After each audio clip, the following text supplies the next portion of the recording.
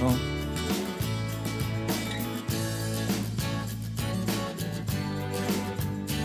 Hello, good morning. My name is Vasco Bastos. I'm a professor here in 4.ª Conferência Internacional Desporto of University of Lusofna. So I'll be starting with a very small active break or active beginning. So in the conference where we will be talking a lot about physical activity, it's only apropos that we will start with some light physical activity. Everything light is just some stretches, no burpees, nothing intense. Just starts activating and we're still in the process of waking up. So in the back when you can put the music, we'll officially start the second day. So I'll be juggling the microphone, so bear with me. So, for starters, open up your arms.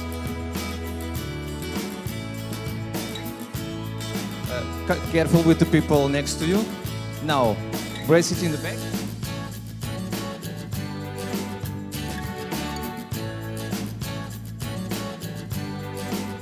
We'll do the opposite.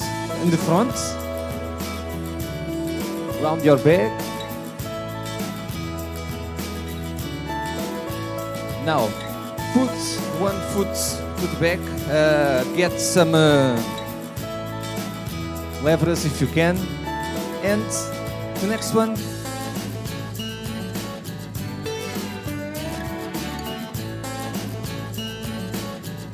Now, put the foot down, both hands up.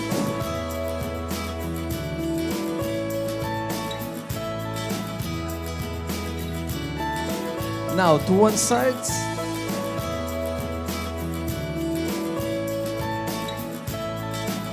To the other.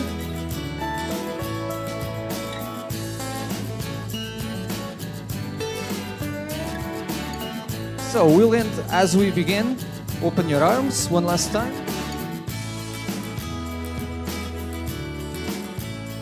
Big breath. Go up. Okay, that's it. Thank you very much for this light physical activity and welcome to the second day of the Congress. Enjoy.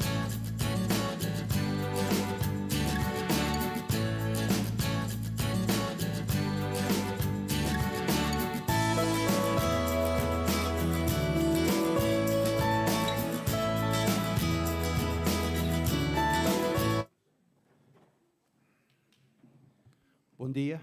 Hello, good morning, everyone. It's a great pleasure to be here. Such a good start with a lot of power and movement. Let's continue this good vibe. So in this session is about education, health, and physical literacy. And we have the luck to have here today with us Professor Liz Durden-Myers from University of Bath, a specialist in physical literacy and also sport pedagogy. And also from Ireland, University of Cork, returned to Portugal, Professor João Mota, and these topics of research is also physical literacy and sports pedagogy. So let's start with a presentation from Professor Liz Durden-Myers. Liz, the floor is yours. Thank you very much.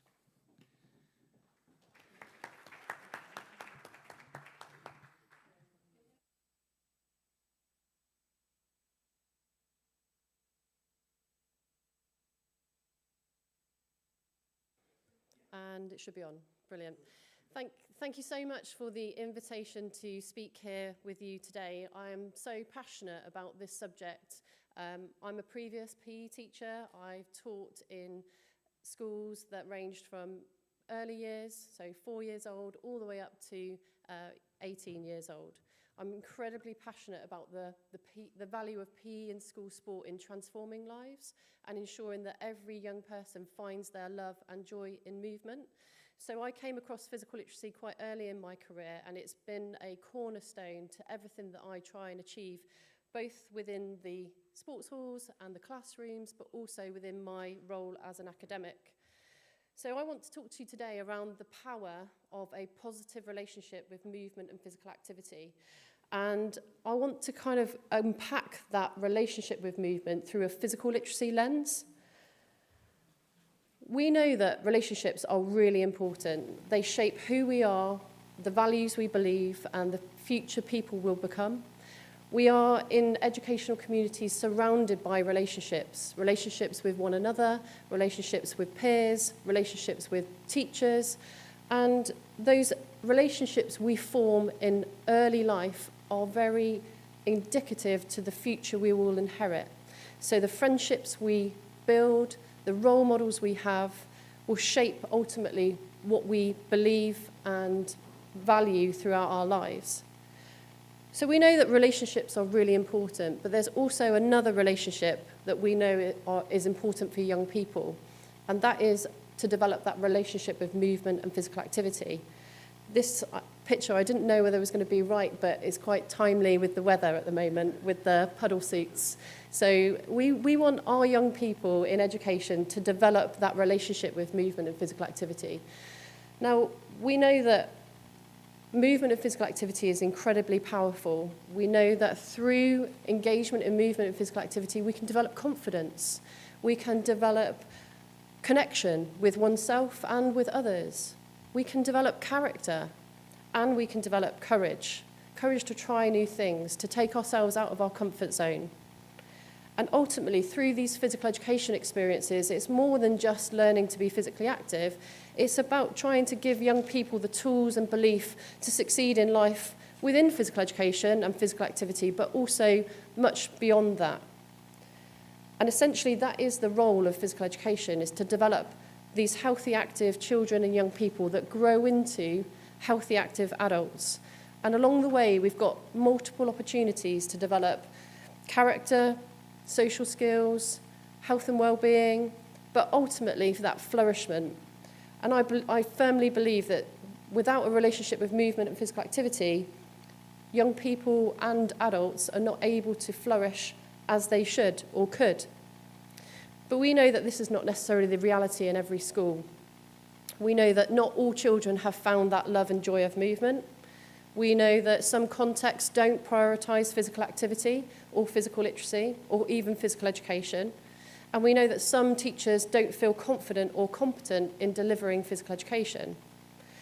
We also know that those classrooms and those sports halls aren't as inclusive or as create that sense of belonging as they could. So we have got some challenges there. We also know that there is a hierarchy of what has perceived value. Does literacy hold value, numeracy hold value? But we want physical literacy to hold as equal value as those other literacies in schools. We also have an issue around how we communicate the value of physical activity. So we often see these CMO guidelines, Chief Medical Officer guidelines of daily active minutes, and we spoke yesterday around minutes mattering, but do minutes matter, or is it meaning and quality? So we know that in the UK, for example, 48% of children are not meeting the recommended daily physical activity guidelines. And it doesn't get that much better for adults, with adults only 64% meeting those daily recommended guidelines. So we're not really communicating the value of physical activity. This is what the predominant messaging is about minutes mattering, not meaning, value, connection, and a relationship with movement. So we must ask ourselves, what could we be doing differently? Does a child really engage in physical activity because they know in 20 years' time it will help them not get a communicable disease? Possibly not. They engage in physical activity because they enjoy it. They find meaning in it. It's fun. So how can we try and approach promotion of physical activity in a different way? We know that there's this problem around trying to increase physical activity levels, and we know what the mission is to try and increase physical activity, but we're all approaching it at totally different ways. And epidemiologists approach it in one way, physical education teachers approach it in another way, other parties, organisations tackle it in another way. And what it's actually doing is creating a really confusing, not very aligned picture of how do we actually create environments that support young people to be more active. And so this is where physical literacy comes in. So physical literacy is really us trying to better understand the problem. So we've been saying at the moment, get more passionate about the problem. I think we're really quick to get into the solutioneering and creating solutions, but let's first of all get really passionate about the problem. What is the problem? Let's better understand the problem, or the need, or the environment, or the desires of young people. And then let's try and better coordinate potential solutions or support. And if we can try and create that clarity within the landscape, we're hopefully going to be more successful in achieving that mission. So physical literacy is really trying to align the language, align the landscape to better understand the problem, but also provide more coordinated and informed solutions. In the UK, we've been working on this consensus statement, trying to unite the sectors, so education, health, leisure, sport, under a common language of what physical literacy is. So we've created this consensus document that involved 15 months of stakeholder co-production, co-creation, and we're trying to create a framework that is more easily understood. So in this document, we've said that we're defining physical literacy as our relationship with movement and physical activity, and it's broken down into these three really important constituent parts. The first is the blue triangle that we call the blue triangle, where we're trying to make sure that meaning, value, and enjoyment are found in those experiences. The orange square is about holistic development and really understanding the importance of being able to develop how we move, feel, think, and connect with physical activity. And then the final circle is around the sociological and the physical environment and the environment we place young people in. So physical literacy is a concept with really deep philosophical and theoretical roots, and the definition is just the tip of the iceberg. But beneath the definition and the concept is a body of work around holistic development. How do we develop young people and grow them through cognition, through motor competency, and through the effective motivation, confidence, and so on. So it has a broad base of knowledge supporting this concept, and there's also deep philosophical roots around what it is to be human and what it is to be embodied in the world. So we can take real direction from this body of work beneath the surface that really does pave the way for a more coordinated and impactful approach to physical activity promotion. So what does that actually mean then? So if we have got all of that theory beneath the surface, what does that mean for this document, for this as a tool? It means that the experience matters. So back to that idea of minutes mattering, do they? Or is it the experience matters? Do young people leave their physical education class wanting more? We want to delight them. They can't wait to come to the next lesson. Do all children feel like that? So we know the experience matters. We also know holistic development matters, and we also know the environment matters. So I'm just going to unpick each one of those.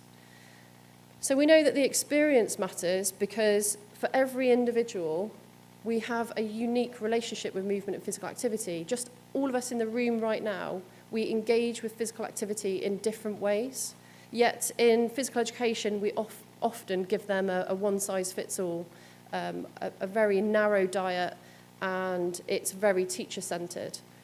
Whereas this idea is trying to really get that teacher student-centred approach to be more flexible and move into that student-centred approach where we're looking at a range of individuals in the class and trying to develop each individual's relationship with movement and physical activity. We know that each individual will find meaning, joy, and value in different elements of physical activity. So how we approach building those relationships is really important. Because when we do build those deep connections with movement and physical activity, it's more enduring and it will last a lifetime. But we could argue that actually in physical education, do we just scratch the surface, or do we build those deep connections with movement and physical activity? Like I mentioned just previously, we all have that different relationship with movement and physical activity, and it changes throughout our life. What I engaged in as a youth is different to what I engage in now as a mum of 3 boys. And it will be different again when I engage in physical activity later in my life. We also know that there's a couple of pictures in there that dominate the physical education landscape. Okay, we know that we offer competitive invasion games predominantly within our physical education curricula. And is that meeting the needs of all young people? Is that providing the menu that's going to entice as many children as possible into movement and physical activity? Or are we just maybe a little bit blinkered into that sport as being the dominant vehicle? Can we offer wider opportunities to engage in natural environments, leisure, recreation, walking, and sport for some will be the vehicle that they engage through. As educators, we need to really think about that formative journey that we send children on, or we craft around them. So really thinking about what formative experiences do children need in order to set themselves up for that best possible start in life and to form that deep connection with movement and physical activity. So the things that they're exposed to, the people they come into contact with, and the curriculum that we offer needs to meet the needs of all young people, and we know that we are those experts. Through that education journey, they may not actually seek out wider opportunities. So it's really important that that physical education offer lays the foundation for a positive start in life. So some of the things that we've been trying to do to encourage teachers to think more carefully around the experiences we offer young people is to really start thinking about the learner journey. So what do we want them to do between 4 and 7, and then 7 and 11, and 11 and 15, and 15 to 18? Have we got that broad and balanced offer? Have we got a range of activities across the learner journey? And are we making sure that not one activity area is dominating, to give that nice diverse opportunities for lots of different activities and to engage in a range of ways of moving? We also know that holistic development is really important, and when you talk to most educators, we really believe this. So developing the whole child, their physical skills, their cognitive skills, their affective skills, so emotional and their social skills are so important. But when we actually drill down into what that actually looks like, teachers don't really know how to facilitate holistic development in their classrooms. We also might say it's important, but do we actually understand why it's important? So we're doing lots of work at the moment to work around capturing the evidence does suggest this now, that without any one of those elements, we're going to create a barrier to participation. So without movement skills, children have become frustrated because they're not able to do the activity or perform the skill. Without connection or social skills or valuing physical activity, they'll be disconnected. Many children come up to me already and say, I don't do this, that's not me, I don't play badminton, or whatever it might be, because they don't associate positive feelings towards that sport or physical activity. Without knowledge and understanding, they might get confused and not understand why it's important or know how to get better or where to find more opportunities. And without motivation and confidence, they might disengage because of anxiety or worry or don't feel confident to take up new opportunities. So our role is to provide as many opportunities as possible to develop movement skills, the physical, the affective, the cognitive, and the social skills for every young person.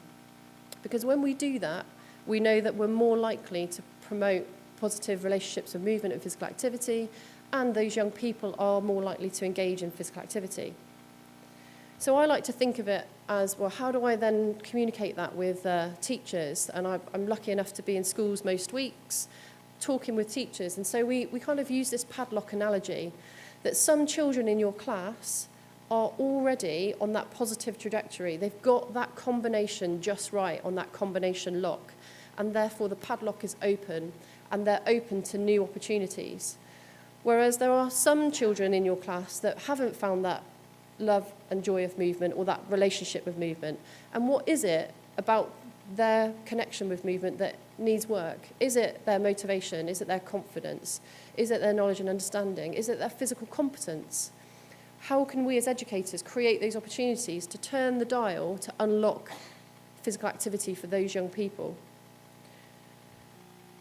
We also want to really start thinking about, if we are developing holistically, how do we sequence that? Teaching is really complex. If I'm not just teaching physical skills and I have to teach cognitive skills, affective or emotional development and social skills, how do I intertwine that in a way in which it's really meaningful and purposeful, in a way in which then actually it's not this siloed approach where it's disjointed, but how do we actually bring those threads together in a really robust curriculum? So one of the things we've been trying to work with teachers is like that point that I made around, we understand the importance of holistic development, but how do we actually do it? And so one of those things that we were struggling with was, well, how do we actually plan intentionally for holistic experiences? So we're supporting them in creating holistic learning intentions or holistic learning objectives, so that it's not a happy accident, that it's intentional. We're designing in these experiences.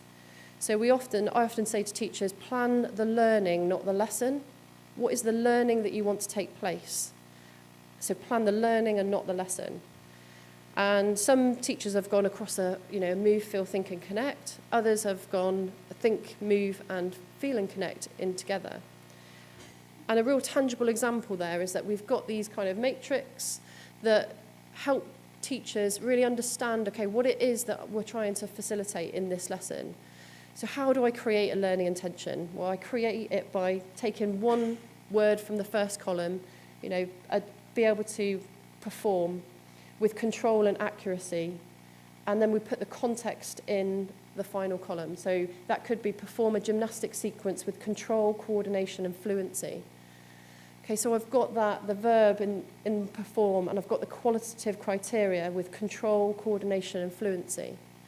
So things just like that, real tangible, intentional steps around what it is that I want to take place in this lesson. What is the learning intention? Okay, it's not just about creating a sequence, it's about the control, coordination, fluency. And we've been doing that across move, feel, think and connect. Actually, the move is the easiest thing to plan. Actually, when we got into feel and connect, it was more challenging. And then the final element of the consensus statement is that red circle, which really highlights that the environment matters. It really, really does matter for young people. So the social environment, the peers, the safe spaces we create, that sense of belonging, whether they feel supported, communication with families, and we will have that intergenerational, relationships piece again around, we often inherit certain beliefs and core values from our parents. So sometimes it's not enough just to work with young people. We need to work with families, with parents, carers, with the communities. We have great pedagogues that are leading the way, but how do we get the whole department to feel this way about movement and physical activity? And healthcare professionals as well. So how do we get everybody speaking this common language from that sense of belonging, ensuring that all children find their love and joy of movement? And we also know the physical environment matters. So green and blue spaces, are environments inviting, how we welcome them into those spaces and places, are they inclusive and do they feel safe? If we're asking children to develop their social skills, if their basic psychological needs haven't been met, i.e. they're in fight or flight response, they're not going to be putting themselves out of their comfort zone in a leadership role. So we need to make sure that that environment is conducive to learning, but also for building those positive relationships with movement. So what we've been doing in that regard is these physical literacy audits and environment scans to really think about how can we build whole school communities and cultures that value physical activity. Everything from the PE lessons themselves to opportunities to be physically active in other lessons, or throughout the school day, active transport, active travel. How do we ensure that we protect that physical education time within the curriculum?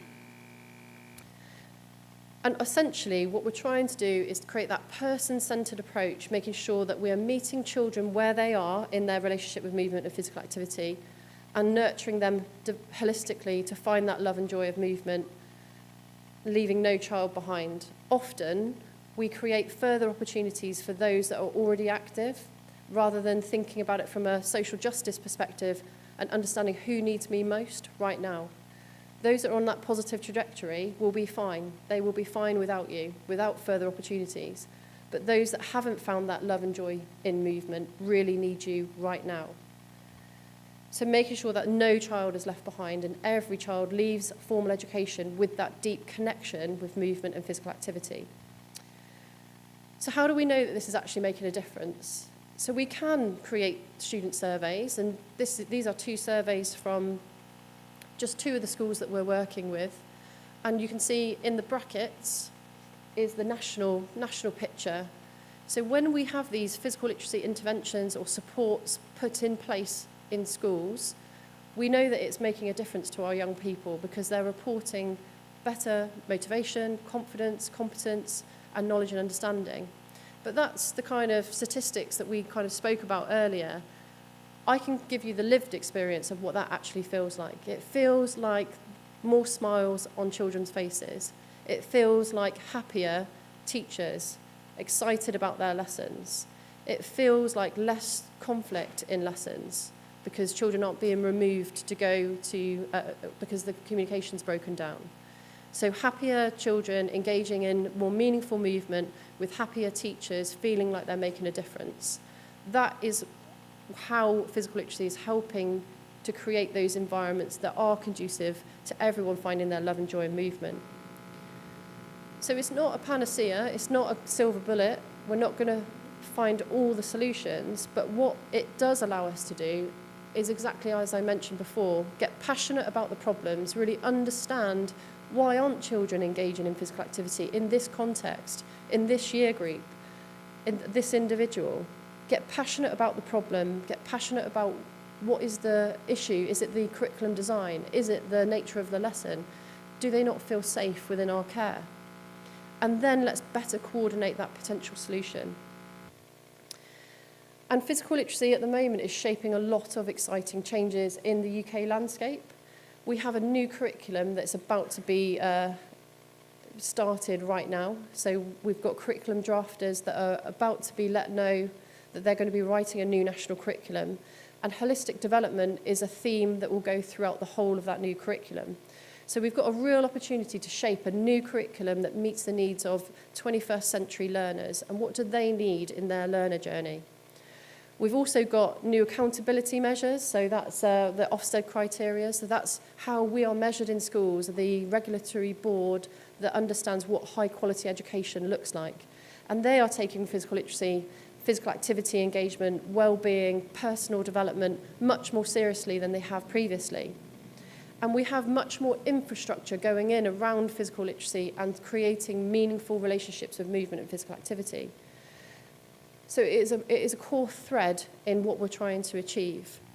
And so we're encouraging every teacher in schools to really think about packing physical literacy in their case, in their toolkit. So making sure that physical literacy does underpin their curriculum, their assessment methods, their strategies and the pedagogy that they approach those lessons with, and the environment that they create around a whole school culture of valuing movement and physical activity. And if we get that right, hopefully we'll make deeper connections with movement and physical activity, more positive relationships with movement for more children, and build that confidence, connection, character and courage to engage in physical activity now and later in life, but not just in physical education or physical activity. We know that this can be an anchor for other aspects of life as well. It can get you through tough times, it can get you through challenges elsewhere in a young person's life. So let's try and really think carefully, less around minutes mattering, but about meaning mattering, and creating that positive relationship with movement and physical activity for every child. Thank you.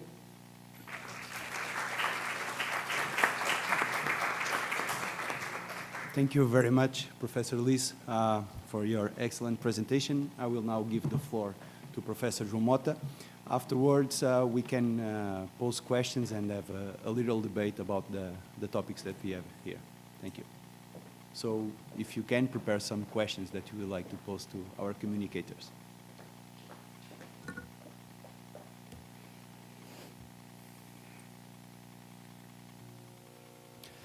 Okay, good morning, everybody. It's lovely to be back home. If again, with the rain that you could see.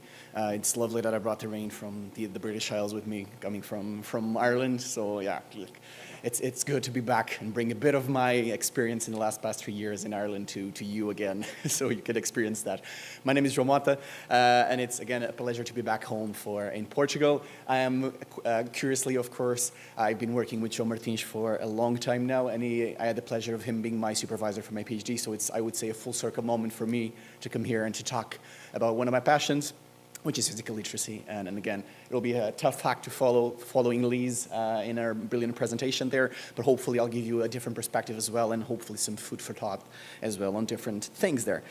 So I'd say I would go a bit Shakespearean with this talk, and I would ask all of you to consider the idea of physical literacy. To measure or not to measure. So that's precisely what we're going to be talking about, and hopefully I'll take you to a journey on the different aspects of physical literacy and why it might matter to measure or not, how we measure it, and what are currently works underway to do it. But before I even get there and before I take you to that journey, I'd like to do a quick poll. Could I ask you, from what you just heard from Liz and all the pillars that she clearly expressed on physical literacy, how students are supposed to experience through their physical education and their school's lives and so on, could I ask you to just raise your hand if you agree that it could be measured and assessed? There's a way to do it. It doesn't matter how yet, but do you think it could be measured in some form or shape? Could you raise your hand for me if you think that's the case? Okay. I got some converts already, lovely. Okay, thank you very much. So this is the panorama that I'll be setting you. Again, I'll go through the whys, the whats, and the hows of measurement. And again, when I talk about measuring, I'm talking about particularly about assessment as well. So don't think about measurement as just very, I would say, rigorous. It's ideally the idea of assessing physical literacy as it develops, and as Liz said, to try and make sure that the impact we're striving for in terms of physical literacy actually is there and can be sure it's there. So the why. As Liz say, plan the learning, and that's precisely why we need to know exactly why we're measuring.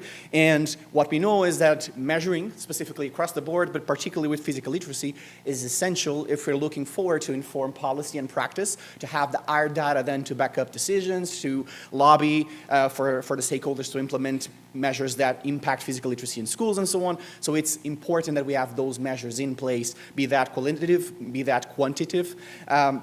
Definitely, we also need that support, especially, I would say, at school level, and I would argue at school level, to support the program implementation. We need to know if what we're doing is working, and teachers need to know that as well. And specifically in the Portuguese context, we know that sometimes an intervention is harder to roll out if there's no quick way to assess it and see the impact of our actions.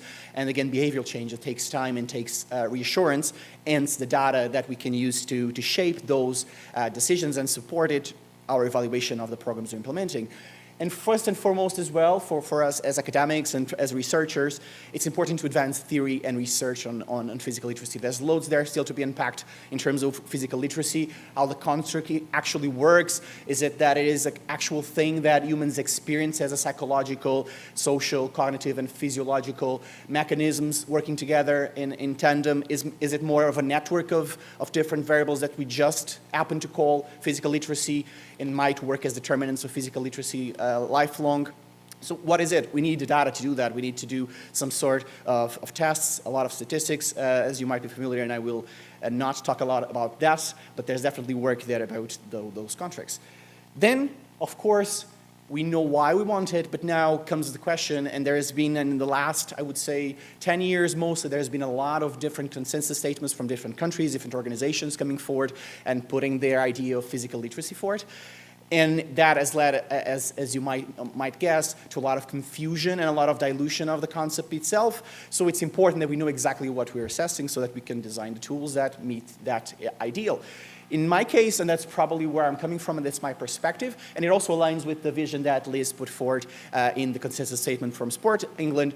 The Sport Australia is one that I use a lot throughout my PhD and I use a lot throughout my work because it resonates with the way that I do the research and in the context I'm in.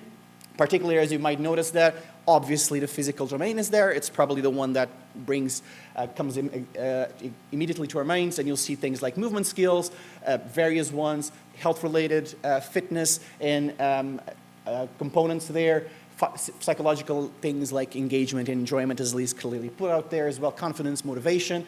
The social elements that Liz also very highlighted there with the relationships between people while practicing physical activity, collaborations, the ethics of participating in physical activity, and when we do engage specifically in activities that might have some competitive settings, do students have that element as well? And then the cognitive, the understanding, the different knowledge and understanding bits that we might have as a human to actually engage in the physical activity. Nonetheless, there's quite a common core, I would argue, to all these conceptions in that they all deal this idea of lifelong meaningful participation in physical activity and all the learning that we do through, in, and about physical activity. So it is that idea, that umbrella term that I would argue we could use to support all the learning that we're shaping in the curriculum with physical education and across the board in physical activity promotion as well. Now, the other question, now that we have all the bases, the whys, the whats, comes the how. And that has evolved a lot since I last talked about this. I remember doing a talk on assessing physical literacy probably 2 years ago on a new peer project that myself and Jerome participated. And there were a few tools out there, but none that were heavily established. So the panorama has quite moved on since then, which is great as researchers to know that it did. But also, again, a lot of options on the board, and we actually have to know now what to pick for our studies or for evaluating our interventions, and that's another challenge on itself. But I would say I would present you with some options so you get to know the lay of the land and know exactly what's there. Of course, we could start there with a lot of systematic reviews as well that have been done on a different instruments available. I would definitely recommend, if you're interested in a topic, one from Lisa Barnett and her team on the different instruments available and all the evidence that's available to support those instruments, the validity evidence, the feasibility, and all those elements that are important in terms of scientific quality. So I would recommend. But in terms of the individual tools, definitely the ones who get to know the lay of the land in terms of physical literacy would know the Canadian Physical Literacy Assessment, which is probably one of the first that was out there for the different groups to apply, and it was brought forth by the Yale group in Canada. And it was designed mostly to assess students from 8 to 12 years old. There is some work from them on the 12 to 16-year-old band as well, so it's mostly children in their young years, and it measures with self-report a mix of a questionnaire with observation from the testers with a battery that's called CAMSA that measures the different abilities in different contexts and settings. So it's pretty, I would say, a very good instrument, especially if you want to get the observation element as well. Then also from Canada, from Canadian Sport for Life, the Play battery, which is a set of tools that, again, children from 7 years up, and they define it as such, can use also to track their physical literacy, and especially teachers as well try and promote that. So it's a multitude of elements that encompasses both self-report and some elements of observation as well, mostly qualitative of the student's experience. So those would be, I would say, two heavyweights in terms of the different measuring tools. And also, we have a recent one from Sport Australia, more targeted towards early year students from 4 to 12 years old, which uses different pictorial scales. So it's still a self-report instrument, but it's way more adapted to those years. So it is a lovely tool, and it aligns with the definition as well. So it has all the 4 different domains of physical literacy, and it covers that throughout a pictorial scale. Then for adolescents, there is a very well-known tool as well, the PPLI, or Perceived Physical Literacy Instrument. That's from Soom and colleagues there. They started, the first version was for adolescents, and it has since took flight, and they have other questionnaires now for physical education teachers to measure their own physical literacy, which is also important in terms of trying to see if there's an effect of promoting teachers' own physical literacy and their impact on the students. And also the tools have been developed from the same team to assess seniors as well. So it's a very well-known tool and has quite a lot of validity evidence to it as well. More recently, there is the APLQ, the Adolescent Physical Literacy Questionnaire from Mohammed Saad there. And again, it's 12 years old, very much self-report as well, so it's pretty similar to the one you just saw from Soom. And this one is very, very recent from Naylor and team, and it covers adulthood more specifically, so 18 to 75 years old, and it is a self-report scale. As you see there, most of the elements and the instruments available to measure physical literacy are mostly self-report, and that again links in with Liz said, the idea of being a journey and being a personal journey altogether. I would argue that it's also valuable to have the observational part as well, and to try to see if the actual perception of our participants, of our students, of the people in front of us actually aligns with the different behavioral aspects of physical literacy and the skills that we're trying to promote. As such, we can look at 3 different ways that we can compare that evidence. So once we get the evidence, it's also important to think, what are we going to do with this evidence? Are we going to treat it? Are we going to analyze it? Are we going to compare it to? And that's where the references come from. So different referentials will bring us different ways to compare the data. If we look at a norm reference paradigm, we'll be using the data we get out of those questionnaires, out of those instruments, to compare the student against a norm. And that norm usually is the group, so the class group, percentile that has been designed based on a norm that was established for a specific population in a country and so on. We know, however, that, of course, this I would say is quite contentious in the physical literacy space because, again, it disregards completely the physical literacy journey of the individual. So you're just comparing somebody to the journey of others, which downplays the role of your own journey. And that also brings competition. So it brings up the competition between students because they want to up the others in terms of the scores they get in different instruments and so on, and decreases mastery orientation. So students, instead of being focused on mastery and flourishing and development of their own physical literacy, focus on just basically competition, as we said. And that means that in terms of self-efficacy and all the different motivational variables, it goes down. Physical literacy becomes an introject, something that somebody has told me it's important, but that I don't know myself it's important. And as Liz said, the lived experience is crucial here. So we'll progress into the spectrum a bit further. So if norm reference is not ideal, what could we be doing? We could do criterion reference, which is a way that instead of comparing the results the student got to a specific population or a norm that has been established, we're now predetermining the criterion we're comparing the students to based on evidence, based on pedagogy, based on specific strategy that we're using, and we compare them to that. Okay, let's say, for example, we compared health-related norms to the student's performance, but those norms are not coming from the group itself, it's coming from evidence of the impact of health-related fitness on health. So we know that threshold has been established by evidence of physiological impact and so on. So that's the threshold we're using. We're not using the mean of the class group, which might be low or might be high, depending on the setting, but we're using a specific criterion that we have derived from evidence, data, and outcomes on other different variables like physical activity participation, physiological aspects, and so on. So we know that that brings mastery orientation because students are now focused on mastering the skill because the standard is the mastery. It is to reach the ceiling of that skill. So students are focused on mastering, getting there the best they can, and they then can support each other on that journey because they're not competing with each other to master. They're just basically helping each other along the way and relating themselves along the way to get there faster. And then also in terms of validity and the way we assess, we know that using these types of reference is more stable because, again, we established that in advance and allows it to be more reliable across the board when we measure. So we can compare measures across the board and we can say, yes, I assessed the same thing as my colleague there. And it also provides actionable feedback because, again, I can tell exactly where the student is on the spectrum or on the level, and I could tell them, look, you're just missing X, Y, and Z. So I know exactly how much, and the student knows how much they have to go, before they get to the ceiling. So it's, I would argue, a very useful tool for us. Now, there's still one more reference that we could use, which is the ipsative one, which is very similar to the idea of comparing my performance only and strictly to my previous past performance. So I'd be only getting scores and compare them to my previous scores. So there's no outside referential, I'm using only my own. Now, of course, most developmentalists would argue this is the way to go with the measurement and so on, and provide that referential is very important, and I agree, but I would argue that we need a mix of those two on the right. We need a mix of a level that we can guide students to, and some sort of referential on their own performance that allows them then to track it back and forth. So a mixture, I would argue, is the best way forward. Hence why on my own work across the last years, I've developed a thing with my colleagues named Portuguese Physical Literacy Assessment. The idea was that in schools, especially in the physical education context in Portugal, it was hard to implement physical literacy, and there was nothing there that would support the teachers to actually see it happening and see the development of the students' physical literacy and so on. So I said, look, let's go ahead and create one. One that first, of course, encompasses all the different domains. One that has some sort of criterion reference, but also allows them to get a sense of where they're going and how they're doing in that journey, and provide them feedback for that.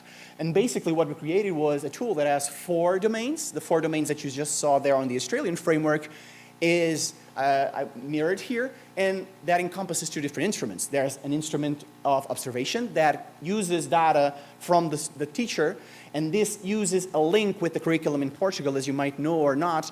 There are different levels within each activity. So for example, soccer has multiple development levels from introductory to elementary to advanced. And the idea is that we're using those referential that the teachers already know and use those levels to derive a more encompassing score. And that's what you see there for the 13 physical activities, and those are encompassing the different areas. So they're not only invasion games, they are invasion games, divided court games, they include also nature activities, they include roller skating, they include gymnastics, they include athletics. So it's quite a, I would say, comprehensive approach to that. And it also encompasses fichcolas, which is a battery of tests that we have in Portugal, which is widely known also in terms of validity. And it takes that data that's teachers are already applying as well as part of their classes, and uses it to derive the scores as well for the observation tool. And that covers mostly the psychological aspects and some of the cognitive aspects as well, because within the Portuguese curriculum, the tactical aspects are imbued into the activities. So during the inception, it was quite hard to differentiate those aspects. So they're there together as we assess the activities. For the questionnaire, it's mostly a self-administered questionnaire that encompasses the psychological and social part, but also has a bit of cognitive testing there with questions on content knowledge, things about guidelines, how to calculate your BMI, and use that to inform your own patterns of physical activity and so on. And then there are Likert type scales, your usual, how much do you identify yourself with this type of statement, and then you assess yourself.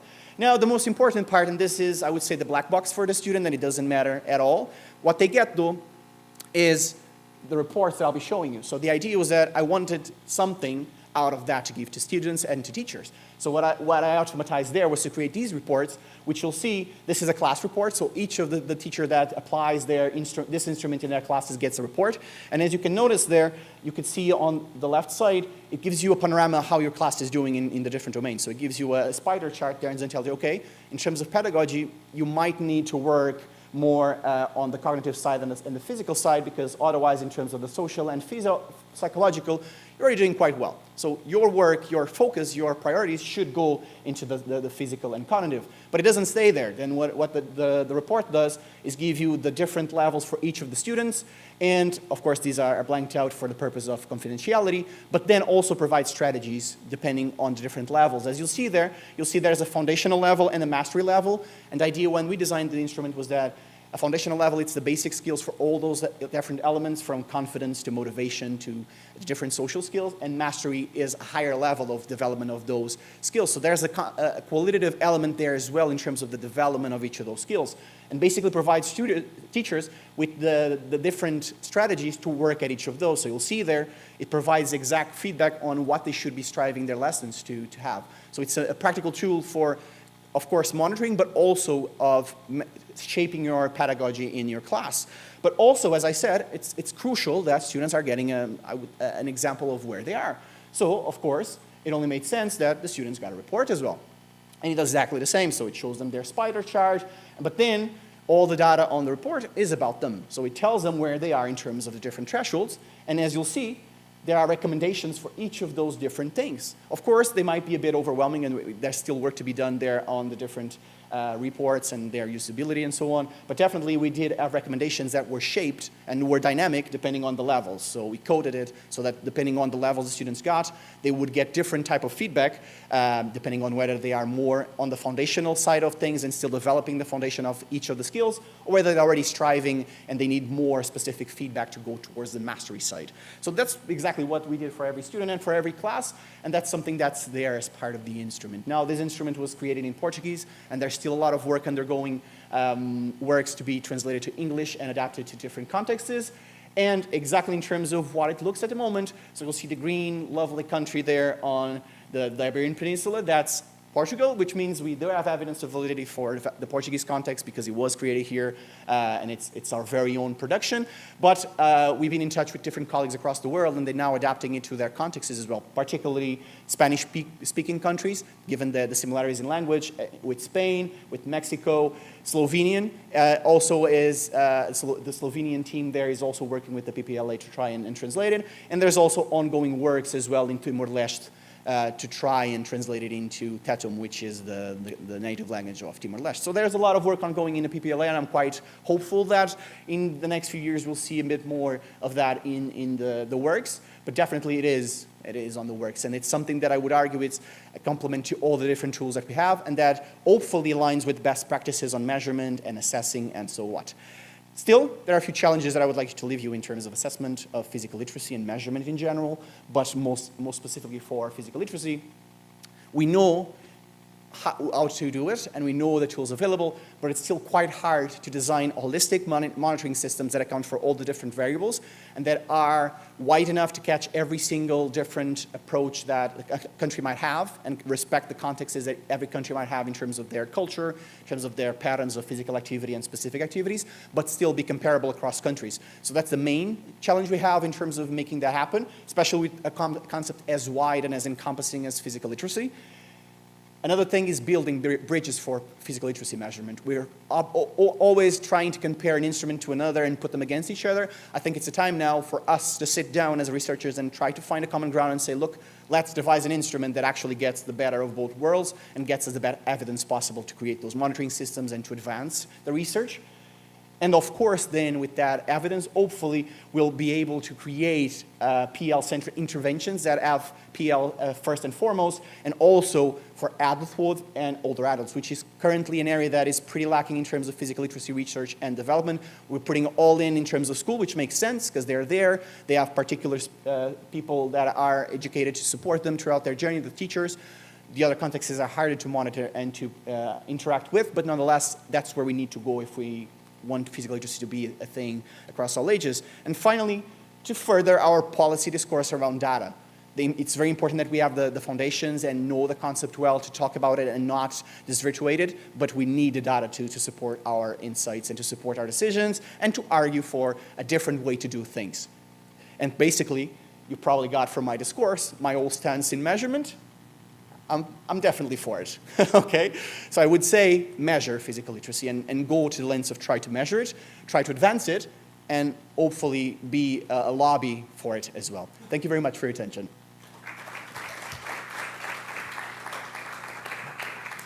Thank you, João Mota, for your brilliant presentation also. So it's time now for some questions, for some debate, some discussions. I open the floor to your questions. Yes, one.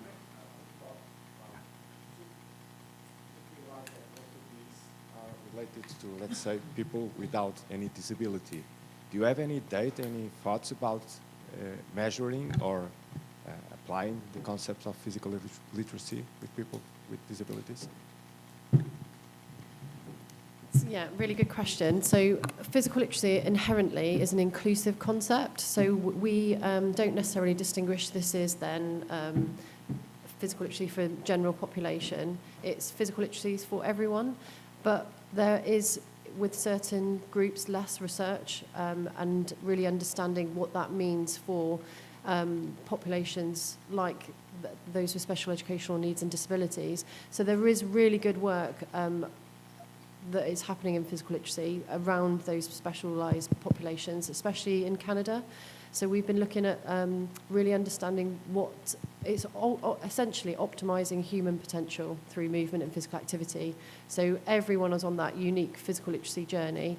Everyone needs to develop their motivation, confidence, competence, knowledge and understanding as appropriate to their own individual needs and preferences and physical endowment. So it's about everyone finding their love and joy of movement. So we are an inherently inclusive concept, and so that is actually quite nice because we're trying to not we can then use physical literacy for social action and for social justice rather than like a sport for development, but physical literacy for development, for widening participation and for breaking down barriers.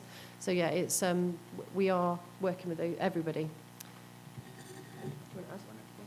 Yeah, I'll just go for the measurement side, probably in the assessment, because that's sometimes also the barrier as we see, because if we're probably say a normative perspective to the idea, then yes, people might be living with disability might have a harder time to meet those norms, and it's quite hard then to establish the validity of the instruments we're creating. And definitely when we created the Portuguese one, we didn't think much about it then, and we didn't think about how the different criterion that we're setting, were they inclusive of everybody? So were the different criterion attainable by everybody, especially on the physical side? Are they then equitable? Are students able to get there with living with motor disability, with cognitive disability, whatever that they might be living with? Can they get there on an equitable basis? I would argue that, as Liz was saying, physical literacy on its own is very inclusive, and the idea of the concept is to bring everybody on their own journey, and that by itself will include different people with different ways, different needs, irrespective of whether or not they have a disability. And I think that's where the concept also shines from other concepts, is in that it allows you to really think on that prism instead of just trying to norm yourself against the average and try to up the system, really try to look at that.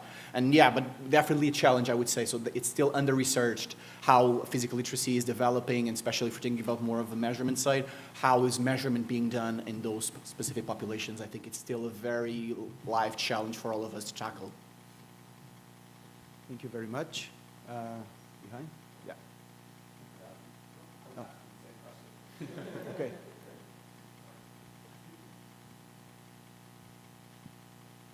Hello. So for both of you, we know, most of us agree in the problem of physical literacy, and we already have the assessments, the measurements, and we have the framework. You are working on it. But have you found, or do you have any connection, for example, in the UK, with the government, so you can change the teachers' conditions to think, to have time, to have resources, so they can implement the framework? Or is it's just something with the scientific community? Yeah, so it's taken time, but we are very close. The new national curriculum will have physical literacy embedded within the new national curriculum. We lobbied with government and the Sport England and the Department for Education. So it's taken possibly 10 years, but we are now in a position in the policy landscape where they can see the real benefit of uniting under that physical literacy message, creating a common language, common purpose. If you ask PE teachers in the UK what is the purpose of physical education, you would get thousands upon thousands responses. Whereas if we can convene under physical literacy and say, no, this is the goal of physical education, it provides more clarity and that coordinated approach around, okay, that's the intent of the physical education curriculum. It can frame the implementation across a range of sectors, not just education. But then if we've got that aligned intent, implementation, and it's we're all working together multi-sectorally, we're more likely to be able to have a better impact. So it's taken time, and it's fraught with misinterpretation.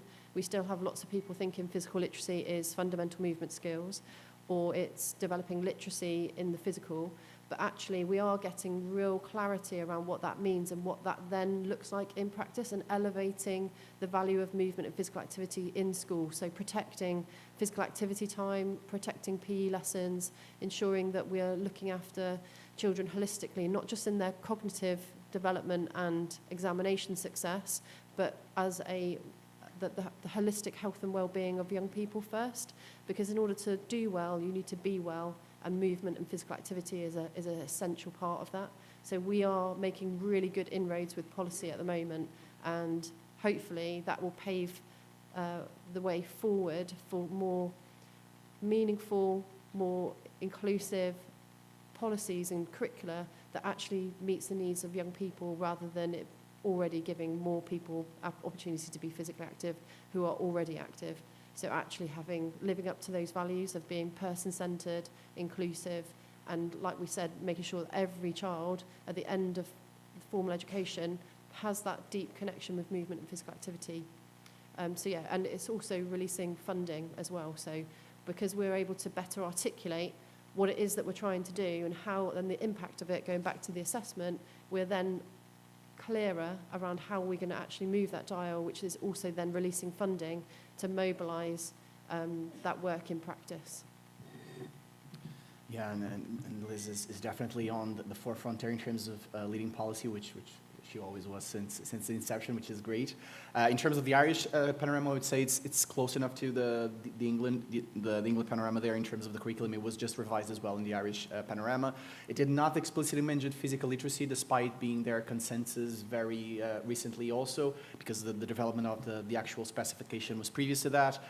Underlying it, I would definitely say that there are some elements of physical literacy imbued in there. Now, if you're not naming it, it makes it invisible to people who might not know it, and you just then doing what you're doing, and that might be a problem for us as educators. And it also argue that we need a two-pronged approach. Policy for at higher level is crucial with the government level, but we need also as teacher educators, and most of us in the room are, to also advocate with our students who will be teachers one day, that this is their foundational work, that this is part of their knowledge, their skills, their toolkit, because otherwise they'll just reproduce whatever they did in physical education, which probably did not align with the physical literacy idea. So I would say a two-pronged approach. You need higher level intervention, yes, projects, funding, and so on, but we also need that our teacher education programs across Europe, the world, actually align with this, so that we're not having two different discourses at different level. They go outside and they get a curriculum that's all shiny and physical literacy centered, but they don't have the tools to do it. So we need to attack at both sides simultaneously, which is a challenge as well, but definitely there's work underway. We have time for one or two more questions. Hi there. Thank you very much, and for congratulations for your both presentations, very interesting and high quality level. So thank you for that. So I take it that a large bit of the debate around physical literacy is much about identifying indicators or assessment physical literacy. But I would ask you what actually needs to be in place from a pedagogical perspective to make it happen. What at a micro level, in the PE lesson, in a physical year, for example, one school year, and of the lifespan education of students from this pedagogical perspective. Yeah, it's really difficult, and I think that there's it's an ongoing challenge, and you might think you've just cracked it, but as we know, children are ever changing, so that there is never an answer, because the children are ever changing. Each class is different. Each, I could teach the same time each week, but that environment is very different week by week. So I think it's about equipping teachers with that reflective practice, understanding what the goal is. So if this is the goal, trying to promote physical literacy through a holistic approach, person-centered approach, and these are your values, coupled with reflective practice. Okay, so what did you intend to do within that lesson? How successful was it, and for whom? Because it might be successful for some and not for others. But that continual reflection on where are your children? We meet the children where they are. What do they need? What learning would they benefit from? And then I like to say, how can we be designers of meaningful experiences? So we don't teach sports, we teach children through sport and physical activity, and we design meaningful experiences. So what is going to be meaningful for that class next week? And I often talk to a lot of primary teachers that struggle around 7 years old. They're starting to introduce small-sided games and games, and it breaks down really quickly because they don't have the social skills to win and lose gracefully, or to respect the referee, or to play by the rules. They start cheating. And we say, like, that's a social skill. We need to teach those social skills. So the design of that next meaningful experience is to facilitate those social skills. And we've got lots of ways in which we can do that pedagogically. So one of the struggles that we have in the UK is that sometimes we fall into those traditional approaches of that direct instruction, skill game. Well, that can be really beneficial in some circumstances in creating movement skills, for example, opportunities to practice, random practice, blocked practice, those sorts of things. But if we want to develop motivation or confidence or social skills, perhaps sport education or cooperative learning, or getting them to think critically about the problems and solutions, that is where we need a wider pedagogical toolkit. So understanding what the mission is, reflective practice, and then the research does say if you invest in teachers and their confidence and competence and their pedagogical skills, they're going to be more likely to be able to meet that aim and objective. But I think often I tell my teachers that we tend to prune, or like if we're gardeners, we take out elements and we need to take the weeds out, but actually we want a really diverse toolkit. And what we tend to do over teaching is we get narrower and narrower in our focus, whereas we want to actually increase trying new things, taking risks with our teaching, and because if we always do what we've always done, we'll always move in those same directions. So we need to be creative and brave within our teaching to bring about a different learning. So yeah, there's real tangibles. It's ever-changing, but with good pedagogy and a good mission, with reflective practice, we'll get there.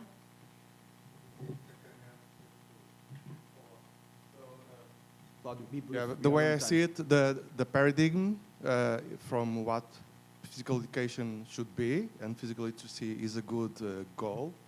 I think it has changed positively, but the paradigm in terms of how physical education is being taught is not changing. It's harder to change. So I think we need to focus on that, because without changing practices, we won't get physical literacy. Thank you very much for your brief questions. I invite you to do the questions personally to Liz and João Mota along the day. We are on time. Thank you very much, Professor Liz and Professor João Mota, for your brilliant presentations. We have a lot to think. The presentations talk some important elements around what we want with physical literacy is to have everyone moving, be active for life, and today we have here the learning, the need for communication, cross-sectional collaboration. We have thoughts at the policy level until the school floor in physical education, with a lot of strategies and pedagogies for intervening and for changing life. Thank you very much for your attention, and we invite you to chat and now to have the coffee break, okay? Thank you very much.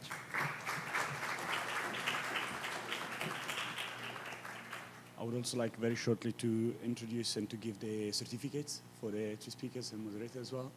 So.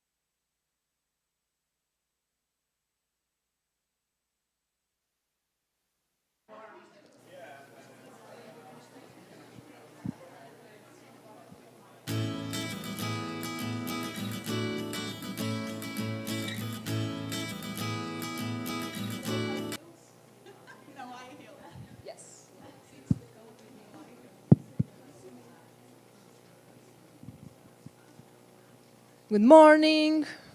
Please come in.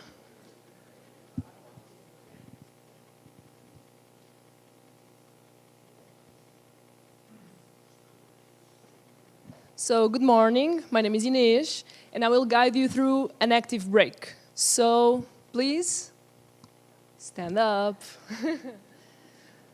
So, be aware of the space around you. I don't want for someone to get accidentally hit. And we will start with a breathing exercise. So, we'll be breathing collectively.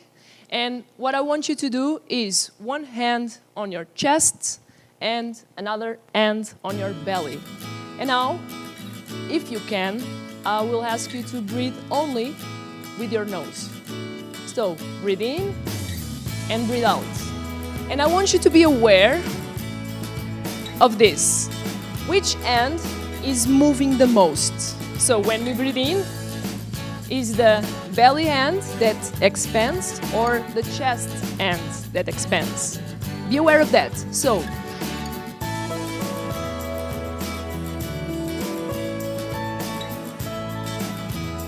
and now, I want you to try to breathe through your belly end. It's not easy. Perhaps it will be a homework, but let's try. So, breathe in, moving this end.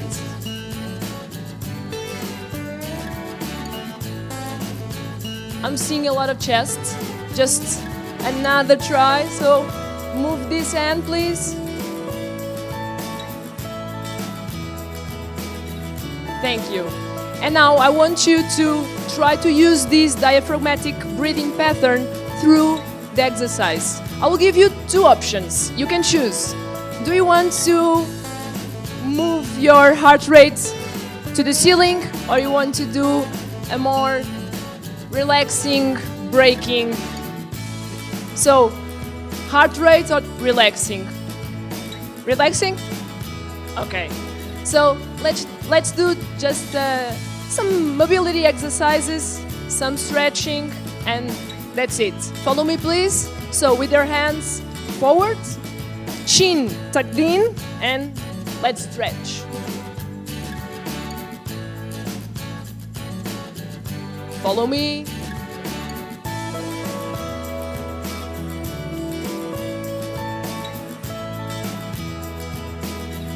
Shoulders away from the ears, not like this.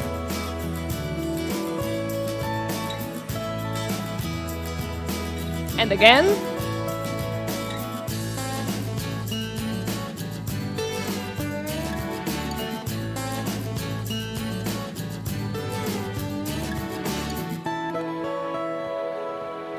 And now with your hand to the ceiling and lean.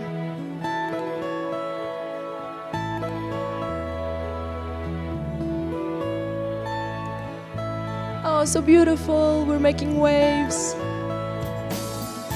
Again.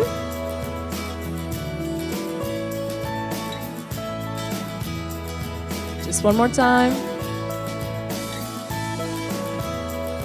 Nice. And to finish, I'm just going sideways for you can see me. So with one leg, yeah, your heel to the ground is cheating if your heel goes upwards, and we want to move our hips forward without the heeling going upwards.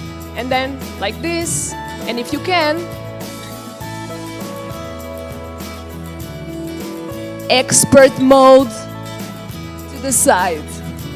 Nice. And now, good.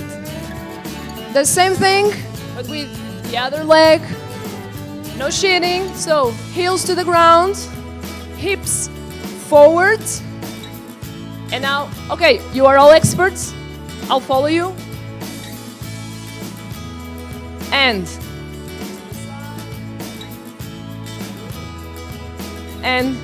the other one. Thank you so much. Enjoy the presentations.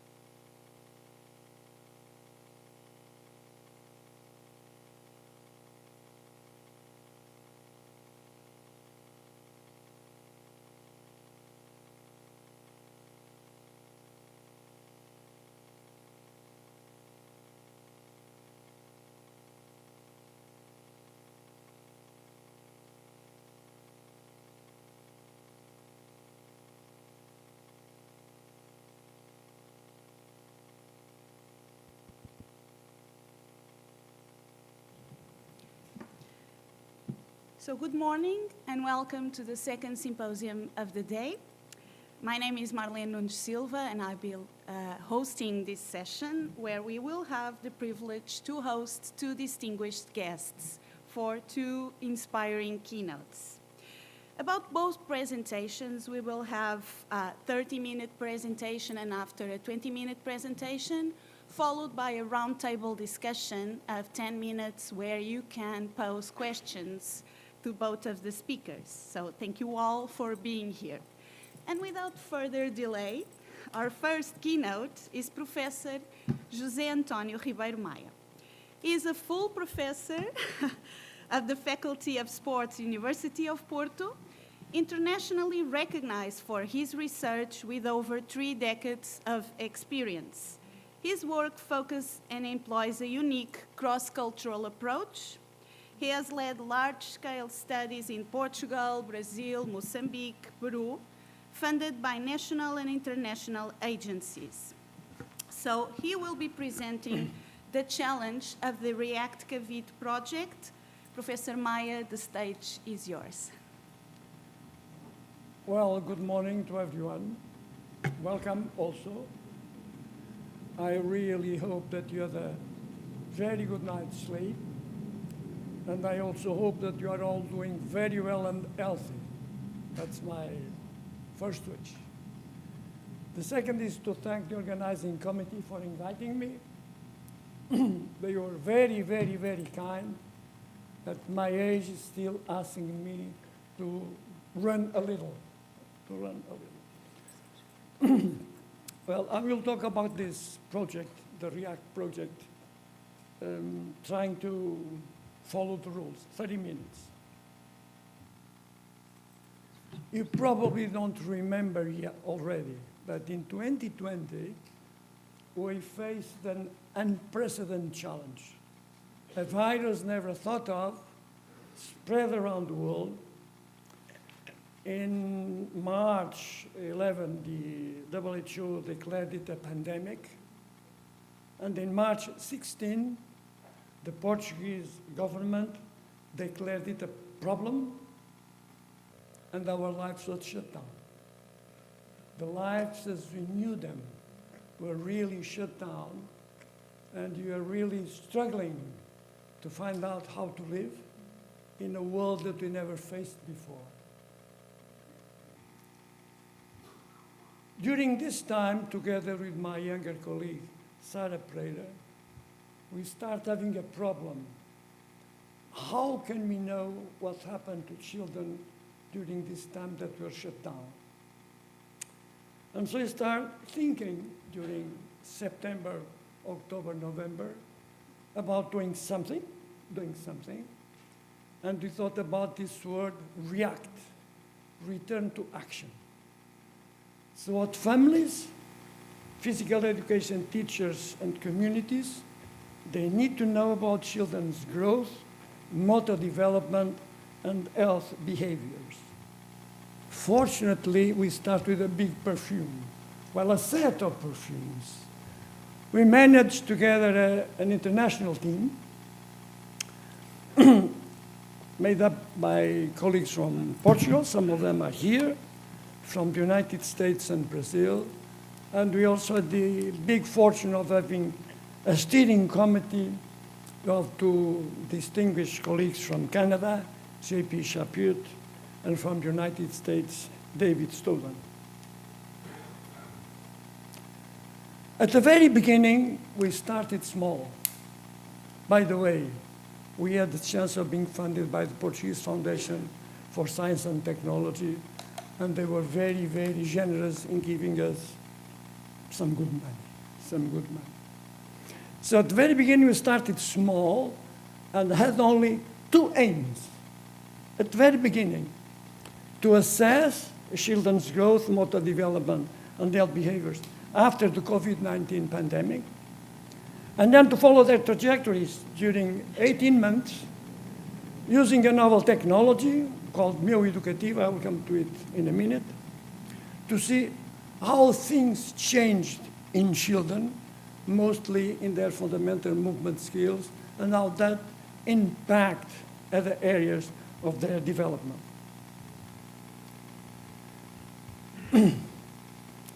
Well, I live in the most beautiful place in the world. It's called Matosinhos, near Porto. As the place where you live is the most beautiful place in the world, of course. So we start with these problems. So Matosinhos is organized in 4 clusters of parishes. Each of them has between 5 to 11 schools. There are 9 school clusters. The overall is 33 primary schools, and the number of children is about 4,700. And our challenge was to sample 1,000 children from 25 schools. That was a real challenge. Well, how did we set up the study? We were, shall I say, we used Uri Boffenbrenner bioecological systems theory, whereby we tried to collect information about children, their family, their school, their environment, and neighborhood. And each of these domains, we had a lot of information, really a nightmare of information. And so the design was very simple at the very beginning, but React was a living thing. As things were moving on, we challenged the City Hall, and the City Hall challenged us. So instead of having just a cross-sectional study, the very, very small longitudinal study, shall I call it, with 18 months, we followed kids during 3 years. And so that's it. 1,000, that's not our target. But as we moved on, we had other cohorts in the study. So by the end, with this mixed longitudinal study, by the end, we have about 3,000 data points for each value, which is very huge thing. That's, well, it's a perfume, but it's a nightmare to work with.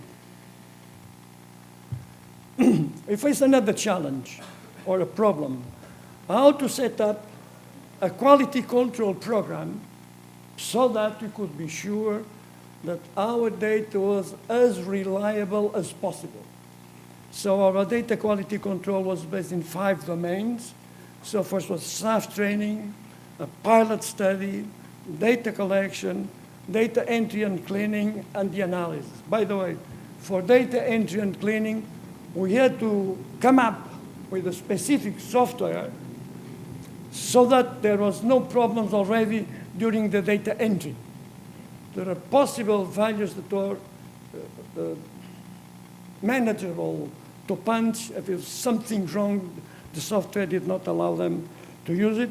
And of course, we have 1,000 kids. In fact, 1,500. But let's keep it 1,000. To gather all information within these 4 facets of the study, children, school, family, environment, and neighborhood, and have all that merged was a nightmare. We had another problem.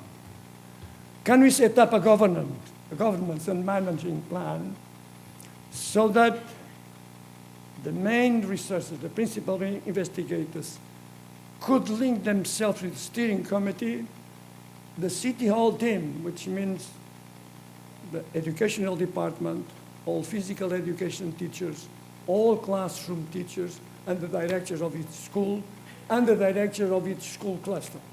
That was also a problem that we had to face.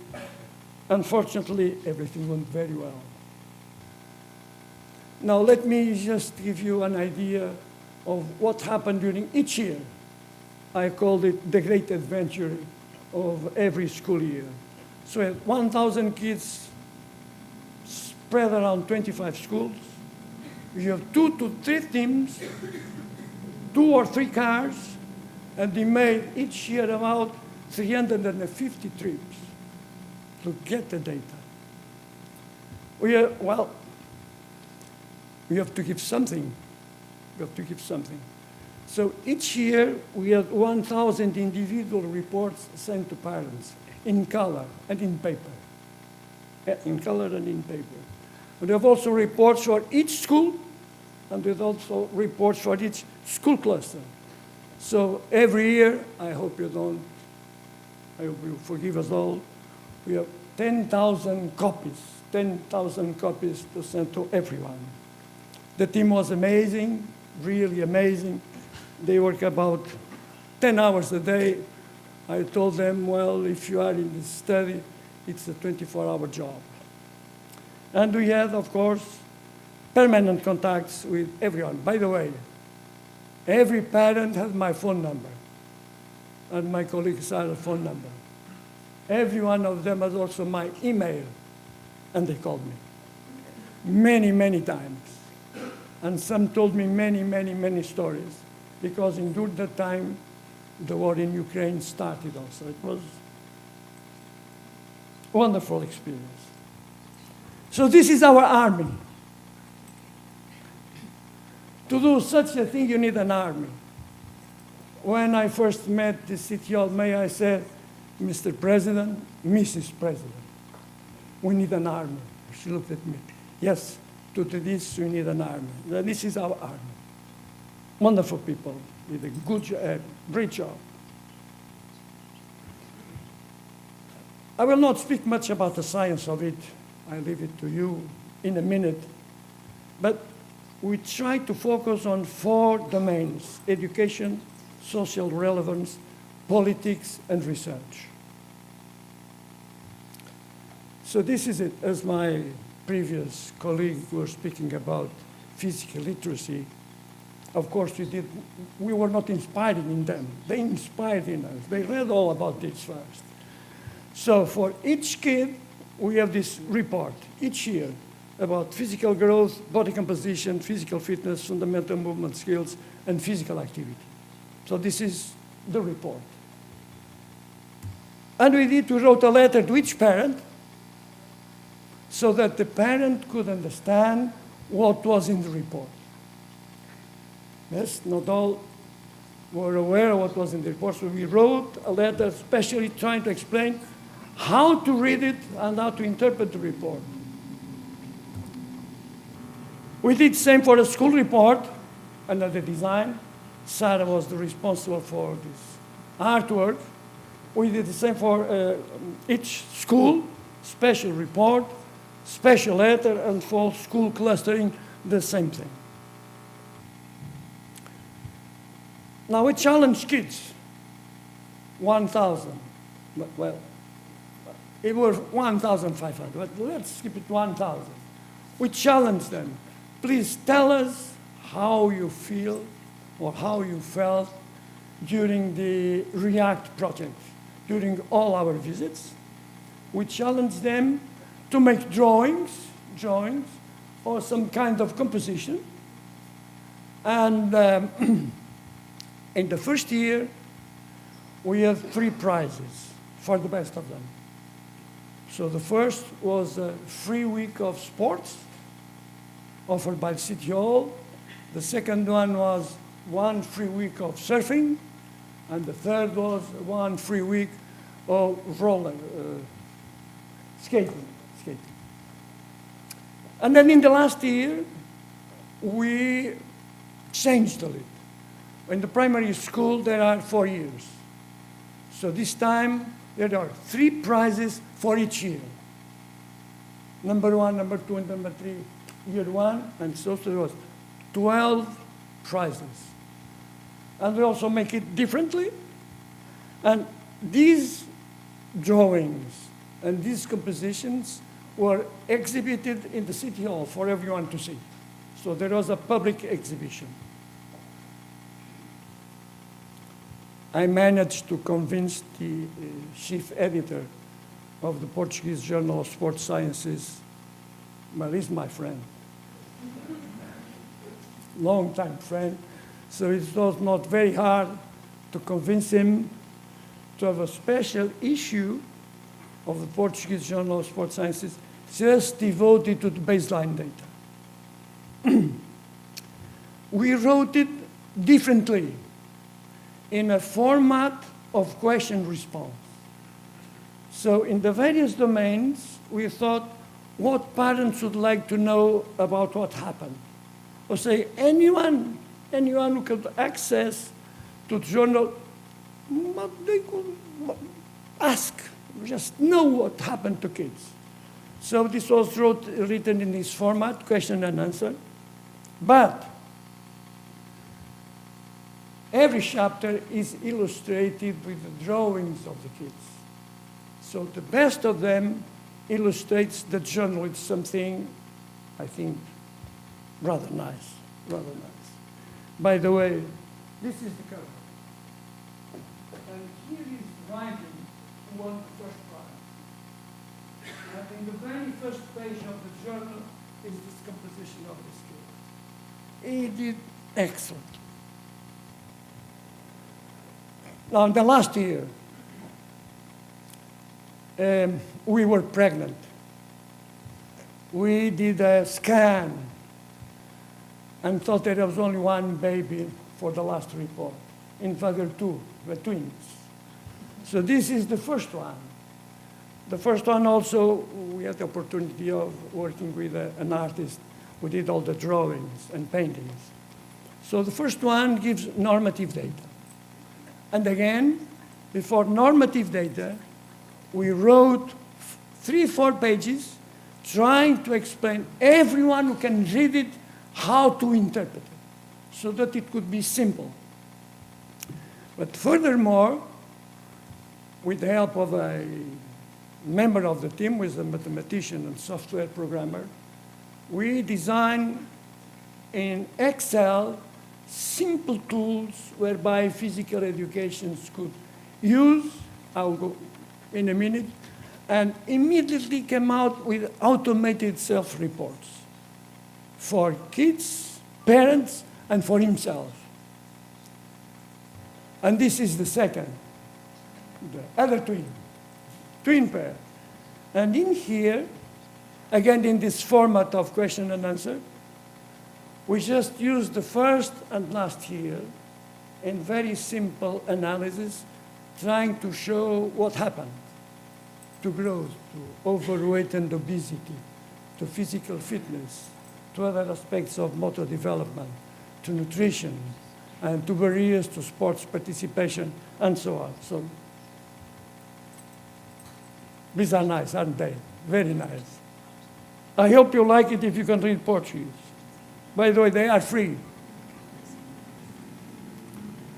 We were not happy with everything. I told you React was a living thing. So in 2023, we wrote a book. 500 pages, that's a lot, huh? That's a lot. 500 pages, 24 authors, was this big army that wrote this book in 24 chapters, so one, this was crazy, real crazy, to write this book. So we wrote this book, 500 pages, and it's free.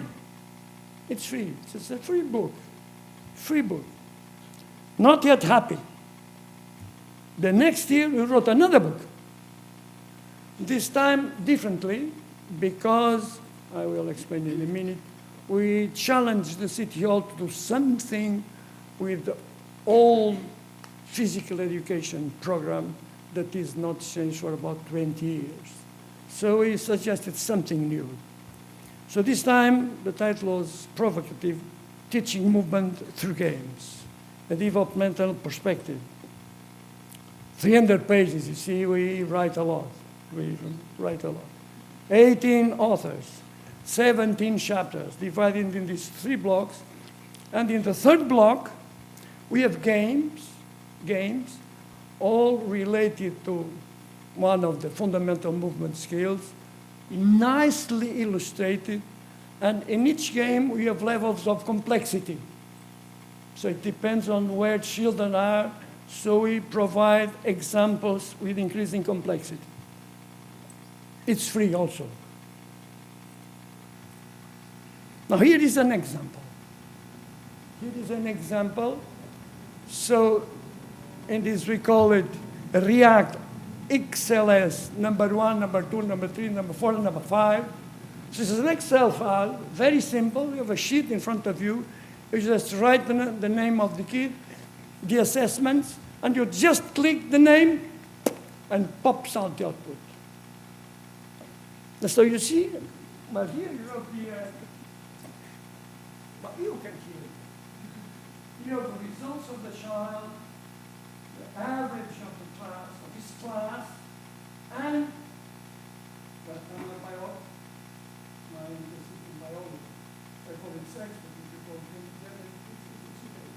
the minimum, the maximum, then you have the chart, where children stand, and how to interpret it. So everything is here. Of course, we also have it, if you want a kind of multivariate profile, you also want it. Okay? My colleague called ipsative approach. I like that word. I thought it was forgotten for many years. It comes from psychology. I thought it was lost, but sometimes it is revived. I like it. And now it's the magic of React 5. So this is at the beginning of the year. It copied my error. It copied. So this is in the beginning of the year. So the physical education teachers assess every kid, and that's it, in the beginning. That's the end. Yes, that's the end. And then it's what happened between the beginning and the end. Yes? And in the last one, this is only for you, for the physical education teacher. So here you see, in all these, shall we say, physical fitness components, where each child stands. If it's green, well, it's flat, the color of the box is flat. If it's green, it's okay, it's red, it's not okay. And here you see, did we change or not?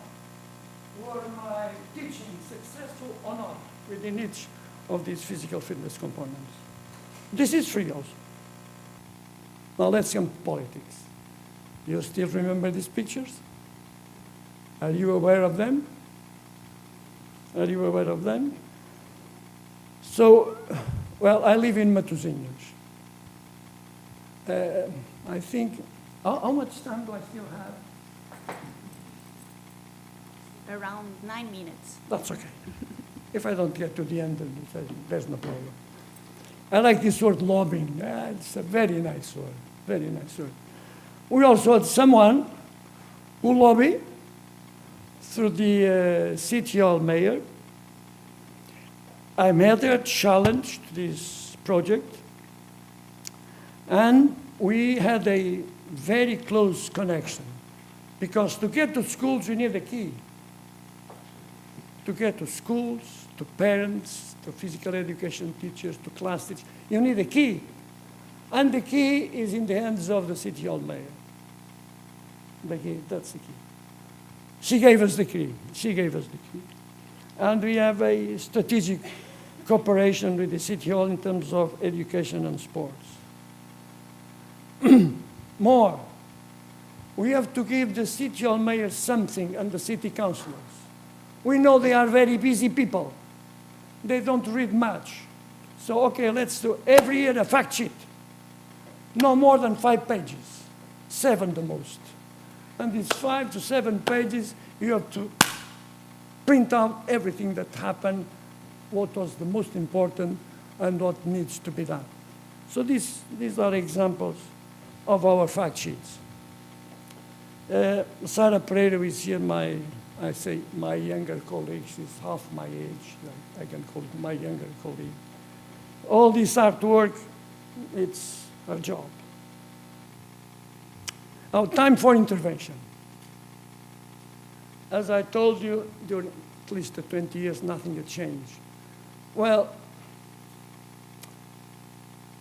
they changed the design in the site of the Ministry of Education. But in essence, nothing changed. So we suggested a new approach to be implemented in the City Hall. So we did a pilot study, And our focus was on physical, motor, cognitive, social, emotional, and cultural. That's our central domains of this new approach. It's not physical literacy, by the way. Would it be better to call it motor literacy, maybe? Who knows? So, for the classes, we had ideas, but we discussed them all with all physical education teachers and the education department. So we set up this together, so that we could arrive at what was thought to be best, given the foundations of our approach and what was in the official program. And they had it in the app, in their cell phone. So each time they're in the class, they go to the cell phone and pew, that's the class that was previously discussed. Now about social relevance. Like here, we had 4 international meetings held at City Hall. They were very generous, like the NGO that invited me to come. I don't know whom to thank, but I thank you very much for your generosity. I'm in a good hotel. They feed us well, but I should say more than well, more than well. So we had these 4 international meetings.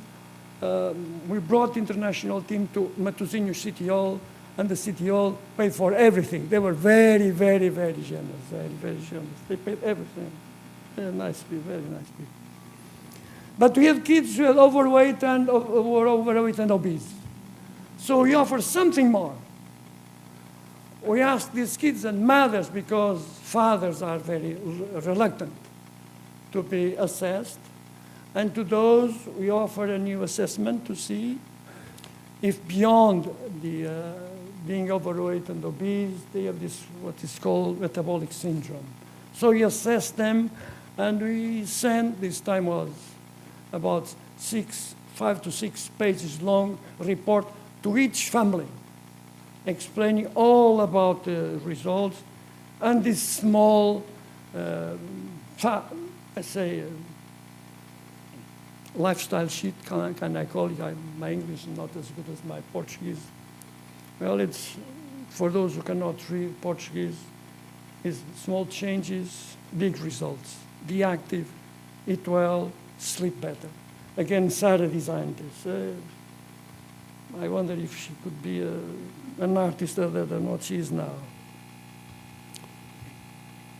I still have 2 minutes? 4 minutes, okay.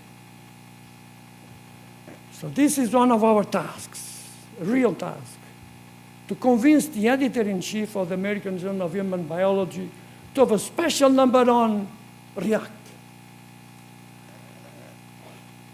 He was very friendly. We just wrote 1 page. We just wrote 1 page, trying to convince him about the importance of this project, the relevance of it. And since it's American Journal of Human Biology, they were really interested. And the editor-in-chief responded very positively. So he wrote all these 8 papers on baseline data. Of course, we have more to read, more to write, but although we have this big army, not many armies to write, not many members to write. That's the challenge. Well, some of the main findings are here. I will not go through it. I ask you, please go through the papers. But remember, we have kids within schools, within neighborhoods. That calls for what is named now hierarchical linear model, multi-level models, or mixed models, whatever name you want to call them. That's okay, that's okay. So this is a challenge. This is a real challenge. So all of them were written within this framework. If you want to know something about React, that's it. We have a web page. We could not write it in English. No time. But here it is, if you want to just react, and that's it. And you react, and you react. Well, thank you very much for your kind attention.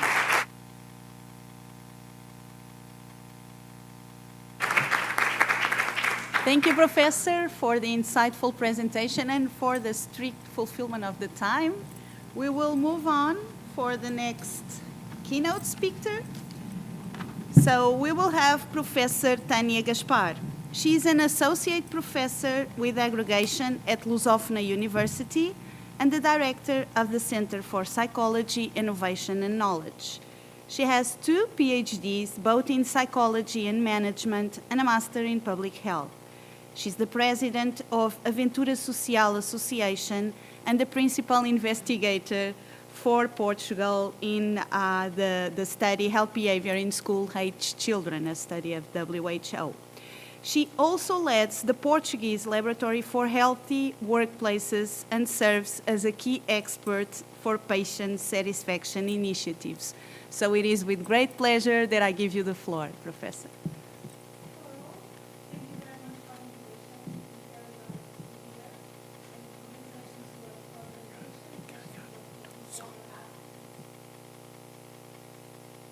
So, okay, thank you.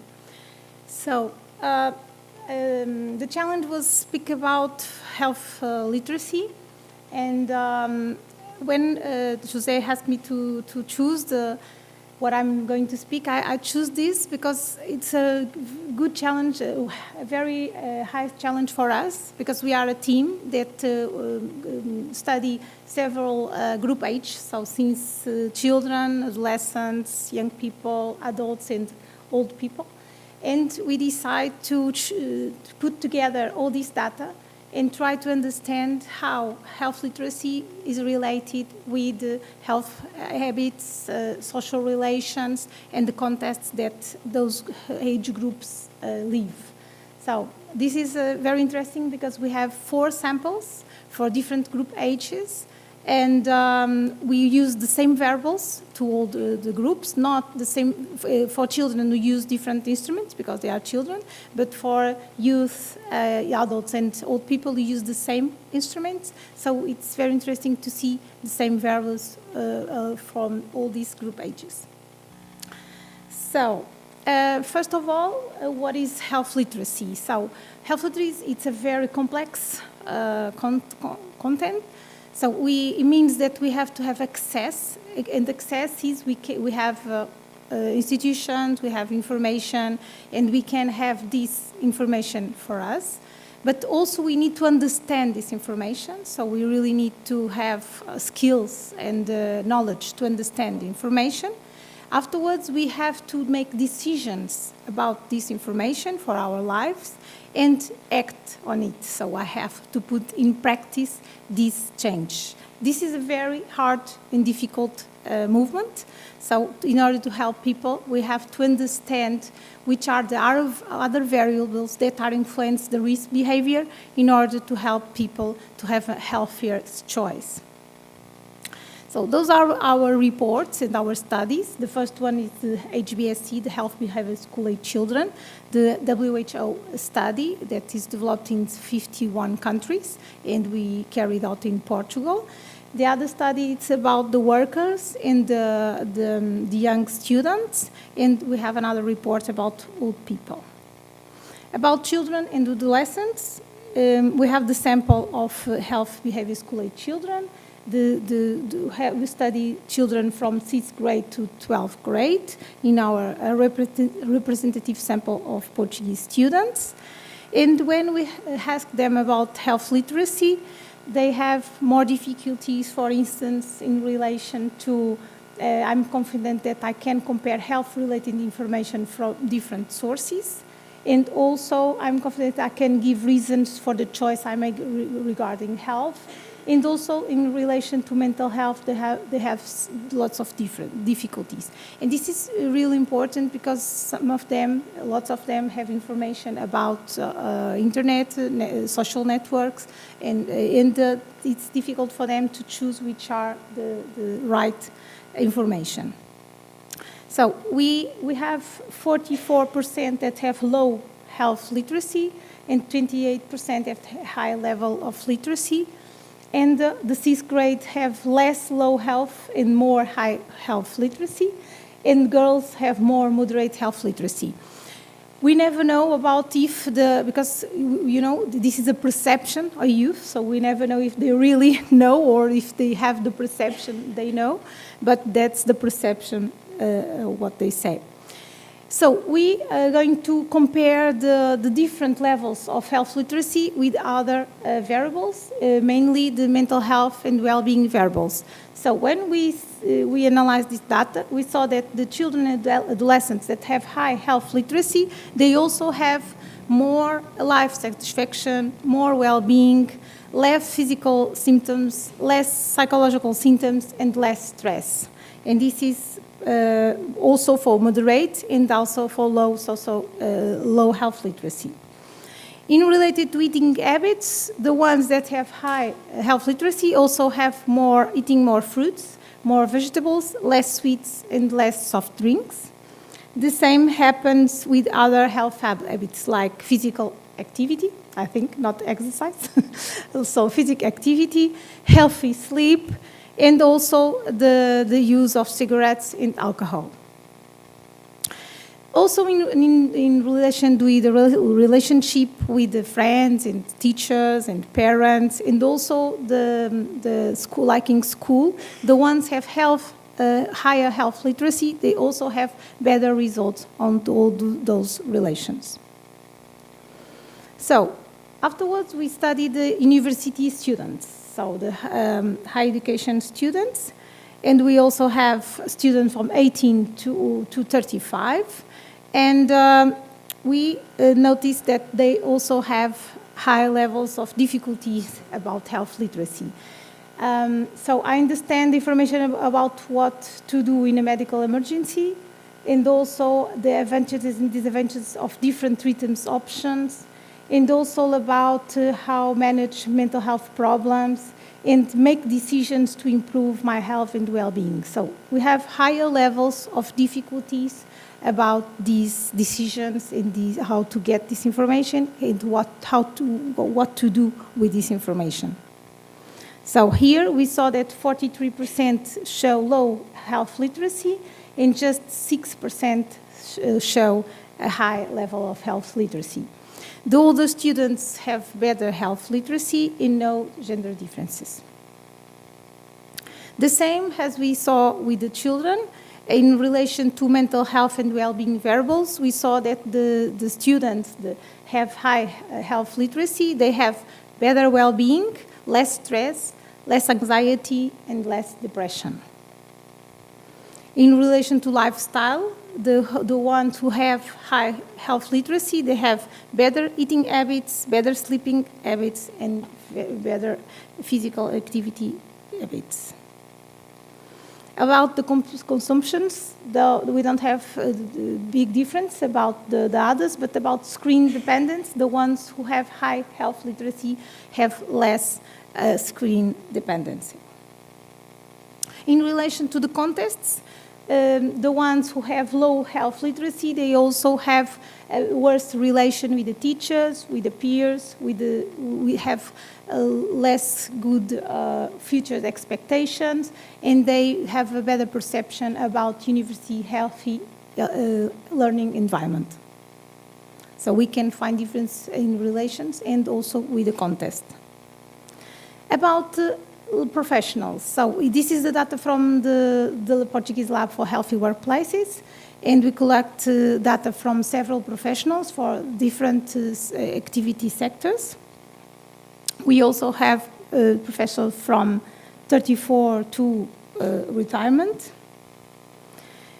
We have different education level, and in relation to health literacy, we have 32 have low health literacy, and 9% have high health literacy. So those are the ones that have better results than the other groups. But also here we can see that about the advantages and disadvantages about different treatment options. 80% have difficulties and find information how to manage mental health problems. 26%, and make decisions about health and well-being like 24%. So we still have lots of ways to improve these results. We also see the same results. So about mental health, the professionals that have high health literacy, they also have better well-being, less stress, and less burnout. About the eating habits, the health, sleep, and physical activity also. And about the consumptions, we have just difference in screen dependence. We have a very strange result about cigarettes, but it's not significant, so we don't need to think about too much, but it's that the result. Probably can have something about the age, because some group age are more, they smoke more than others, so probably could be like that, but we have to see in a deeper analysis. And in relation to contests, it's the same. The relation with leadership, with the colleagues, and with the health, with environmental, it's better than the ones who have low health literacy. So, about the older individuals, we use two scales, one about health literacy and another about e-health literacy.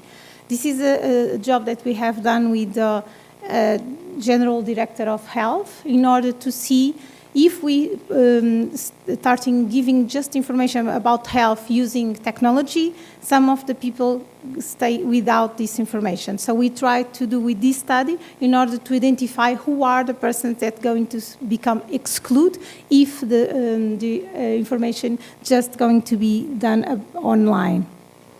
So we also have people from 55 until 100 or something like that. Most of them have just until 12th grade of education, so we found no gender difference in health literacy, but about e-health literacy, the men have more. The older individuals have less health literacy and have less e-health literacy, and the ones who have less education, they also have less health literacy and e-health literacy. Now, about the difficulties, they show the same pattern than the other age, but in a more intense way. So they understand information about medical emergency, the advantages and disadvantages, how to manage mental health problems, and also other variables. They show difficulty to understand or to act about health. About e-health, the results are a little bit worse. So, for instance, I have the skills. I need to evaluate the health resources I find at the internet. More than half don't understand or don't agree they have. I can tell high quality from new quality. They can see if the information is have low or high quality. They don't know.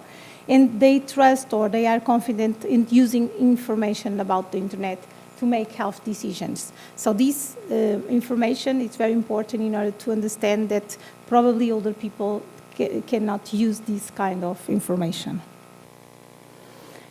So about health literacy, we saw that we have half of the population have low health literacy, and in relation to e-health literacy, 67% have low health literacy. We have the same pattern about mental health and well-being, about the lifestyle, about the dependence, and about the relation. One thing that's very interesting, the ones that are in senior university present higher levels of health literacy, and the ones that are retired but with the professional activity, they also are protected and have high levels of literacy. We never know what is the chicken and the egg, but it's like that.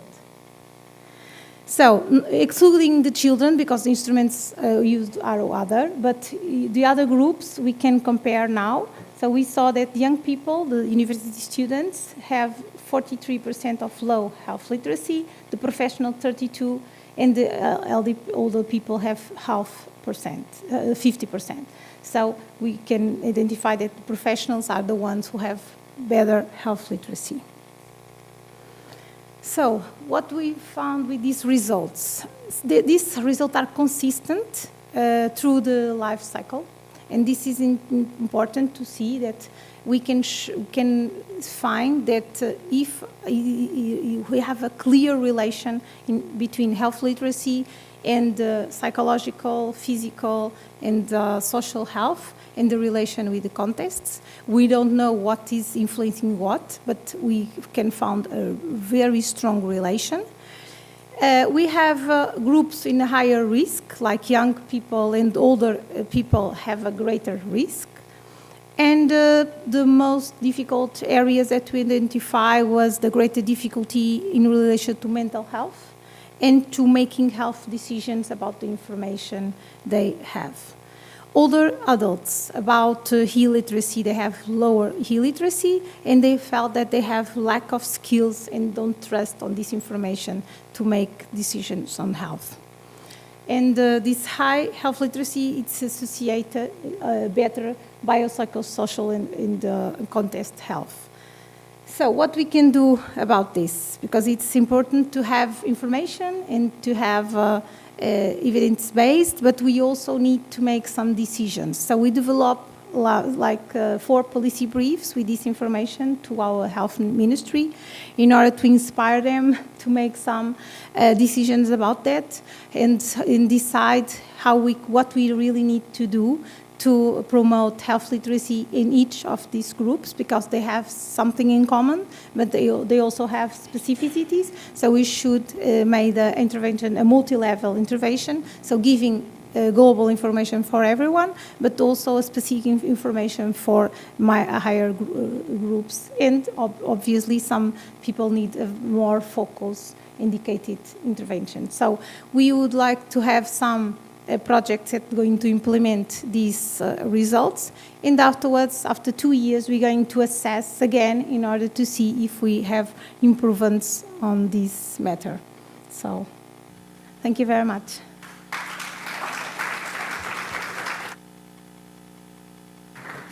Thank you. How lucky am I? Exceptional keeping of time. So we will have time for a good discussion. We have 5 extra minutes.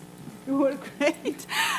So I will now open the floor for the roundtable discussion. And it's the opportunity for you to engage with our 2 keynotes and touch upon these key themes that were addressed or others related that you may want to question.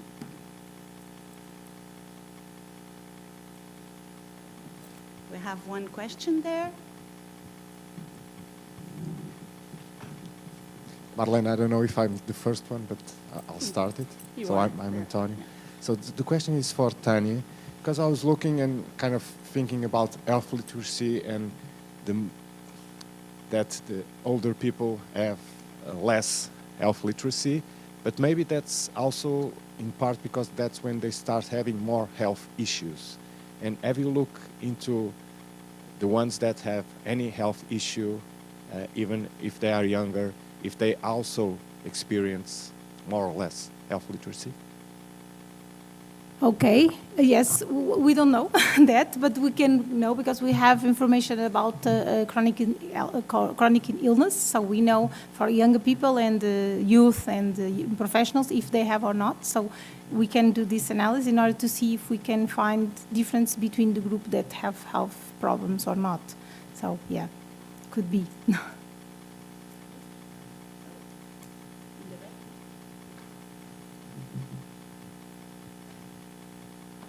Good morning. Thanks for the really good presentations. My question is regarding this last one. So I noticed that when we move to the older, we have less and less men. Sorry. So the percentage of responses go low. So I question if we can still say that this is representative of the whole Portuguese population. That is one question. Another one is, how was this collected? It was by phone, it was face-to-face, it's based on questionnaires, so thank you. Okay, yes, it's a common problem in our studies. So in the first one, it's in school contests, so we doing this in school contests. So the kids are at the classroom and they have to fill the questionnaire in the classroom, just the ones that parents allow them, of course, but we have access to almost all the population. In other studies, they all volunteer. The others are volunteer too, but it's a different contest. So normally the women are more available to fill the questionnaires and participate in research. So probably in the older people, we know probably that we have more women than men at this stage. So yeah, but it's in the research, this characteristic that people have to be volunteer. They have to accept to participate. We always have this situation. In the other, the data collection, the others, to the adults, we have done university students and professionals. The questionnaire was online, so we send them a link. Was the organization that sent internally a link to the professionals in the field. In the older people, in order to, we have access to everyone, so we have two ways to data collection. One, it's online. For instance, senior university and so on. But we have a researcher that went to, old people nursery rooms or, nursery houses, health centers, I don't know, something the old people are, and they have done the data collection individually, in order to give them opportunity to fill the questionnaire. So we have different ways to do data collection. Because if we have done just online, lots of people become out of the study. Yeah. More questions? So while I'm giving you space to warm up a little bit, I will invite each keynoter to share one practical takeaway note of their research that could help educators, practitioners, policymakers to advance physical and mental well-being in schools and in the communities. Let's start to hear your reflections, Professor Silva. Well, don't be shy to ask questions. Yeah. You can always ask if you can answer or not, but that's another issue. Well, the first thing that happened when we presented the baseline data to the City Hall was a decision, a political decision. Well, let me start from the very beginning. For those who are not Portuguese. Well, in Portugal, physical education is mandatory during the primary school years. But it does not exist. Because teachers, class teacher, are expected to run this, and they are not always prepared to do it. So each city hall offers extracurricular activities. And I should say Matosinhos is the best. It was the first to start, and was this government decision, that was the first to start, and they offer a lot of extracurricular activities because we are by the sea. We offer surf, roller skating, golf. Well, you name them. You name them. We offer them. We offer them. We are very, not too rich as a city hall, but there is a lot of generosity and political interest in the education of kids. So the first decision, and this is very important, the city councillor that was responsible for education wanted immediately, instead of having only one time for physical education as an extracurricular activity, to have two, immediately. He didn't think about implications, because more money, so we need more physical education teachers, more spaces. How to balance this extra hour with the other extracurricular activities. So the decision was to implement it in the first two years, first and second, and probably next year they'll do in the third and fourth years, based on the results. because they were worried, a little worried. Some of the results are excellent, more excellent than we expected. I told you, I live in the best place in the world, so the best kids, the best parents, best everything. The best politicians, because they gave us all that we asked for, which is really amazing. But the most important thing was this interest in change, and in doing it, and also something that we found that is really challenging for us. The politicians trust us. When you give them results, you do something and say 1 week, 2 weeks after, there you go, there you have results. And parents also. So everyone has everything. And this is trust. And when there is trust, interest in children development, and this aligns with the politics of the City Hall, they do it. And I think this is my take-home message. Trust. Okay. Thank you, Professor. Giving the right of the contradiction statement, I think we have Lisboa City Council here, and we live in the best city of Portugal. So stay for the next session on Lisboa Ativa, yes, where we will see initiatives throughout the lifespan. Do you want to say something, Nadia?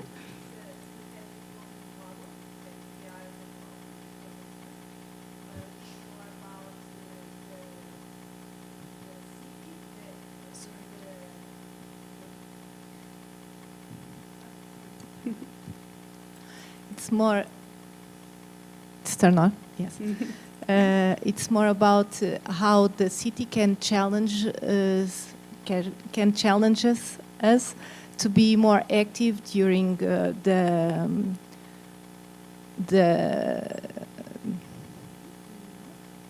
Throughout life? Yes. Throughout the life stage. Okay. Yeah. I was just Okay.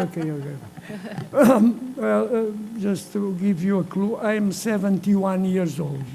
71. It looks like I'm younger, but it's 71. And there is one time that I spent 10 years of my life studying a small community in Portugal. 10 years.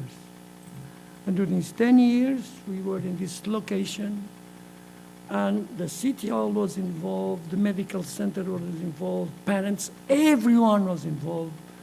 I had also the chance to have 2 PhD students that spend their lives there. And when it's, let's say, small and medium-sized places, you can run things. I wish you all the best. I wish you all the best. Lisbon is on another scale. Yes, and so because of that, our model is based on communities and change the dynamic of the communities, because it's smaller, and then 1 and +1, and we can change the city dynamic for physical activity. I wish you all the best. Thank you. I'm going to need it. Be very patient. So, takeaway.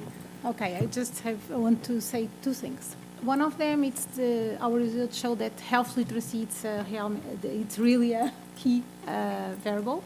We don't know what influences what, but normally we have a difficulty in policies to define a priority. So we know that health literacy is related with mental health, with physical health, with social health, and with context health. So it's important, if we develop better the health literacy, the other variables going to be influenced. Other thing, it's a old new, it's something that we defend for a long time. So information, it's not enough, because if you don't have skills, if you don't trust this information, and if you don't know what to do and where to do, actions with information, it's not enough. So we really need to understand that in order to do health literacy, we have to go to each group, age group, and specific groups in order to see what they need, how they can translate this information in skills, in action. Yes. That's very important.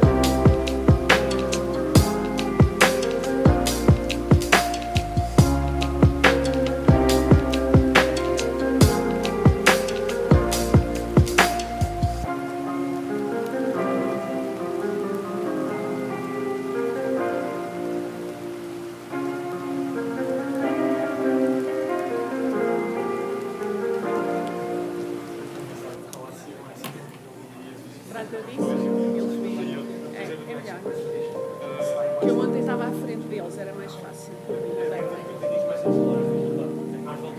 Deixo a gerir, não preciso pôr o tempo eu. Está bem.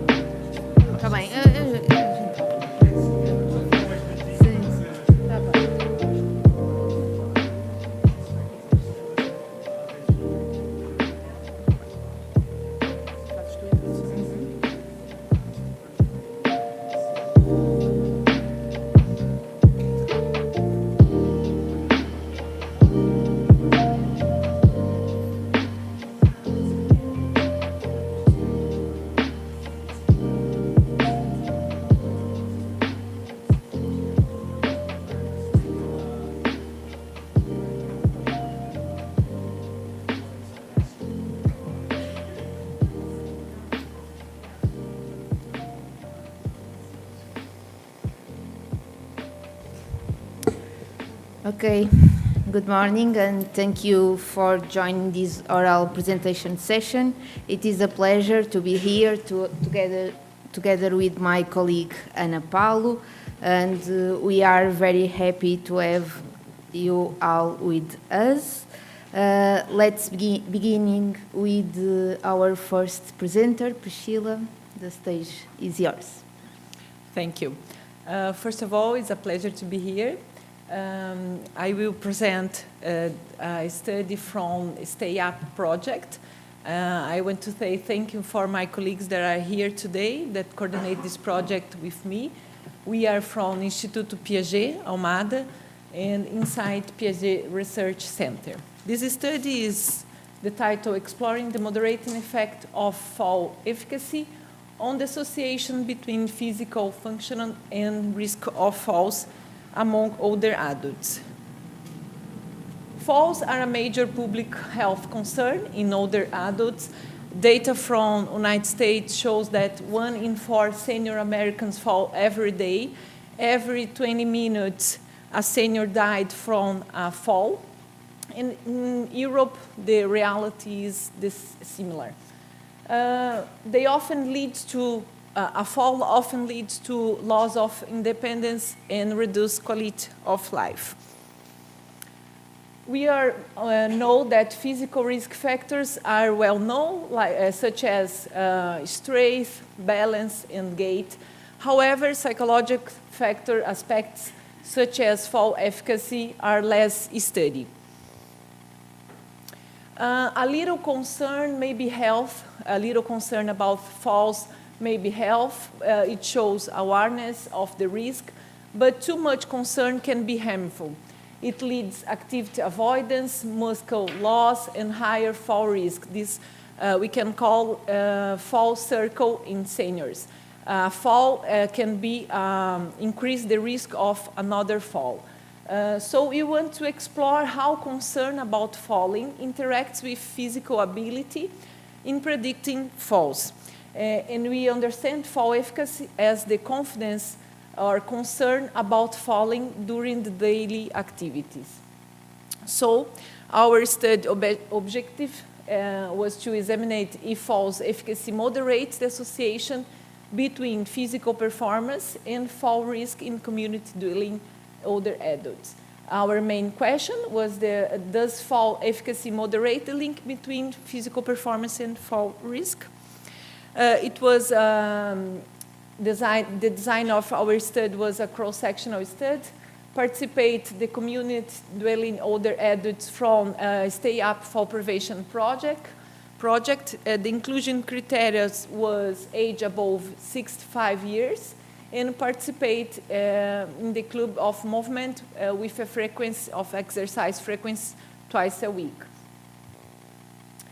We assessed physical function with hand grip strength, lower limb strength with the test 5 times sit-to-stand repetition, agility with time up and go test, gait speed with 9 meters walking test. Psychological factor was fall efficacy. We assessed with the FAST-2 Portuguese version, and as the independent variable was the fall in the last 12 months.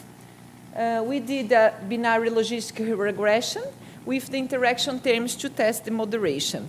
This was our model, our proposed model with fall efficacy moderating the association with physical function and fall. As a result, we had a sample with 280 community dwelling older adults, mostly women, with mean age 71 years. And as the main findings, fall efficacy emerged as a significant independent predictor of fall risk. All older adults with great concern about falling had 2.6 higher odds of reporting a fall. And lower limb strength, assessed by 5 repetition sit-to-stand test, was also a significant independent predictor of fall risk. Hand grip, agility, hand grip stretch, agility, and gait speed was not significant relate with falls, and no significant interaction effects was found between fall efficacy and any measure of physical function. Falls efficacy acts as an independent predictor, but not as a moderate. So as a conclusion, this find highlight the importance of considering psychological factors such as concern about falling when designing fall prevention programs. We are going to a second phase of our project, and we are working in a design preventive program, exercise program, and we want to adopt these psychological factors as an education component of our program. False effects emerged as an independent predictors of fall risk, reinforce the fear of or concern about falling, play a critical role in fall vulnerability. Effective prevention should integrate both physical and psychological components, promoting stress, balance, and confidence in daily activity. And future studies should explore longitudinal and intervention-based approaches to better understand the causal pathway and optimize multidimensional strategies. Thank you a lot. Thank you, Priscilla. Questions, please.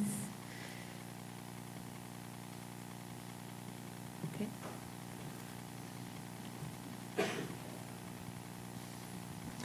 Thank you and congratulations. Great work.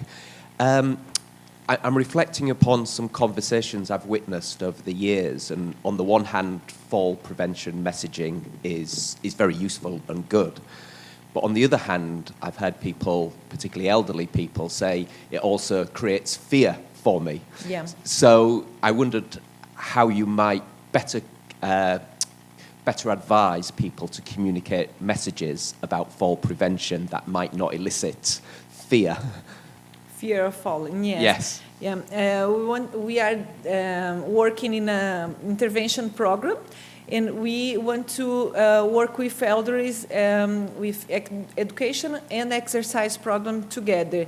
Also to prepare them to have this avoidance of the fear of falling is good because protected elderly, but not so much. So you have to have concern, but not so much that avoid them to do exercise and physical activity, because if they had a lot of concern of fear of falling, the fear of falling is also strongly associated with fall. So we have to find the right way to work with them to improve confidence to go outside to do their daily activity with confidence, but a little concern to protect themselves to not fall. Okay. Thank you, Kazimierz Waluch. So, some time ago, we had a small project for elderly people to preventing falling. It was giving them some technique of judo, how to fall, but without risks. What do you think? That we can use it? Yes, yes. I know some works in this line with judo techniques. This is very nice because increase confidence to fall safe. Yeah, it's perfectly.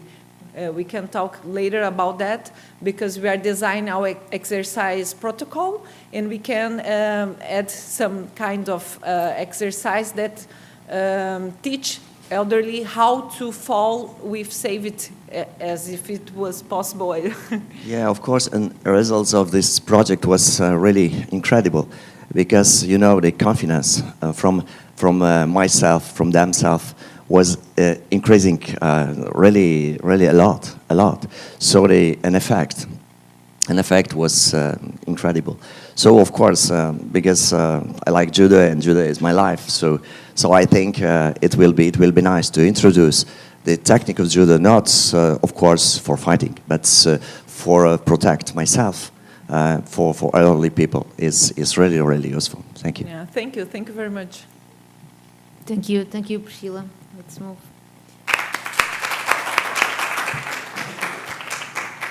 So the next one is Flavio.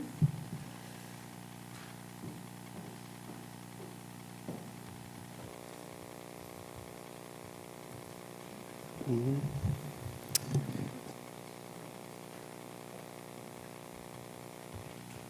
Okay, works like this. Good.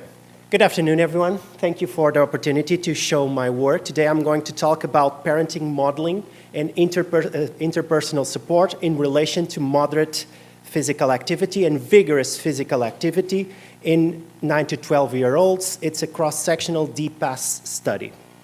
So physical activity, we know it's essential for health, for children's health and development. However, most children worldwide do not meet the requirements. We know parenting modeling is potentially a determinant, and in a lot of cases also social support shows a strong influence in children's physical activity levels. However, very few studies separate moderate physical activity, MPA, from vigorous physical activity, VPA. Even though VPA is 4 times more efficient than MPA in terms of preventing death from all causes when we're talking about per minute. This is actually a very recent study. I highly recommend it. So, in terms of objectives of this work, we wanted to examine how social support would correlate with child's MPA and VPA. We wanted to examine how parenting modeling would correlate to it. We wanted to evaluate if MPA and VPA would behave differently, and we wanted to specifically see for this middle childhood phase, so 9 to 12. In terms of methods, we used 172 diets from 3 countries, Belgium, Czechia, and Ireland. We use accelerometer data for about a week, and we also used for social support questionnaires. In terms of data analysis, for normal distribution, we used Pearson. For non-normal distribution, we used Spearman. We also tried adjusted models to see potential confounding factors like sex, country, or socioeconomic status. We also, lastly, did a post hoc taking high standard deviation values to see if something else would emerge. So, results. I would like to point out that one of the most interesting things about this study would be that child sex is very balanced. However, for parent sex, mostly it was mothers. So socioeconomic status very high. It's from 3 very developed countries. And overall, a very interesting detail is that parent VPA, as you can see on average, is quite low. Now, results. First of all, parenting modeling. So, sorry, let me adjust it. Parent MPA directly correlates to child MPA, but not VPA. While, at the same time, parent VPA correlates a bit more modestly to child VPA. So, first of all, we're seeing that parents' VPA does not correlate to MPA of the child and vice versa, which is already a very interesting result that will give it a bit of more thought ahead. For adjusted models, we had virtually no significant changes, minor increases, minor decreases, but no actual relevant changes in the data. In terms of post hoc, I'll talk about it here. So this is the data for social support, and we only got a positive correlation and a weak one when we're talking about co-participation of parents. In the post-hoc, however, we got a correlation in peer support to child VPA in minutes. I'll talk about what probably happened in a second. So out of all of those potential social support, teachers, peers, and parents, only co-participation showed up as relevant. So why is MPA directly higher than VPA in terms of correlation, especially in modeling? Well, first of all, for parents, it's much easier to impose less risk of injury to actually do MPA. And as we've seen before, most parents actually do have a very low VPA. While VPA was previously linked to peer support in school activities, in this study we got no result for this age group specifically. In terms of teacher support, there's a very interesting detail. So some studies show that teacher support is relevant and potentially a determinant. A lot of studies also show that it is not. One thing we notice in terms of pattern, and it's a suggestion I make to the audience for future research, is that longitudinal studies, intervention studies tend to show a correlation, but non-intervention studies tend to not show a correlation, which was the case of this study in particular. I wanted to show you this. This is raw data from child VPA and parent VPA. Do you think it behaves similarly? Because we've been grouping parental VPA together with MPA, but look at the distribution. Most parents have close to a 0. This is a non-normal distribution that we're grouping with a bigger group of normal distributed. So is MVPA really the best way to assess this determinant? So, in conclusion, VPA probably adds more noise, especially when we're talking about parental MVPA than actual data, because it behaves completely differently. VPA has many specific benefits, and it should be looked at individually because of it. And for this specific age group, parental co-participation and modeling seems to be much more relevant. In terms of limitations, like every work, we only had an European setup, 75% mothers, high income. Each country only had one school, mainly the same classroom, very educated parents, and because this is a cross-sectional, we cannot measure direction of the effect. Thank you very much for your attention.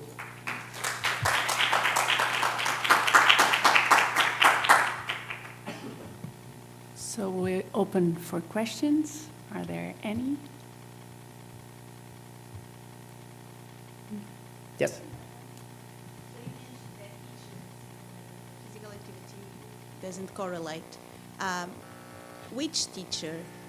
Because in this age, they have a lot of teachers. It's the physical education teacher. So you can actually see the questions. It was made to about a broad range of teachers, not specifically PE. So basically what we're seeing is that almost for sure PE teachers have an influence, but the overall teacher team clearly has no effect if not specifically trained for that, which is what we could see in intervention studies specifically. They have a plan, they have a strategy, and therefore they have results. Otherwise, nothing. Thank you. Second question.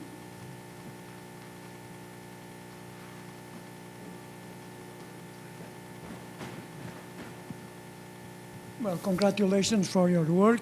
I'm sorry. I was wondering, well, a suggestion. Father and child, or mother and child, or father, mother, and child, they are not independent. So in technical terms, you can use an analysis based on diets. You see? Instead of using simple correlations and trying to remove all the effects, maybe using dyadic data analysis or triadic would probably uncover what happens within the family, because they're not independent. Am I active because my father is active, or is he active because I'm active? So the correlation does not explain anything about real causality. But modeling as this, maybe it could bring something new. Just a suggestion. We also did... and you could add covariates, and you have countries. So country needs dummy coding, what happens within each country. Although I know the sample is small, but just a thought. So country almost definitely would be a potential at least confounding factor, but we didn't have enough data because 95% of both the child and parents were from the country itself, so it didn't show as a potential confoundant when we tested. In terms of sex, again, it's mainly because of sample size and also the fact that it was mostly mothers. We also did a meta-analysis on MVPA specifically, and with current data we could not find a specific effect of sex, either of the parents or of the child. It's a different work from this one. But we probably need more data, and specifically data that separates for sex, because most data just puts all parents together, and as we've seen, there's a high tendency for being mostly mothers who engage in these activities, at least for this age group.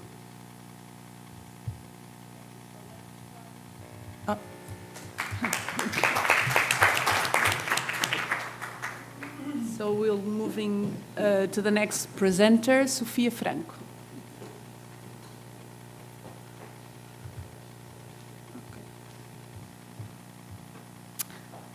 Sorry, I'm not that tall. Okay. Hi everyone, my name is Sofia. I'm a PhD student here at Lusófona, and I'm developing my PhD work within a project called Pack Woman, which is basically trying to promote physical activity for breast cancer women, since the name. And then I'm going to present to you a little bit of our results about the implementation of this project and how all the participants feel about the project itself. This is our team. Nothing is made individually, so I like to present this slide always to see and share the people I work with, which I'm very fortunate to. And then, as we know, it's a problem in the general population there's a problem in the general population about the practice of physical activity, and especially in people with chronic illnesses. And they present several barriers for participation, including individual and contextual barriers as well. Supervised exercise interventions have been proven to be effective and useful, but they're very hard to implement, especially at a scale, because they use a lot of resources, they take a lot of time, and so they may not be sustainable to promote this physical activity within the population if we want to get more people active.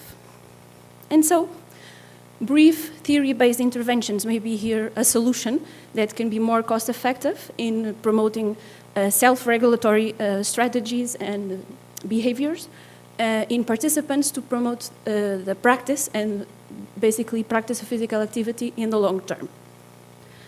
And so this trial was developed. We have a protocol for our project that's already published, but basically it's a 3-arm pragmatic RCT that basically aims to compare a supervised exercise group with a brief counseling, more light touch intervention in promoting physical activity and quality of life for breast cancer survivors.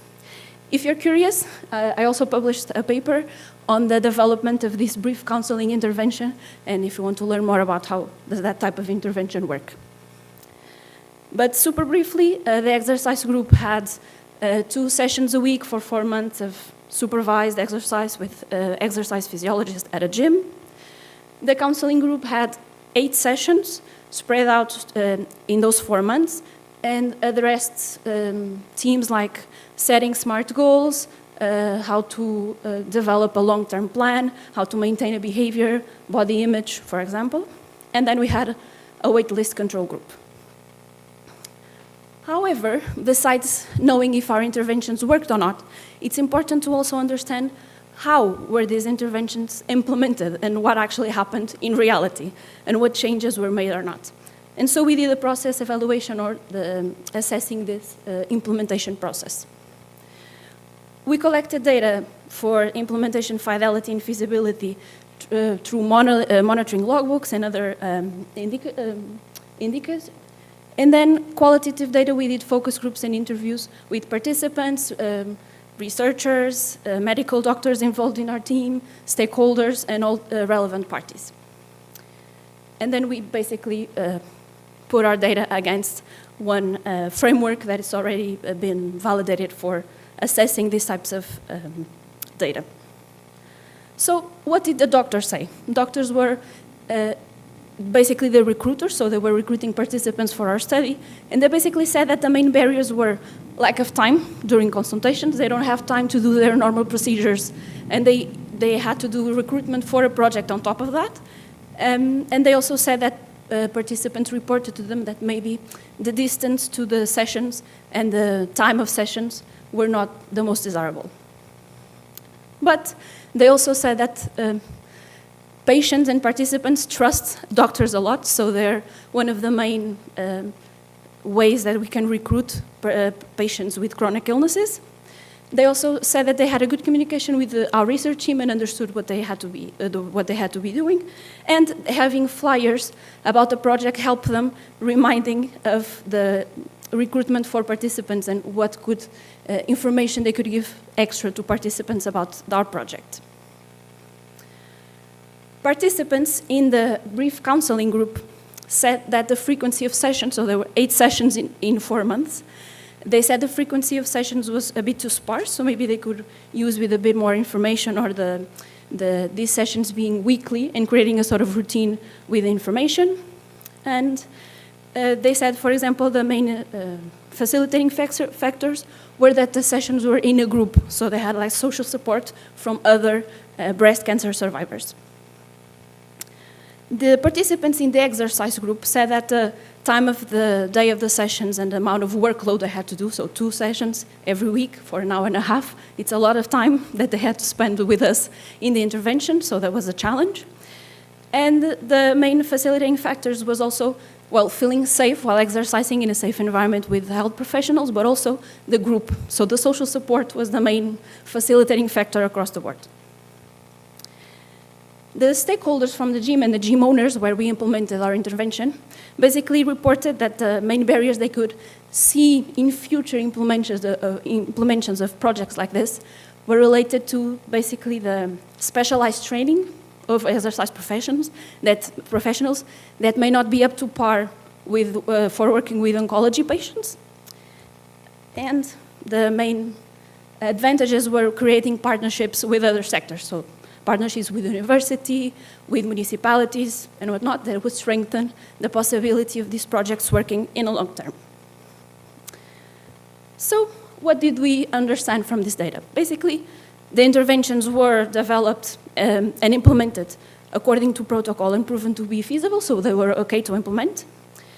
The main barriers that we found were logistical in nature, and the main facilitators were about relationships between people.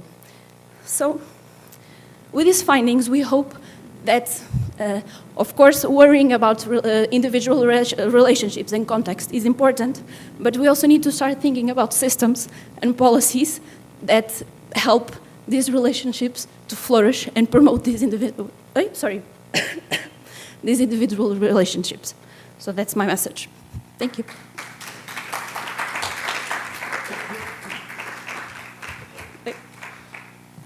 So we open the floor for questions now. Hi, ma'am. Hi. Thank you so much for the amazing presentation. I was wondering a few questions. Firstly, what was the sample size for the study? So we started with 110 110. participants. And what was the other assumptions? Like, okay, physical activity is fine, but did you have some assumptions like quality of life, or can it be generalized? Because did you have any assumptions as well for this study? Yeah, so the two main variables we were trying to see improvement in was physical activity in the short and long term. So the participants were with us for 4 months for an intervention, and then we did a 6 month and 1 year follow-up, assessing physical activity and also quality of life for the participants. So is 4 months like enough for the longitudinal study for this thing? And do you plan to do a comparative study? If you plan to do a comparative study with other countries, do you think the results may vary? For the first question, 4 months. So we did the intervention was 4 months, which is in line with other intervention that seemed to be between 3 and 6 months. And then we did the 6 months and 1 year follow-up. So it's a bit of time for us to be able to see some changes. Comparative to other countries, I think we will see. I don't think we will see differences in, for example, the facilitators being the group context and the relationships between people. I think the barriers being contextual may change a little bit because our environment for physical activity professionals and physical activity policies here in Portugal is somewhat different from other countries. So I see that maybe on that part there will be some differences, yeah. Yeah. So thank you so much. Thank you, Sophia. And we'll be moving on with Maria Fernanda Souza.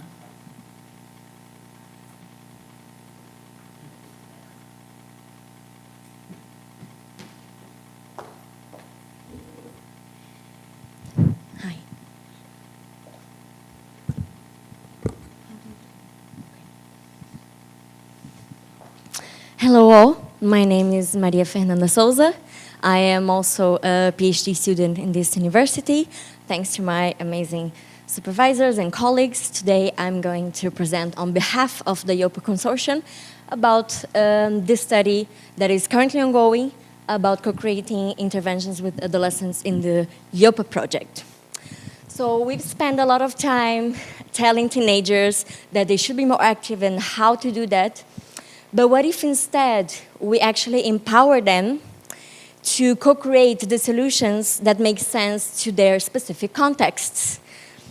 This is what IOPA is trying to do. Originally in these 4 countries, so very different realities, and now we have a spin-off in Portugal. So IOPA is tackling physical inactivity and health inequities using a participatory approach with teenagers in different contexts of social vulnerability. In the IOPA, we are combining scientific evidence with local knowledge, and throughout all the phases of mapping the local environment, tailoring the specific interventions for the context and implementing them, youth are being part as co-researchers and co-creators, but also adult stakeholders as key implementers and key actors in these communities. And until the end of 2027, there are several planned evaluations. We have our protocol published, if you would like to take a look. And the objectives of this specific study that I'm presenting are to explore also barriers and facilitators, shaping the first steps of implementing IOPA across those 4 countries, Denmark, the Netherlands, Nigeria, and South Africa. And also identify context-specific lessons that could inform future interventions. So for this specific study, we are approaching it with a realist thinking. Of course, it is a implementation science also part of the study, but we are bringing the realist thinking to analyze these barriers and facilitators. Instead of just understanding what works and how, we also want to understand for whom, under what circumstances, because we have so many different contexts. So we want to put context and the mechanisms behind these elements of barriers and facilitators in the center of the analysis. And realist thinking has been increasingly used in public health interventions. So we are essentially, this is part of the method. Okay. So we are taking a process evaluation framework to analyze the barriers and facilitators, and then going beyond using the realist framework of context, mechanism, outcomes to go deeper in this analysis and connecting barriers and facilitators to the potential underlying processes leading to the outcomes. It's a qualitative approach. We have 22 semi-structured interviews with the implementers and stakeholders in all countries. For this phase, we still don't have with the participants.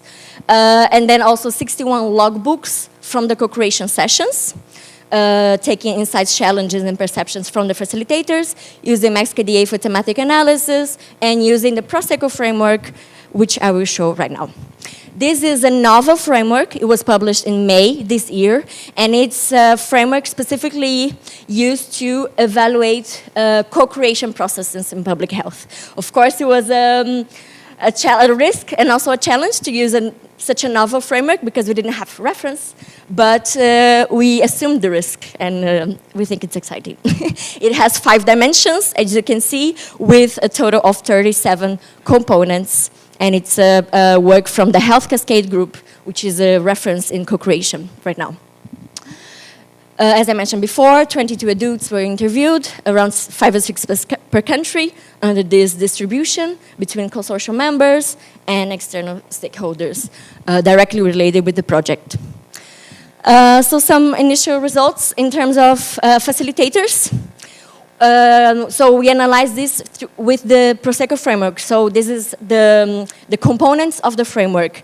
In terms of the components of the framework, the main facilitators were related to group dynamics, partnership, and then we had resources and support related to the context, and motivation. So these are the dimensions. And in terms of barriers, we also had group dynamics as the most relevant one, but then the other were more related to the context. So the influences of the context and feasibility barriers as well. So just as an example, from a facilitator on group dynamics. So this is someone talking about the participants. I think they were very good in communicating their needs, and it was easier for us to know when we had to take the feedback very seriously, because they are teenagers, so they're always a little bit unhappy with something. But we really quickly learned to know what to listen to. And an example of a barrier, sorry, is a bit disconfigured. So the feasibility one. The first thing is that we couldn't do it during school hours. It had to be in a free time. And it's always more difficult than when a school is okay with the project being part of the school curriculum. So it's a clear feasibility barrier of the project in that context. So then, after taking the barriers and facilitators, we are currently doing the analysis using the context, mechanism, outcome framework from the realist thinking. So we are taking for each component or the most relevant ones, and analyzing what we observed in context and what outcomes were also observed. And then we are theorizing about the mechanisms underlying this bridge between context and outcome. And then we're going back to the literature to see if these mechanisms were discussed before. So an example of the barrier of group dynamics. So groups where cohesion was threatened by power imbalance. So this happened in some of the intervention sites. The outcome was tense or one-sided discussions, reduced participation, more interpersonal conflicts. So these things were observed. So now we are theorizing that feelings of embarrassment, misalignment, and inferiority, and also the questioning of own legitimacy by individuals, may be the things that are leading to these outcomes on where this happened in terms of the group dynamics. This is very exploratory as well because we're using the combined frameworks. So just some insights so far. Obviously, the word of it's the conclusion. Role of actors and community structures is crucial for these early phases. And specifically multi-country projects, theoretical frameworks has to be contextualized because they are taken very differently by the groups. And culture should never be underestimated how you shape all the process. So we expect to contribute in the co-creation field, and also building more evaluation frameworks on that. These are all the IOPA partners. You can take a look at the project. Thank you very much. Thank you, Fernanda. So we're open for questions.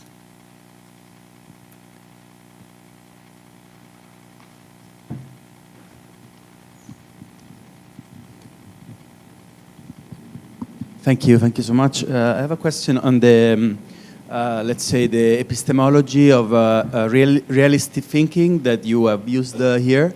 I mean, I find it very innovative and really clear. I think that my question is more on how does, from your perspective, how the the realist thinking, where you, if I understood correctly, you determine, you based on your data, you infer the mechanisms, the underlying mechanisms. How does it reconcile with the co-creation approach? And what does it mean, co-creation in this context? It's like co-creation also of the knowledge that comes from the results? Because in that, it sounds like more co-creation of knowledge makes me think more of like constructionism, more than realism. So what do you think about that? Thank you. Okay, thank you for your question. So the co-creation is more related to the interventions of IOPA. So the intervention is all co-created. So it's the objective of the project is to co-create the interventions for all those countries to promote physical activity and well-being in their communities. The analysis part is not actually, well, it's co-created with our colleagues, but not co-created with the youth or with the participants. It could be, maybe, but it's not in this case, okay? The co-creation is about intervention. So, and for this study, and also the IOPA use different approaches. So we have a bit of system science, implementation science, realist approach. So we're combining different approaches to try to understand more unpack the complexity of those realities. Thank you so much. I'm sorry we're late. I'm really sorry. Sorry, I was yeah. But we have to move on. Please find afterwards. So moving on with Inês Nobre.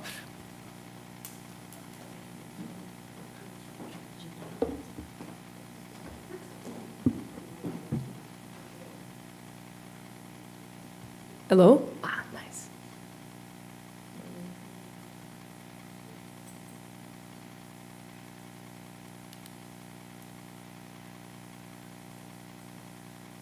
Oh, that's okay. I can use the computer. So, hello again. My name is Inês. I'm also a PhD student from the Faculty of Human Kinetics, but Lusófona has been my home because I'm doing the PhD on the PEC Woman trial. So I'll be presenting a longitudinal predictor analysis of pain in breast cancer survivors on aromatase inhibitors from the PEC Woman trial. Okay. So nearly 30% of breast cancer survivors has experienced pain related to both surgical and non-surgical procedures, such as chemotherapy, radiotherapy, and hormonal therapy. Specifically for hormonal therapy with aromatase inhibitors, this number can be higher. Most women suffer from arthralgia that can lead to treatment discontinuation and are at greater risk of unemployment and other negative side effects on their quality of life. Because of that, recent research focused on identifying and understanding possible predictors of persistent pain, and also to explore different solutions of treatment to pain management.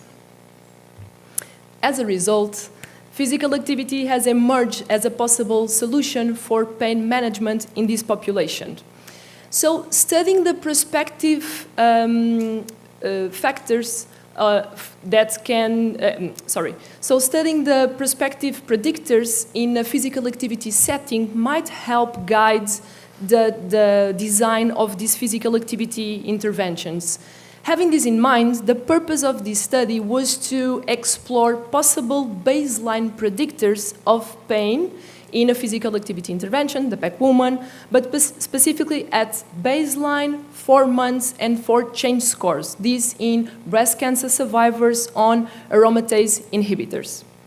In our study, we included all PEC woman sample, and here you can find both inclusion and exclusion criteria for enrolling in the trial. For the prediction analysis, we use hierarchical multiple regression models using baseline pain, so before enrolling in the intervention, after the intervention period at 4 months, and for change scores between these 2 moments but regressed for their baseline pain score. To assess average pain intensity, we use the brief pain inventory scale, and for baseline predictors, we assessed biopsychosocial variables at baseline.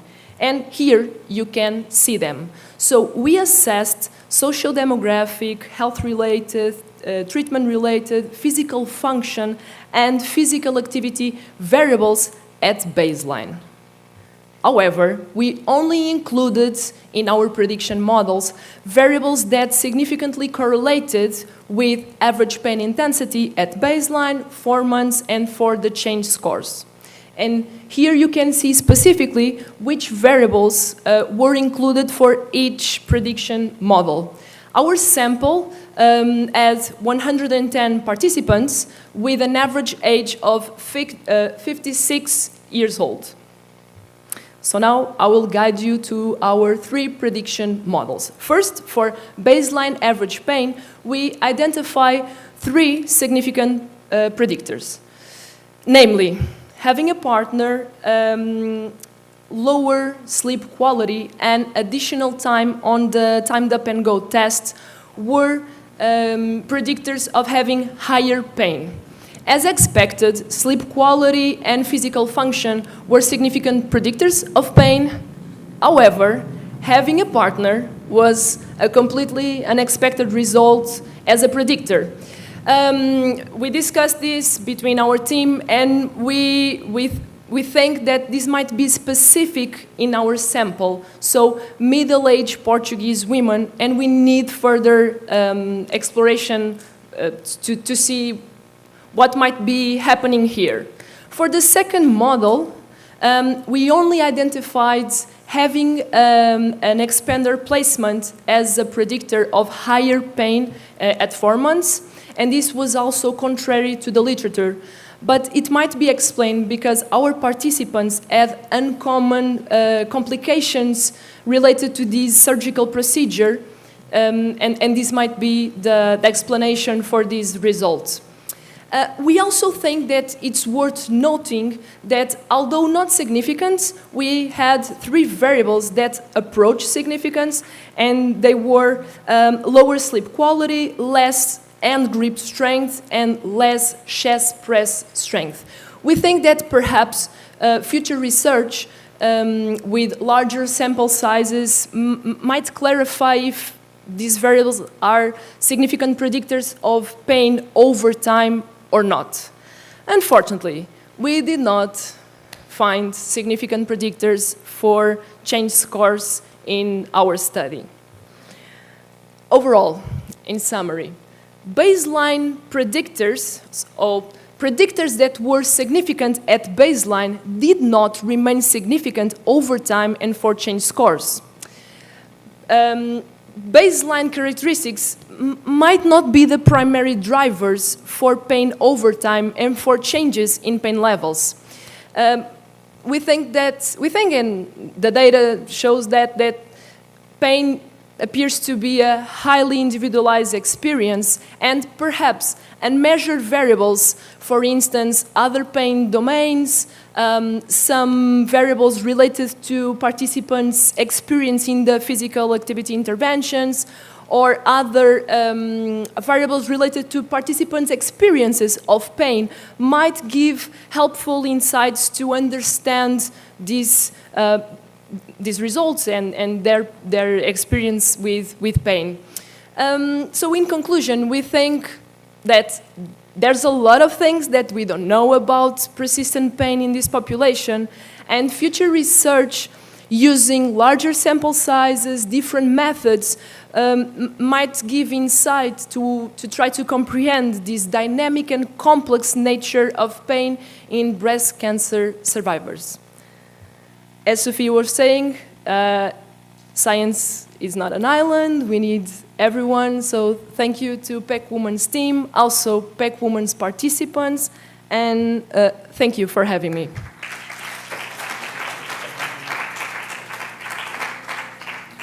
So we open for questions at the back immediately.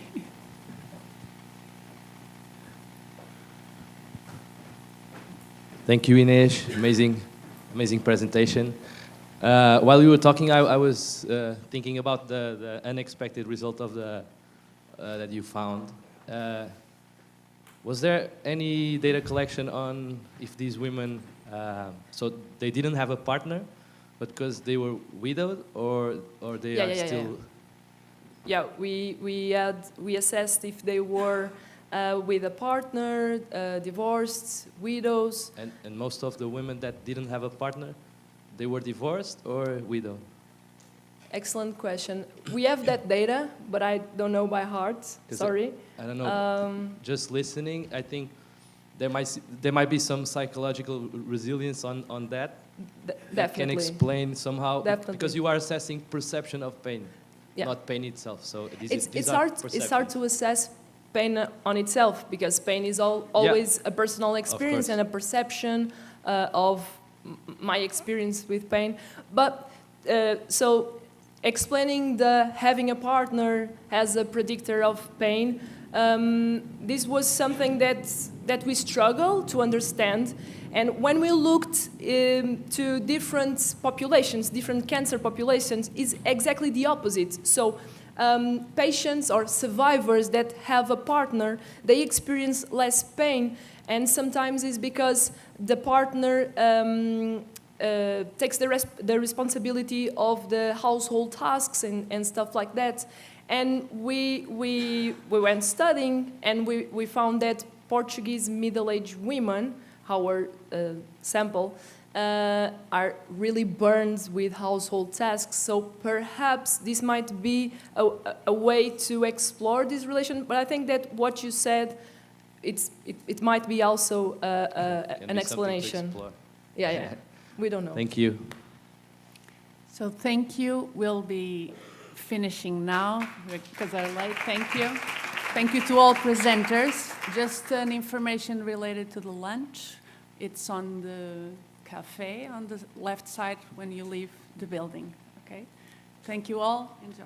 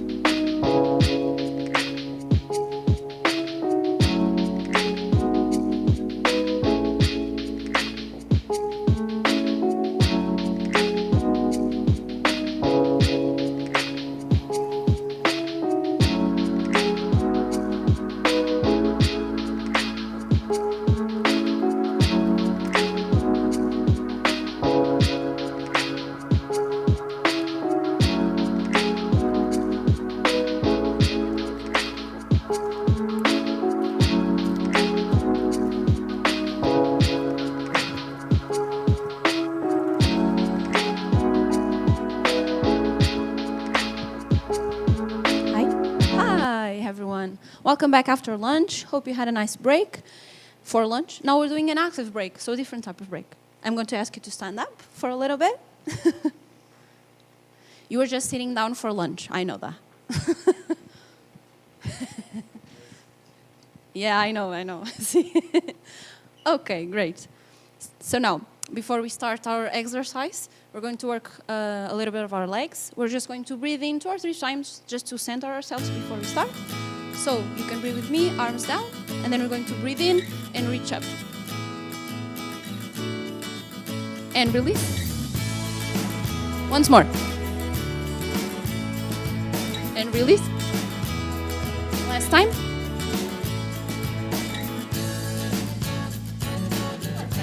Keep your arms stretched in front of you, and we're going to do small squats. I know you don't have a lot of space. Just bend your knees and put your hips backward. Just pretend like you're sitting down, and then come up. Great. Once more. Let's do it 3 more times. Twice. Once more. Great. Now, we're going to touch our knees. So we're touching our right knee with our left hand, and then changing. But bring your knee up, not this. So up with the right knee, and then left, and then right. Working a little bit on our coordination as well. And change it. 4, 3, 2, and last one. Perfect. Now we're going to need a little bit of space on our sides. We're going to start with our right leg and basically take a step to our right with your right leg and then bend it a little bit. Like you're sitting down, and then come to the center. Same thing to the other side, now the left. Take a step, bend your knee, and to the center. Perfect. Let's go. Great, once more. Now all at the same time. Great. Once again. Come on, guys, you're at the front. You need to be the example. Just twice. Last one. Perfect. Just breathing in 3 more times just to finish. So release.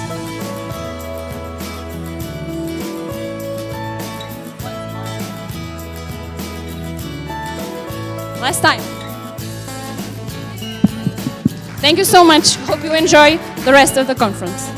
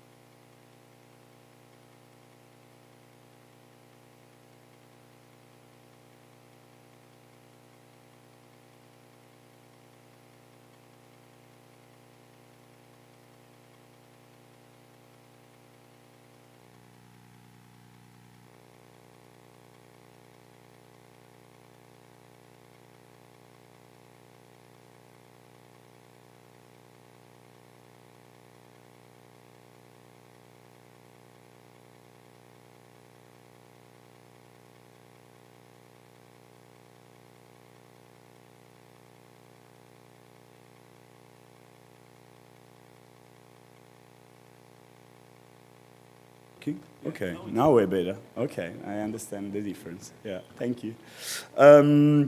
This block first looks at how artificial intelligence is reshaping learning activities and sport performances. It then turns to applied social innovation on the ground, even an example of Lisboa, showcasing how active living initiatives bring these ideas to real communities and experiences.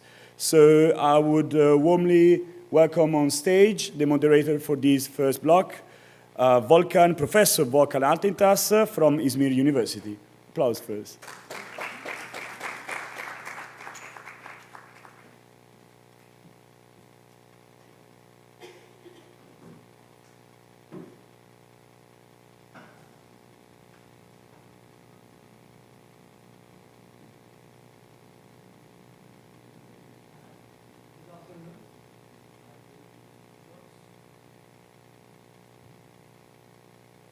Yep. Good afternoon, everyone. Actually, this is again the last part of today with me start as a moderator, and we will be discussing, as you mentioned, smartization and in sport and education part. Yesterday I was talking about this story started with 4 or 5 years ago with my friends, and now when I see this development, you know, talking about sports and different topics and adding also tourism inside, so it will be really interesting also hearing from smartization point from different perspective. So if you allow me that, I would like to invite all speakers to the stage. Marco Noyes, please, can you just join us? And Tanadis Angelopastis, please stage, and Nadia Rosa and Roberto Solinas. Applause. Thank you. I think we have one more. Can we?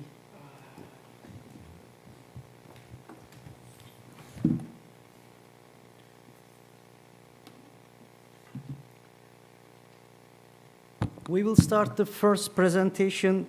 Marco Neves, he's AI advisor, digital innovation leader, and educator. Please, floor is yours.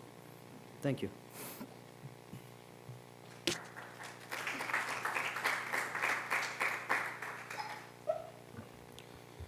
First of all, hello everybody. It's a huge pleasure to be here, participating on this conference. I want to thank for the invitation.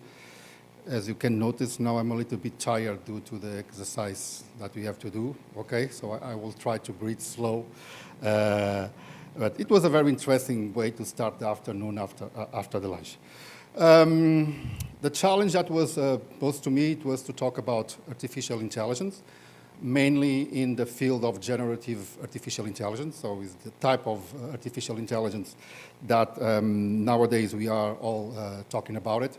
Before I start my presentation, my talk, I would like to set up like some key issues related with artificial intelligence. Because as you know, nowadays everybody's talking about AI. We listen to the need to integrate artificial intelligence in education. We listen to the impacts of AI in the economy and society.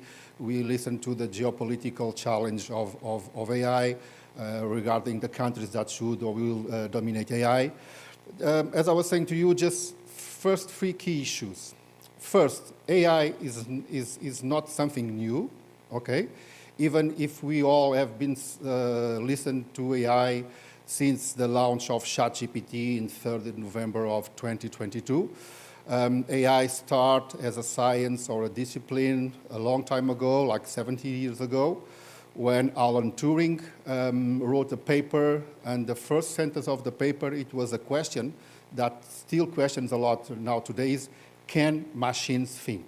After that, there were other very important moments, like in 1962, the Dartmouth Conference, where a group of very important people from USA Academy, they gather during a summer and they establish what are the foundations of AI.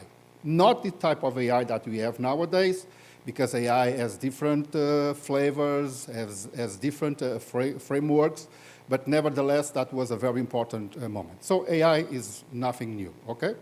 The other question that we can address regarding artificial intelligence is if AI is really intelligence, okay? And this is a major question, okay?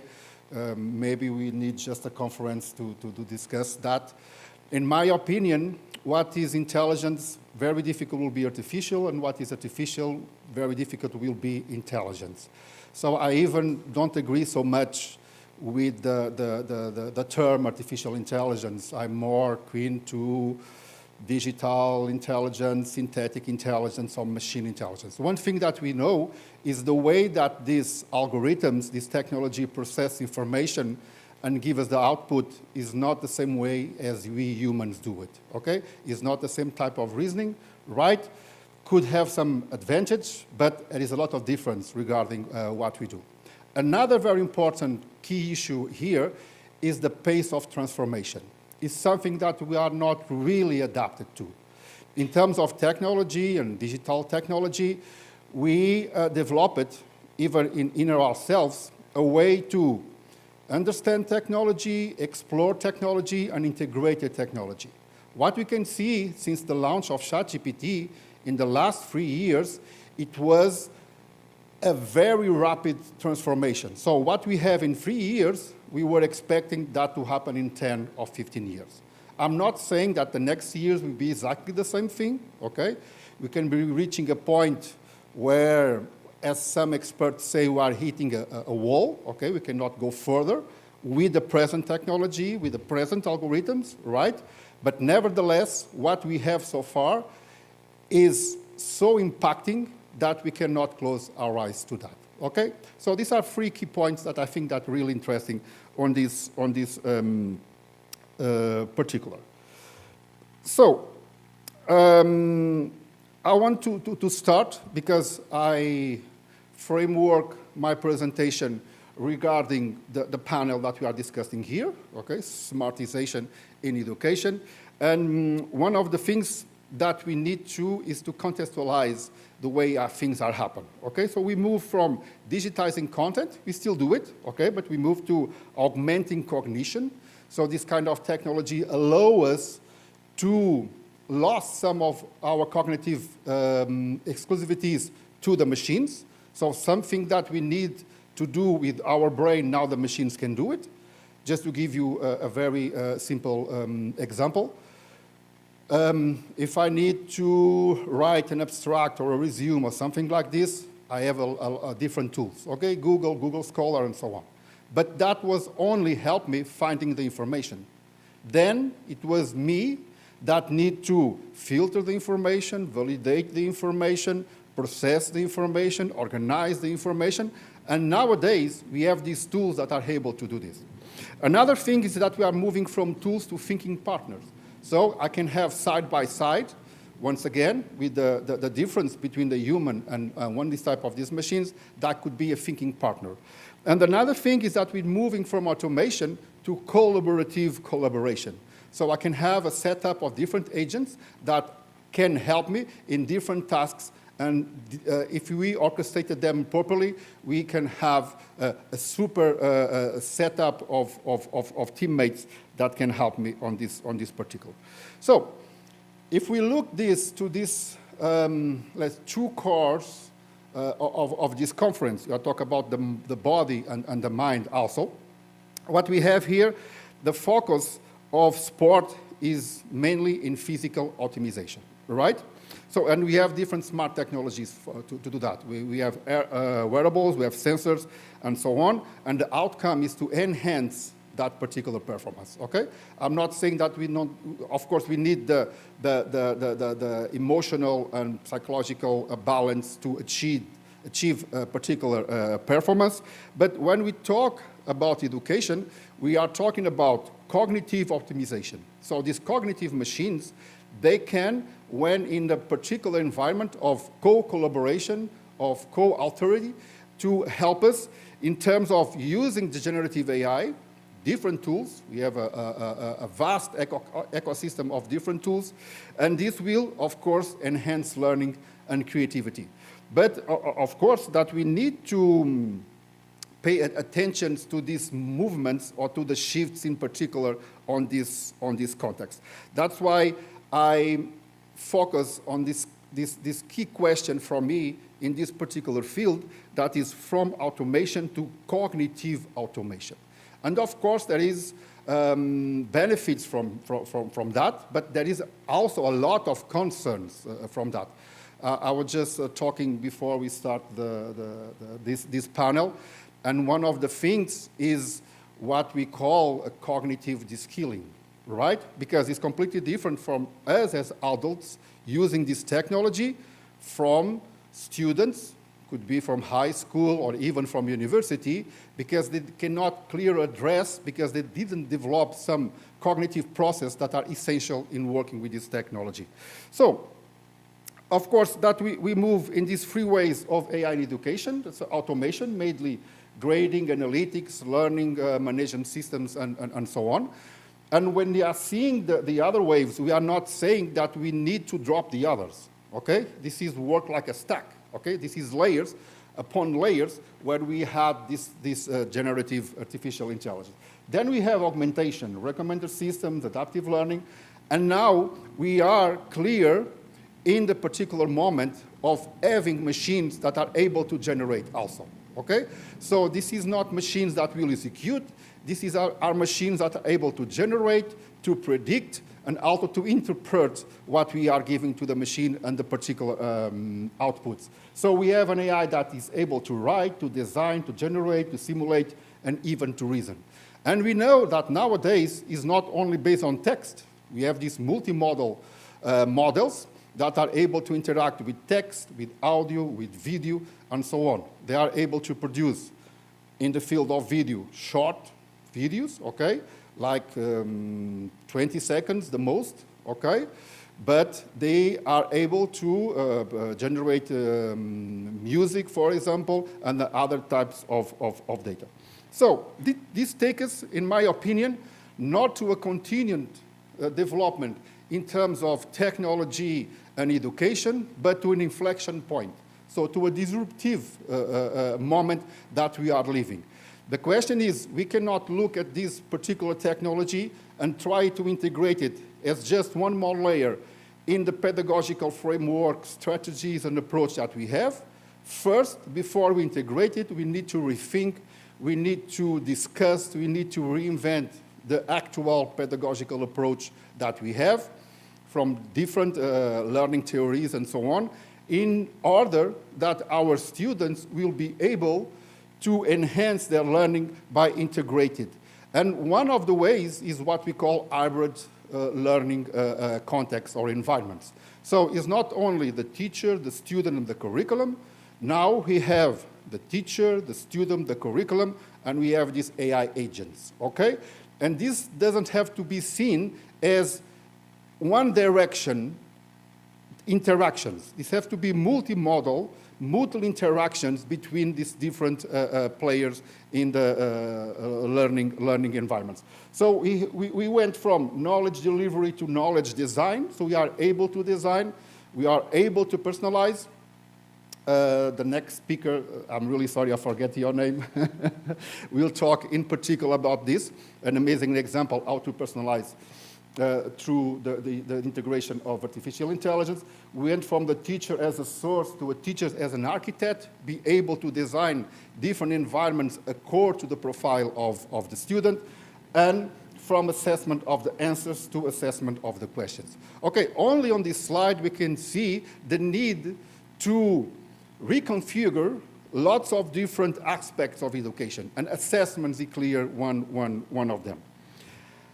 Another thing that is really important, and as you know, is this technology, generative artificial intelligence, acquire a capability that until a few years we consider only as a possibility from the humans. And I'm talking about dominating human language, right? So before we have, of course, if we go some decades, we have very simple embryonic systems that we can interact with them to written text, okay? But they were very limited on that particular. Nowadays, we have these different structures, these models that we are able to interact not only by written text, we can talk directly, oral language, they can even identify symbols and so on. So what I'm saying is nowadays is not only the humans that can interpret the human language, we have these machines that are able to do. And we know the importance of language in education, so it's critical, as you know. But not only education, for us as a species, okay? What allows us to develop our intelligence, it was language. What allows us to pass knowledge and wisdom from one generation to the other generation is through language, okay? And the moment that we are living, once again, we have to establish the difference between one and another, right? But we have these machines that are able to interact. If for me it's a little bit strange to go to ChatGPT and activate AVM mode and start talking and that reply even mimic emotion, for the young ones, that will be the new normal, okay? And the question is how you can integrate this. So that's why I bring this to the conversational contest, okay? And I bring some experts on this particular. The first one that I think is really interesting is about Wittgenstein. He wrote a lot on the importance of conversation in education. And one of his sentences that I really consider and admire is that the limit of my world is the limit of my language, right? So when we have these possibilities of having the language distribute not only in humans interaction, but also in terms of other machines, we have to do this reflection. Pask also talks about this important through this conversational theory.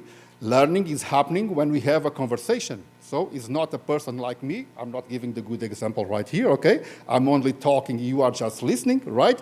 But in an environment where everybody can take part of this conversation. And of course, we can interrogate ourselves, questioning ourselves. Do we need theories for this? Like new learning theories, we have, for example, from George Siemens, the connectivism, right? And talk about the possibilities in terms of this. I'm not saying this should be a closed theory, right? We need to adapt in particular ways, but nevertheless, this is some of the things that we have to consider here. So this learning process, this learning dynamic is not only about conversation between human to human. This is critical, okay? Right? Because machines cannot identify emotions. Machines cannot identify in terms of the way that I'm feeling, right? So the teacher or this architect of new learning environments, they still have this surplus that we have to consider and are very important and pertinent on this particular, right? I'm just saying that we need to add another element, another variable in here, and for this we need to set up new frameworks, and we need to discuss this. It's not just pick up the technology and interact it. A possible, let's say, framework, and we can here define and design, and I just bring you a smaller one to be easily given the context of my talk here, is about the 3 C's framework. And this is focused on what? In 3 critical moments of the learning design, of the learning process, of the knowledge distribution or information access, and this is mainly focused on curate, create, and critique, okay? And for each of them, we have the different elements over here that I'm considering in this hybrid environments. If you want to explore more about these hybrid environments, I advise you to read from Professor Mike Sharples from the Open University. He has some very interesting papers related with this, okay? In the way that we should introduce generative artificial intelligence as an active player. Okay, because we need to understand that the AI is not a deterministic technology, okay? It's not a passive technology. It's completely different from other technologies. If, for example, if you listen to Yuval Harari, I think you know Harari, from the books, Homo Sapiens, Homo Deus, 21 lessons from the 21st century, and Nexus is more a recent book. It tells us that AI is completely different in terms of the way that it acts from the printing press, from the electricity, or even from the steam engine, and it tells us why. Because it's far, far from that, okay? Because it's able to craft new ideas, and is able to take decisions by herself, okay? And the need to understand this takes us to the need that education cannot step aside from this. So this is just some of the roles and the players that we have in each of the contents containers of this framework, right? And what should be the place and the difference. If you look just for the educator or for the teacher, in Curate, we look at context and ethics selections. It's critical, define, propose, moderate, and question. And we have what the AI system should be their role on this particular. But of course, we cannot forget there is also concerns. That is our challenge, okay, related with this. And in this particular, we have to look at what I call ethics and cognitive integrity. And smartization without ethics become mechanization. Okay? And we know what we are facing right now if we look to the labor market, the possibility of humans being replaced for these different technologies. And we know nowadays the main target in terms of labor market, for example, are not the blue-collar workers, okay? It's the white-collar workers, the knowledge workers, right? The ones that need to go to the university. And this particular, we need to define these frameworks and having always in attention what I call the risks of uncritical smartization, right? And some of them that we need to be aware and we need to discuss are related with pedagogical de-skilling, bias and opacity, and also about what we call cognitive dependence, right? Because this can have the contrary effect from the one that we are expecting, even if we draw these learning environments, taking aware about all this challenge, right, from the perspective of the student. And if you want to understand the student, we just have to put on this side, on their side, right? If they find shortcuts, they will use these shortcuts, okay? So it's not so easy. It's not just like a black and white. Now, I think I still have a few more minutes. Yes, okay. I would just want to give you some examples of integrating generative AI in sport educations. And I give you just 2 ideas of AI projects that we are able to do this kind of integration. So this is not a particular project designed in particular for an institution, right? I'm just talking about, let's say, open projects ideas that anyone can integrate by using one of these chatbots. This one is about enhanced ethical scenarios in sports. I think is a key topic that needs to be discussed and need to be addressed. This can be used in a traditional way, asking the students to do some reads and then to write an abstract, for example. Or, as I can see here, we can use, for example, ChatGPT and have this communications or interaction with the ChatGPT. And then we focus on particular topics that include fair play, data privacy, and so on, okay? What we are developing here using this idea of hybrid learning environments. We are providing here opportunities to the students to be literated in using AI in particular, but at the same time we have critical thinking, we have ethical awareness, and so on. Another example that can be used is AI-driven sports learning lab, right? So in this particular, we want, I call this project Design Smarter Training Sessions with Generative AI. So we want the students to collaborate with ChatGPT, so it be able to design and simulate training sessions for young athletes, right? So we have the different ways to do this. We have generate custom drills based on particular goals, create progression and feedback rubrics, and so on. And the outcomes in particular here will be to develop creativity, tactical reasoning, and cognitive adaptability.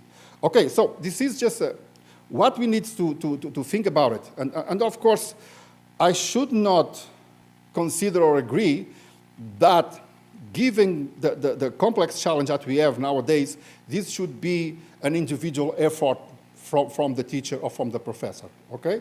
This should be something that should be addressed by the institution, right? Having these multidisciplinary teams that can work on the integration of artificial intelligence. So mainly, the core idea here is also not moving from, as I showed in the beginning, we have education 1.0, 2.0, 3.0, 4.0, and so on. And then we have smartization, but we also need, given the pace of development of generative artificial intelligence, go also to humanization, right? This is something that is at the same time paradoxical, given that we are talking about mainly technology, that we say that will replace humans, and we need to diverge in terms of the targets and move to this particular. That's why I say if smartization in sport enhances the body, smartization in education must enhance the mind, ethical, creativity, and consciously, right? So also at the same time, be aware of this. Just to close my talk with you here, just 2 more points as a closing reflection. Clearly important to understand that teacher is no longer about information, is about generative disruption. And the future of intelligence, as I've told you here during these minutes, is human intuition and machine cognition.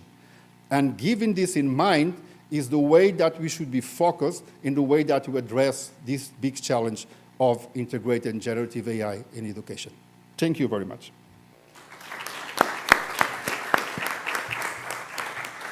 Thank you very much, Marco. It's really interesting topic. I think when you were just explaining, I was thinking my research assistant time maybe 20 years ago, but you also, we were just talking about internet period, but now the last verse interesting, the expectation from the technology and the human being.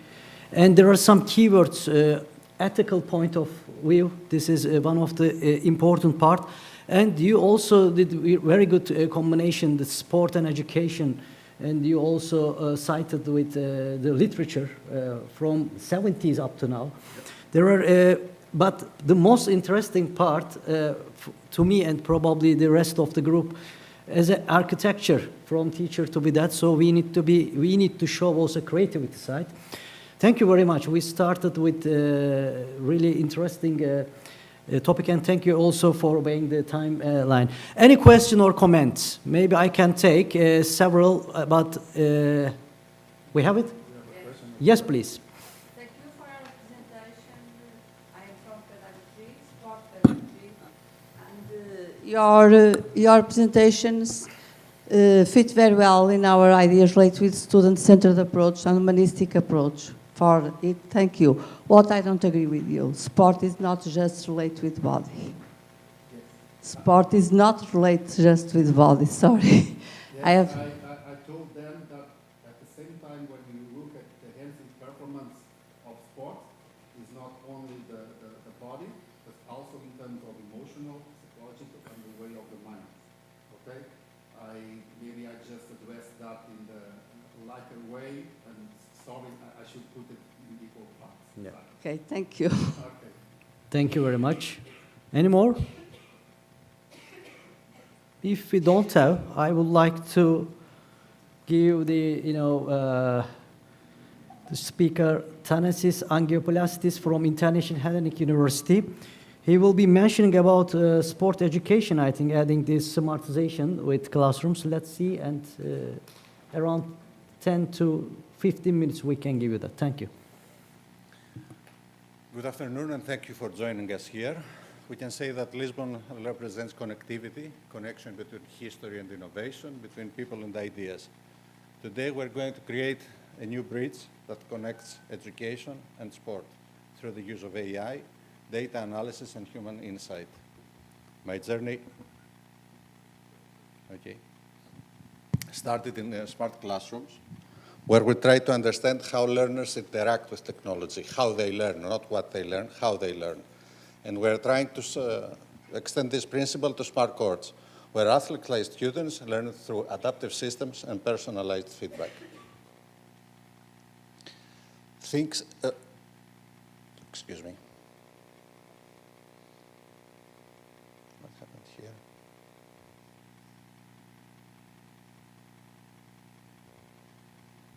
Sorry. We can think of smartization as a cycle. We have that data that we analyze them with artificial intelligence that leads us to personalization, that leads us to performance. Smartization refers to environment that evolve along with their user, the students or the athletes, systems that search, analyze, and adapt.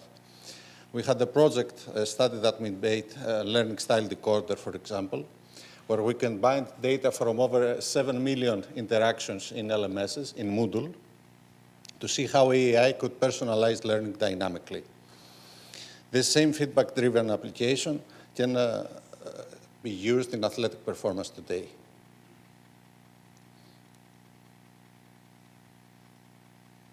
Something happened with the presentation. They messed up a bit the slides. Okay, yes, it's moving back and forth. So this is what we think that smartization is, technology that doesn't replace human intelligence, but it enhances collaboration and reflection. In both classroom and the court, it allows us to play and interact more intelligently. AI is not an end in itself, it's a partner in human learning and performance. Our goals here should not be automation, should be augmentation. When we are using AI in learning or in sport, we are not chasing efficiency. We are chasing insight. Smartization should help us learn not only how we perform, but how we grow. We are trying to create a unified cognitive model, a model that connects learning in academia and performance in sports. In both contexts, the key ingredients are feedback, adaptability, and awareness. If we can teach AI to understand cognitive and learning behavior, we can also teach it to recognize athletic cognition. This creates a continuum of adaptive intelligence, one that serves both the mind and the body. After all, a classroom and the basketball court or any other court are not so different. Both are spaces of feedback, reflection, and growth. Smartization unites all of these under one adaptive model. At our university, we are trying to create an interdisciplinary ecosystem that links educational data and data that come from sport analytics. We build systems that analyze both cognitive and physical learning. Our goal is simple here. We are trying to merge the precision of AI with the coach's intuition and the educator's empathy.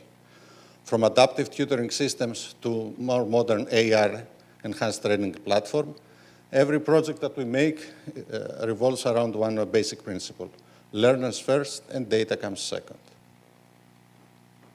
The learning style decoder was designed to make learning data meaningful. We tried to create an AI model that doesn't measure what students do or what they learn, but to understand how they learn. We are trying to map behavior to cognition. We use the Ferder-Silverman model. There are the learning models here are active, reflective, verbal, visual, sequential, and global. And we are trying to interpret behavior in online learning. We tried to use here a deep learning model like neural networks to correlate the LMS activity with cognitive patterns. And we reached a prediction accuracy of more than 80% for our learning profile. This is a concrete example of how smartization can transform raw data into cognitive understanding. What were the key findings that we had in this piloting that we did? The first and most important is the engagement. We tried the students showed an increase in engagement of over 25%. They spent much more time in the online platform. We also had an increase in the retention, the information that the students gather, and it was more than 80%. But also behind all this, there was also an increase in the satisfactions that the user can get from the online platform. The users here can start to understand that learning is not a fixed ability. It's something that will be adapted, something that can be trained and can be optimized. This idea can be transported also to sports education. Learning and playing share the same DNA: feedback, repetition, and reflection. Smartization brings that DNA to a unified model.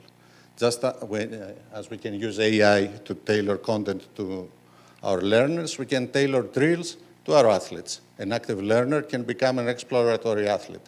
A visual learner benefits very much when he sees video playbacks. A reflective learner can benefit much more from post-session drills. Another software that we created is the coach's AI analyst. Imagine having an assistant sitting next to the coach that is watching the game with you. He is tagging, analyzing, and explaining what's happening in real time. It combines computer vision with generative reasoning to analyze matches in real time. Instead of having a coach spend numerous hours of footage just to tag what he is seeing, the system can summarize tactical trends and even answer to natural language question. Let's say, what happened after this substitution? Were my offenses percentage decreased or increased after this substitution? This can turn AI into an analytical teammate, not just a data source.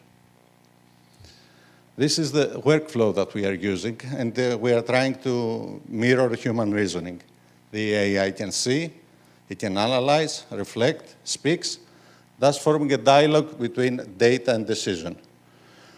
When merged with the code's expertise, it can shorten the analyzed time needed by 80% and increase insight depth. The same principle that we can use in online learning when AI tutors can accelerate teacher feedbacks in classrooms. AI, we can say, cannot replace coaching, it amplifies. We reduce the amount of time needed for an analysis of a game almost to 80%. This is not efficiency that we are working for, that's human time recovered for creativity. The time saved by the coach for analyzing such a game can be used in other things like reflection and creativity. Also, when the players receive the feedback that they want instantly, they engage more deeply with their performance. This is the feedback loop. Act, analyze, and adjust. And it's the essence of both learning and sport. Just as we use cognitive profiling in learning, we can use the same cognitive profiling in sports. Every athlete, every people, processes information differently. Some visualize, some verbalize, some need repetition. Knowing that profile can turn coaching, also learning, into a precision guidance. Understanding these profiles allows the coach to customize communication, feedback, and motivation strategies. Let's hear some examples here. Let's say that we have a player that is visual or global. He might be more interested in watching video-based analysis. If another player is sequential or active, he may benefit from structured routines during the practice. If he is a reflective or an intuitive player, he needs more reviews and debrief sessions. We see here that we have a cognitive diversity. Each athlete doesn't learn in the same way. This isn't a challenge, it's something that we can adapt and make a performance advantage for us. The next step that we try to do is to get into generative AI and AR. Imagine having a player during the practice that is wearing a mask. At the same time, he's visualizing movement corrections in real time. We can there also use an AI agent that explains why its change that he has to make matters. Learning thus becomes embodied. The mind sees what the body feels. All this can fit into this adaptive loop. The data with the AI analysis can lead us into feedback that can lead us into growth. The heart of smartization for us is exactly this. Data that creates insight that drives personalization, and personalization that refines data again. With each cycle that we make, the learner's profile is refined even better, making personalization deeper over time. What also we have to consider is that AI's role here is to support. It's not to substitute the teacher or the trainer. Teachers and coaches bring empathy, intuition, and ethics, things that no algorithm or AI system can replicate or bring into life. In both education and sport, the human remains the final decision maker. We need AI to assist and not to author us. Another thing that we have to see here is ethics and inclusion. Ethical AI isn't and shouldn't be optional. It is essential. Our systems prioritize interpretability, inclusivity, and user autonomy. We publish open pipelines that show exactly how the creations are made and what models we are using. That transparency builds trust, and trust is the foundation of every effective learning relationship. We can say that if smartization is the future, inclusion should be its conscience. What could be the future directions here? The next step is to move to empathy-aware AI, systems that can sense motivation, fatigue, frustration, the athletes or the learner's feelings, and that adjust the responses of the system accordingly. We are moving toward a lifelong learning adaptive system where AI grows with the individual, supporting both personal and professional development. Smartization, we can say, is about empowerment. It merges data with empathy, performance with reflection. We are trying to design ecosystems that help people grow in classrooms, courts, and beyond. It's not technology that we are using for technology's sake. It's technology that we are using for human potential. Let's end with this. The more powerful type of intelligence is shared intelligence. Smartization can amplify what teachers, coaches, and learners do their best. Reflect, adapt, and improve. Our job is not to make a smart system, but to make learning human again, with technology as a partner on our side. Thank you. Thank you very much, Thanasis. Thank you. From the real life experience, sharing this topic as a smart classroom, I think you have many challenges, probably, but maybe waiting for the comments and questions if you have. If you don't have, I would like to ask question. Please take your seat. Then, do you have any question? Please. I have a doubt because yes. One of the first slides, I saw that it was wrote learning and sport. Learning is something that it is very, very connected and integrated in sport. In sport, we have learning to have performance. I think that you want to say probably learning and performance. No? Through and not we learning can and adapt sport. and increase the I don't know if you understand my doubt. Because what is explained there, it is learning and sport. No, what we are trying to say here is we have some ideas that we have applied to classrooms with the cognitive profile and everything. And we want to see if these ideas can be applied in sports. Because sports involve something physical activity. That it's not the same as what happens in classroom. Yes, but learning happens in all contexts, yes. in either classes and in sport. Yes. And my doubt, it was when I wrote learning and sport. Okay. I think that it is learning and performance, because we learn to have better performance in sport. Okay. Learning is the process, performance is the outcome. But in sport, learning is very important. Everything is related with learning, in sport, in the classroom. So as I saw it, I want to be extra clarified about it. Thank you. Thank you. Thank you very much. Any more? Yes, please. Sorry, I was taking notes while you were doing the presentation. How do you envision balancing real-time AI-generated feedback with the need to preserve athletes' autonomy, creativity, and intuitive decision-making, especially in unpredictable sports environments in general? What we are trying to create here is an assistant to the coach, to the athlete. We are trying to give them insight, we are trying to give them knowledge of what they did. How they are going to use this knowledge, how they are going to use this advice, it's up to the coach, it's up to the athlete. It's not up to us. So that's why we said about ethical AI, etc. We are giving the advice, we are giving the knowledge, but we are stopping there. It's the human that has to make the decision on how to use the knowledge. So it's a matter of education, you mean? Yes. All right. Thank you. Any more? If not, I just want to add maybe before your presentation and in yours that what I realized, ethics again. So maybe this is the question from my side. You also mentioned, Professor, learning plus performance. You mentioned in your presentation maybe more than 10 times the performance inside and personalization of the, so better with learning, but better performance using AI, and you also added augmented reality inside. So what do you think? Maybe in near future we will be hearing something about ethical using of AI and smartization in sport education. There should be some policies or some papers related to that in common, in local or in global way? It's a very big topic of discussion, especially inside the European Union, the ethical side of AI.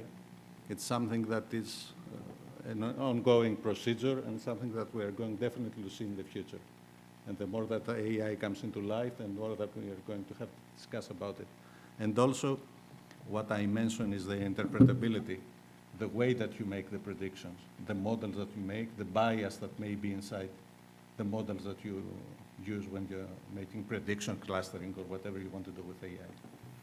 Probably next year, this time, wherever we go, we will be discussing maybe this topic. It could be one or the main topic, that ethics and policy in AI and smartization. Thank you very much. It was really interesting, especially the university level using sport education. And now it's time to see their real-life experiences. We will go on from Lisbon City Council, Nadia Rosa. She's from Department of Physical Activity and Sport at the Lisbon City Council. The floor is yours.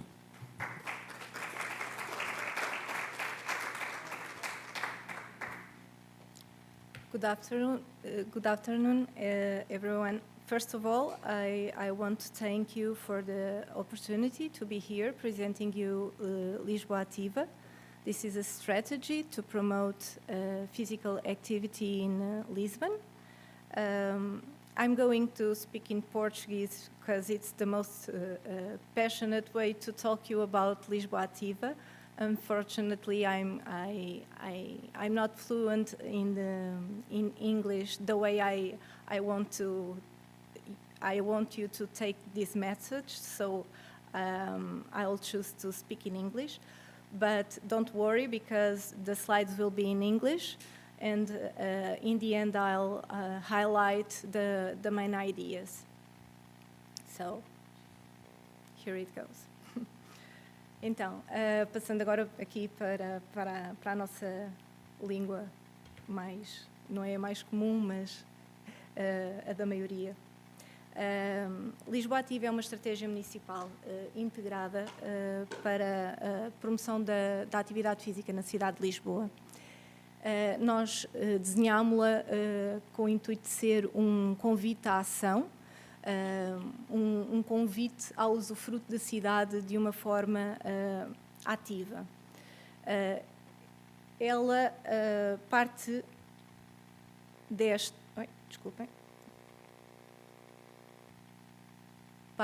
visão da cidade enquanto ecossistema ativo, que desafia todos os que cá vivem, estudam, trabalham ou até mesmo a visitam, a integrar a atividade física no seu dia-a-dia e a usufruírem da cidade de uma forma mais ativa. Parte também de um outro lugar, de um entendimento especial do desporto, como tendo valor em si mesmo e por si só, e enquanto elemento agregador, portanto, uma visão agregadora do desporto.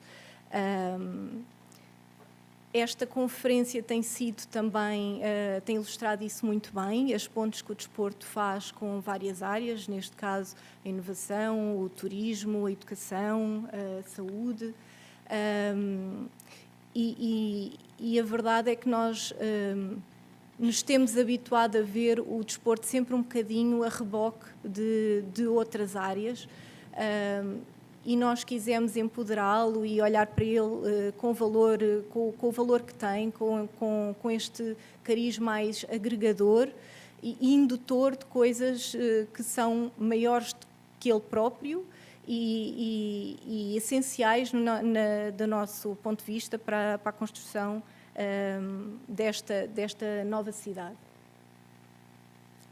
Este é um modelo estratégico que nós temos por base, portanto, ele assenta aqui no modelo da OMS, proposto pela OMS, e defende aqui modelos de governança e políticas públicas alinhados com sociedades que valorizam a atividade física e reconhecem os seus benefícios, onde os ambientes e as infraestruturas promovem o ser ativo e são ambientes de proximidade às pessoas, contribuindo para que as pessoas sejam mais felizes, mais ativas, mais saudáveis e também, voltando aqui um bocadinho ao início do modelo, mais participativas e parte deste sistema ativo de governação da cidade.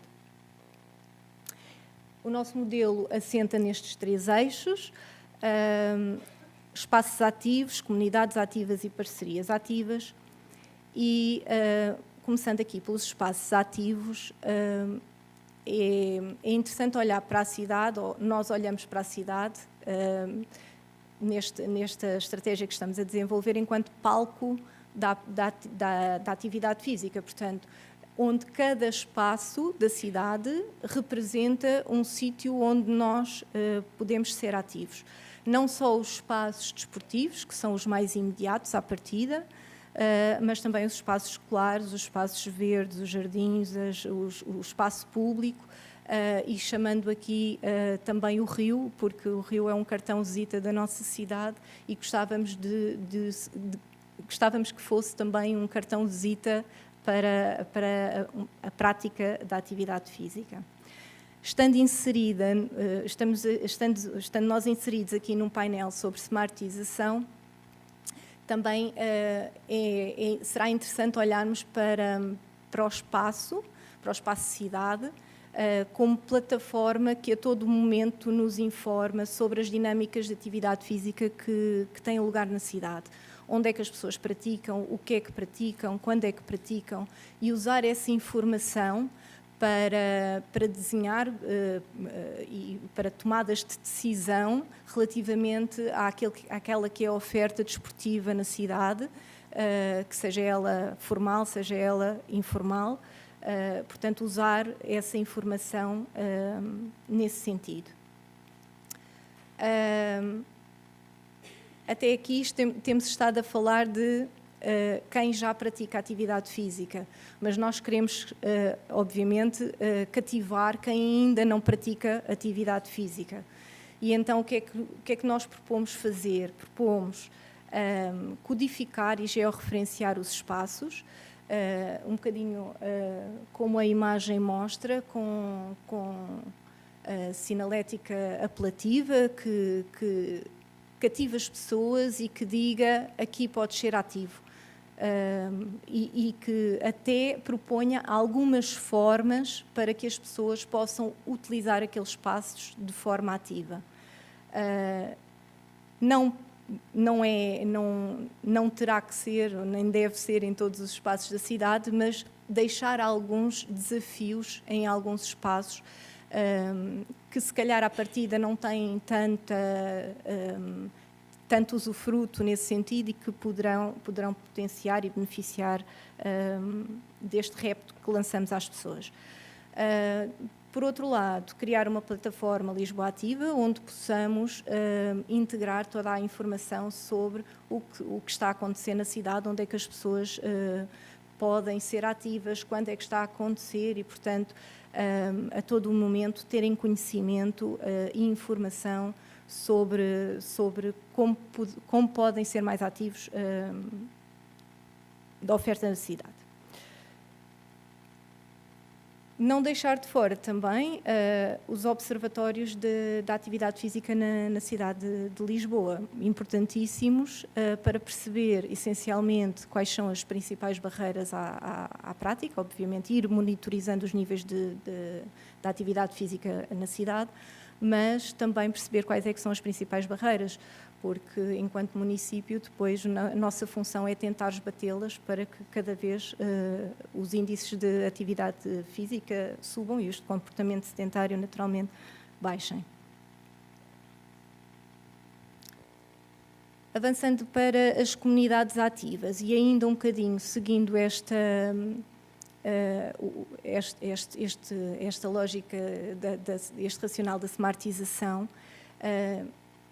smart cities, sim, claro, são as cidades de futuro, não é? O nosso futuro, a tecnologia, mas sabemos também que a tecnologia pode ter aqui um certo revés de desumanização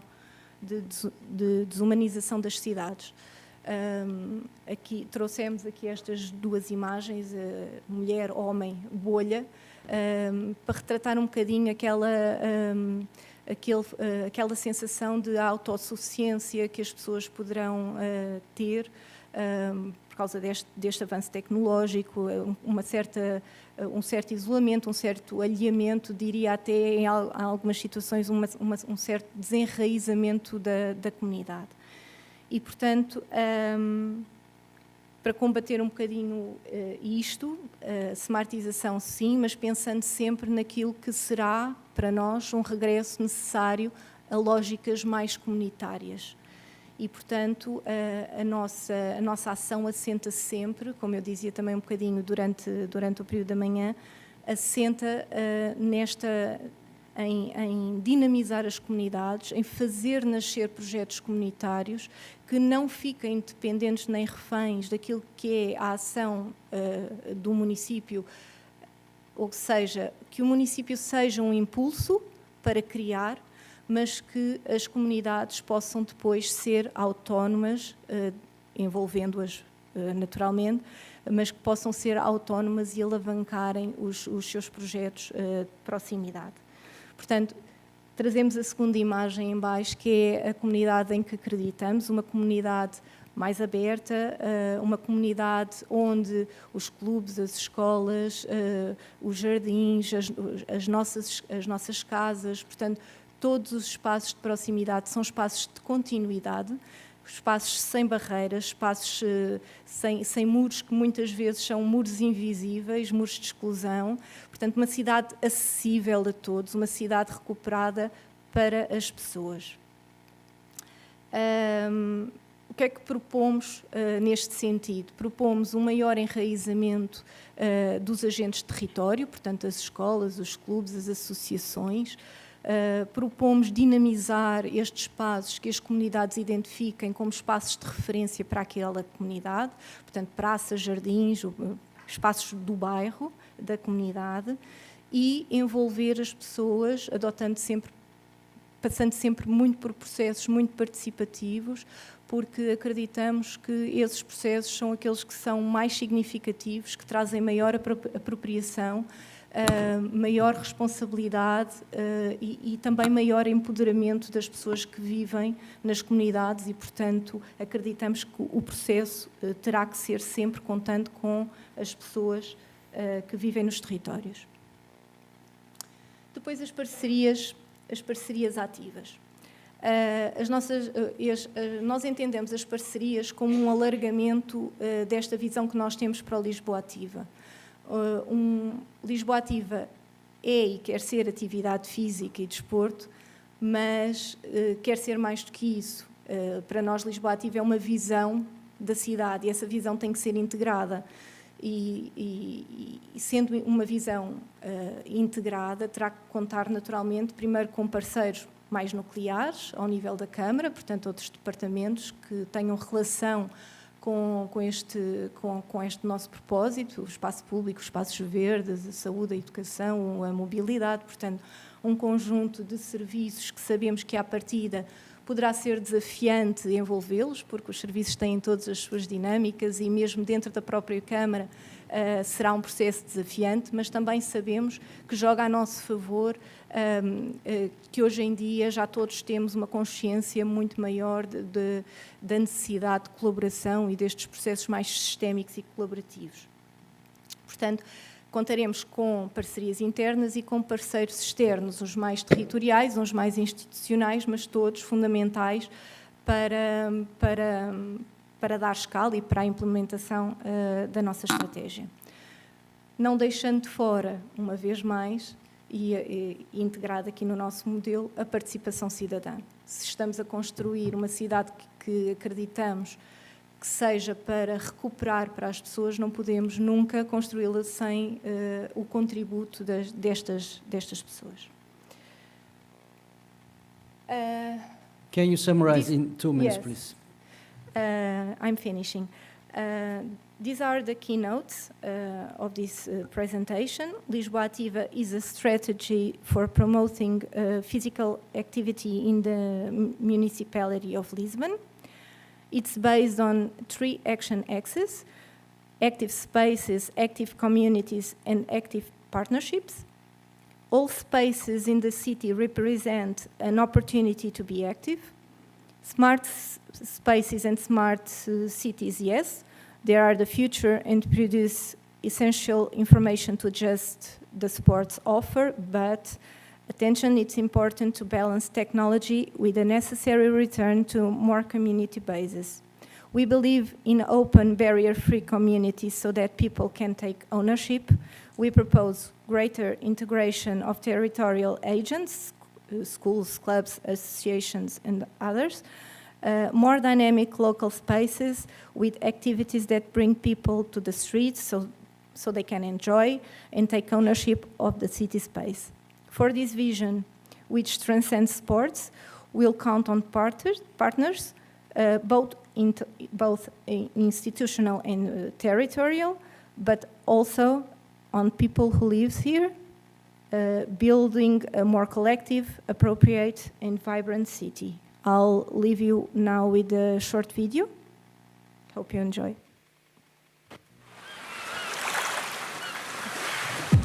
Antes de abrir os olhos, Lisboa já corre nas tuas veias.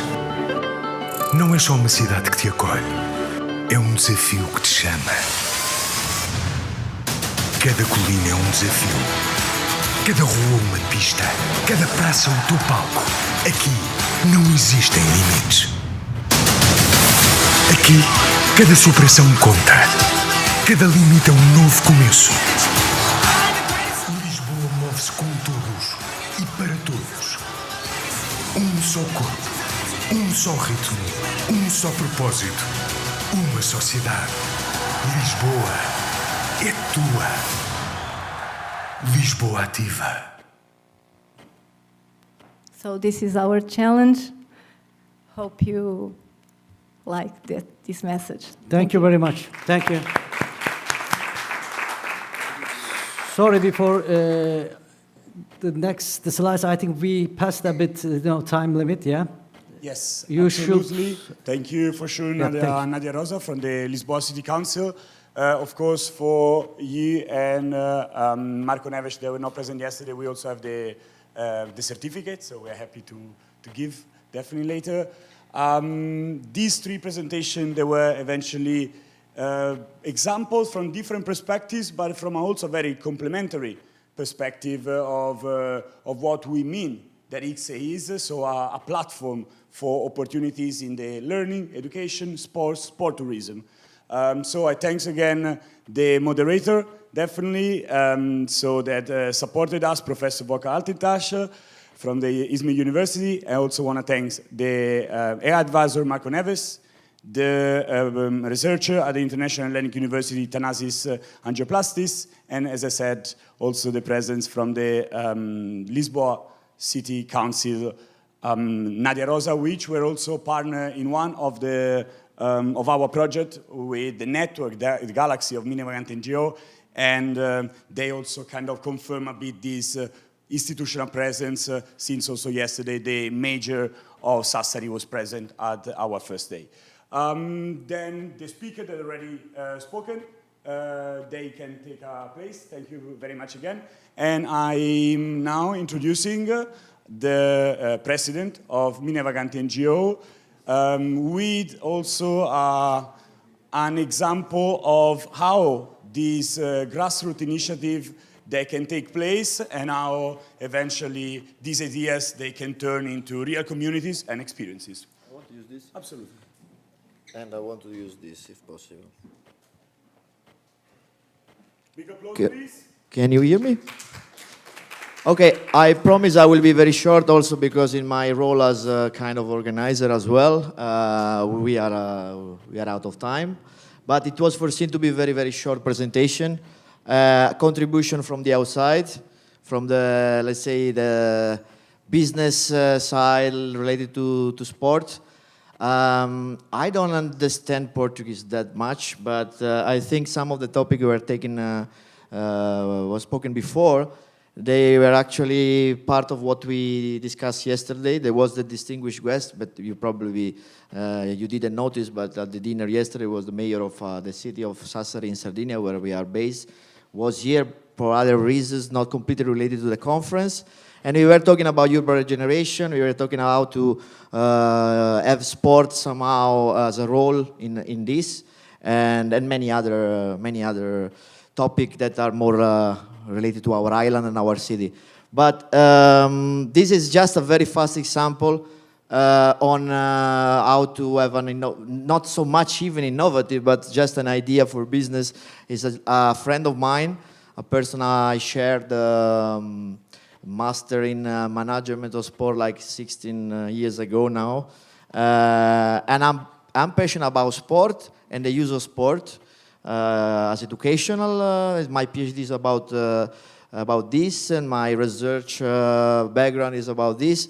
I also, we founded a sport club that is related to sailing. I know someone is into sailing, and we use education, inclusive education through sailing. I'm passionate about tennis. There's something about me, but I don't know if there are any fan of tennis. Can you raise the hand? Nobody. I know one, in any case. In Portugal, you have Nuno Borges. That is, are other nationalities represented? I think Poland, you have Urkac. Pakistan, you don't have any. Okay, it's very, very simple. It's just tennis on tour. I'm just an ambassador. I used to go to travel for pleasure and travel for tennis, for watching events. And there is let's say, a business model that is comparable. It's called We Road in Italy. They are organizing travels for groups. It's quite famous. Some of the Italians here, they might understand. The idea is to create something specifically for tennis, having the experience of the watching tennis all around the world. And then, of course, an experience that create bonding among people, traveling and having experience together. So it's actually one of the first Italian agencies specialized exclusively in tennis trips in the most ATP tournaments in the world. I don't know how much you know about tennis, but it's a circuit the last 11 months, and there are tournaments literally all around the world. So you can go from Shanghai to Monte Carlo, you can go Rome, Paris. So we are basically, I just help some of this group to go through this and to watch tennis together. So this is Paris last year. And the idea will be to go to Dubai as well, in Australia for the Australian Open. And of course, it's like trying to covering all the services that create the life, help life of the participants to live the experience of tennis, but as well, in the future, we would like also to offer some of the playing tennis during these trips. Is a work in progress, to feel part of the group, to be social, maybe to find a friendship, or maybe even something else, the love of your life, whatever, traveling. This is just an example that I mentioned the first day when I was here, to think about sport as a way also for business and to start up and to create something together as a platform. We are here for not only for the academic side, and this is just an example, a contribute I want to give.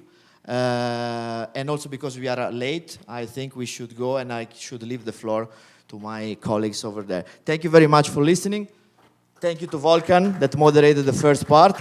There were changes in the program. I take also the role because something happened also yesterday to some of the speakers that was foreseen, but I think Giulio will explain, or Maria, you will explain now. Thank you so much. Obrigado.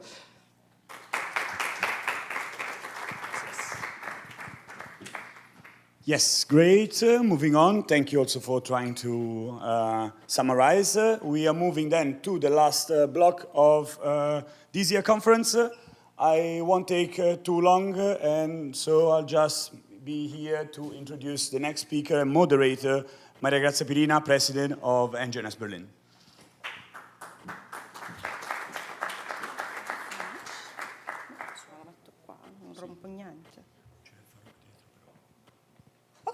of course, I'm not Farouk. My name is Maria Grazia Pirina. It's just because we have a slightly little change. You know, there are no events without problems. Things happen, or I used to say life happen in between. So fortunately, the foreseen speakers, Professor Mazza from University La Sapienza, is not going to be here on stage. This was her moment. So we readjust a little bit our schedule, meaning that the next speaker is going to be Muhammad Farouk Islam after me, and then the rest of the program will go smoothly. I want to just say a couple of words about her and about the connections that we have with the University of La Sapienza in Rome. First of all, I have a personal bond with her because I was former junior researcher back then, many years ago, to be honest, to be fair. And we'll keep our collaboration that is strengthening our bonds from an academic, personally, but also inspiring point of view, because La University La Sapienza was as well one of the hosting institutions in 2023 of ICSE platform. And the results of all the publications, all the articles, and even the fact that we are now opening a special issues is given by her great work.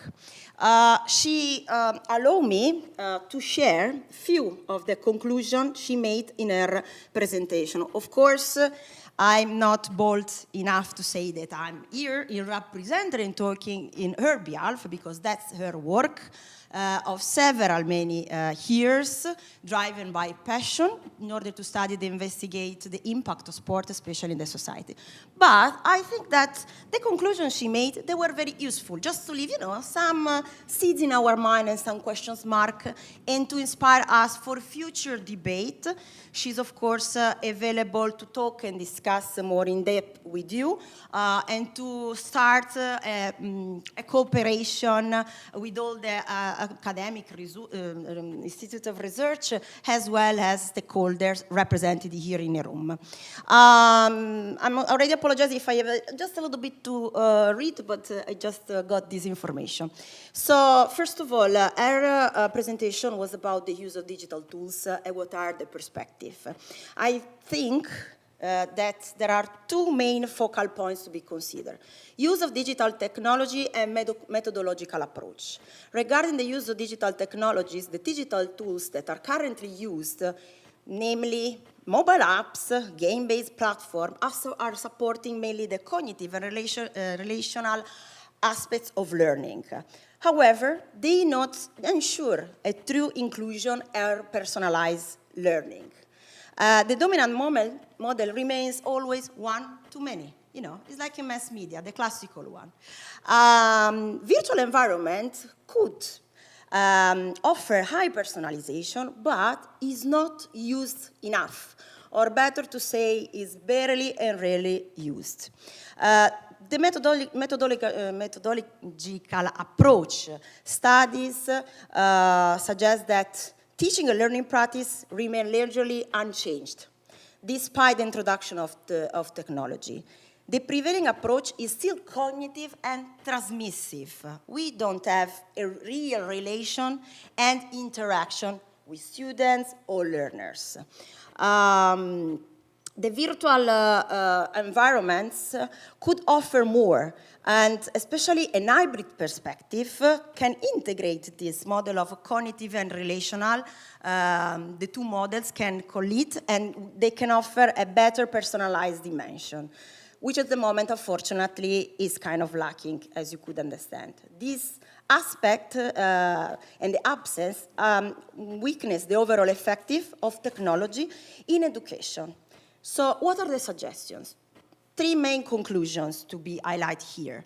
Develop research projects involving teacher coaching, meaning support teachers in how to use, in the most proficient way, technology. Technologies could be a meaningful ally for us, still not exploit at its own potential. Strengthening student motivation, because if you are more motivated, your outcomes are higher. You are more, satisfied. And in the same way, you feel more encouraged to learning, and you become more proactive. Conduct further investigation, of course, is more unspeakable on how and why technology increase or could increase motivation in order to get data and redefine educational practice. Of course, as I said, those are just few bullet points that I collect.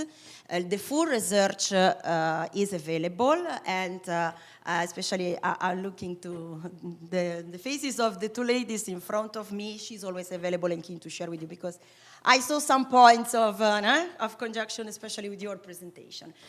And I really encourage you to create this bond, to further talk and discuss how we can work together and create a better impact or better use of technology during the learning process. That was everything from her side. Just to keep our flow, I would love as well to introduce Professor Muhammad Farouk Islam. Please come on stage. I consider myself actually a good outcome of ICSE, because we know each other when you are still a PhD student, that's correct? And then there is an evolution. Thanks also to Professor Altintas. Now he became an assistant professor. He will tell you more about this. And especially is offering a new opportunity and perspective of exactly what I was saying, how you could use gamification and new technology to better engage your students during the lessons. And of course, she's gonna give us new, insightful perspectives for the future. Thank you very much. The floor is yours. Thank you so much, Maria.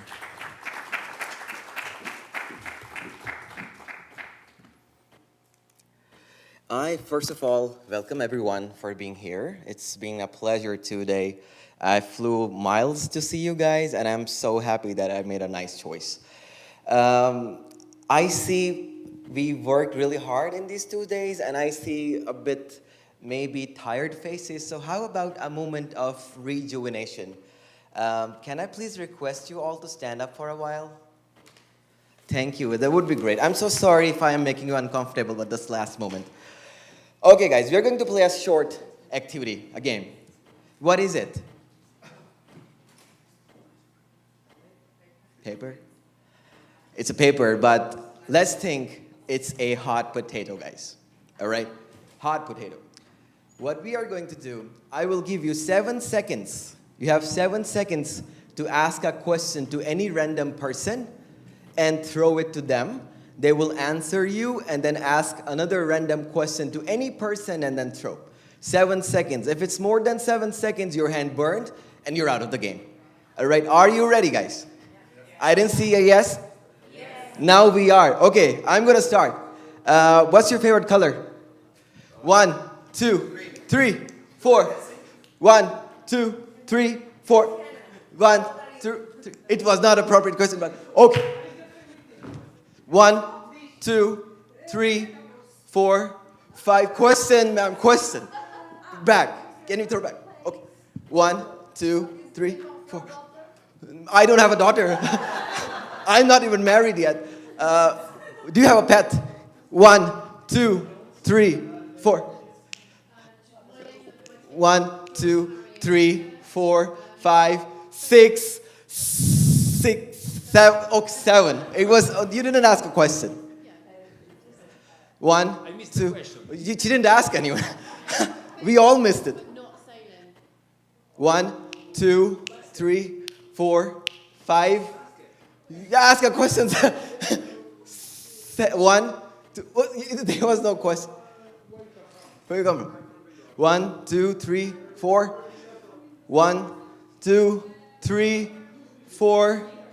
1, 2. Name questions are so random. We all know each other's names. Come on, a new question. 1, 2, 3, 4. Oh my, I just told you. I just told you. 1. Don't say no. 1, 2, 3, 4, 5. That was the longest question I ever heard in my life. 1, 2, 3, 4, 5. Oh my God. That was a smart question. That was a smart question. 1.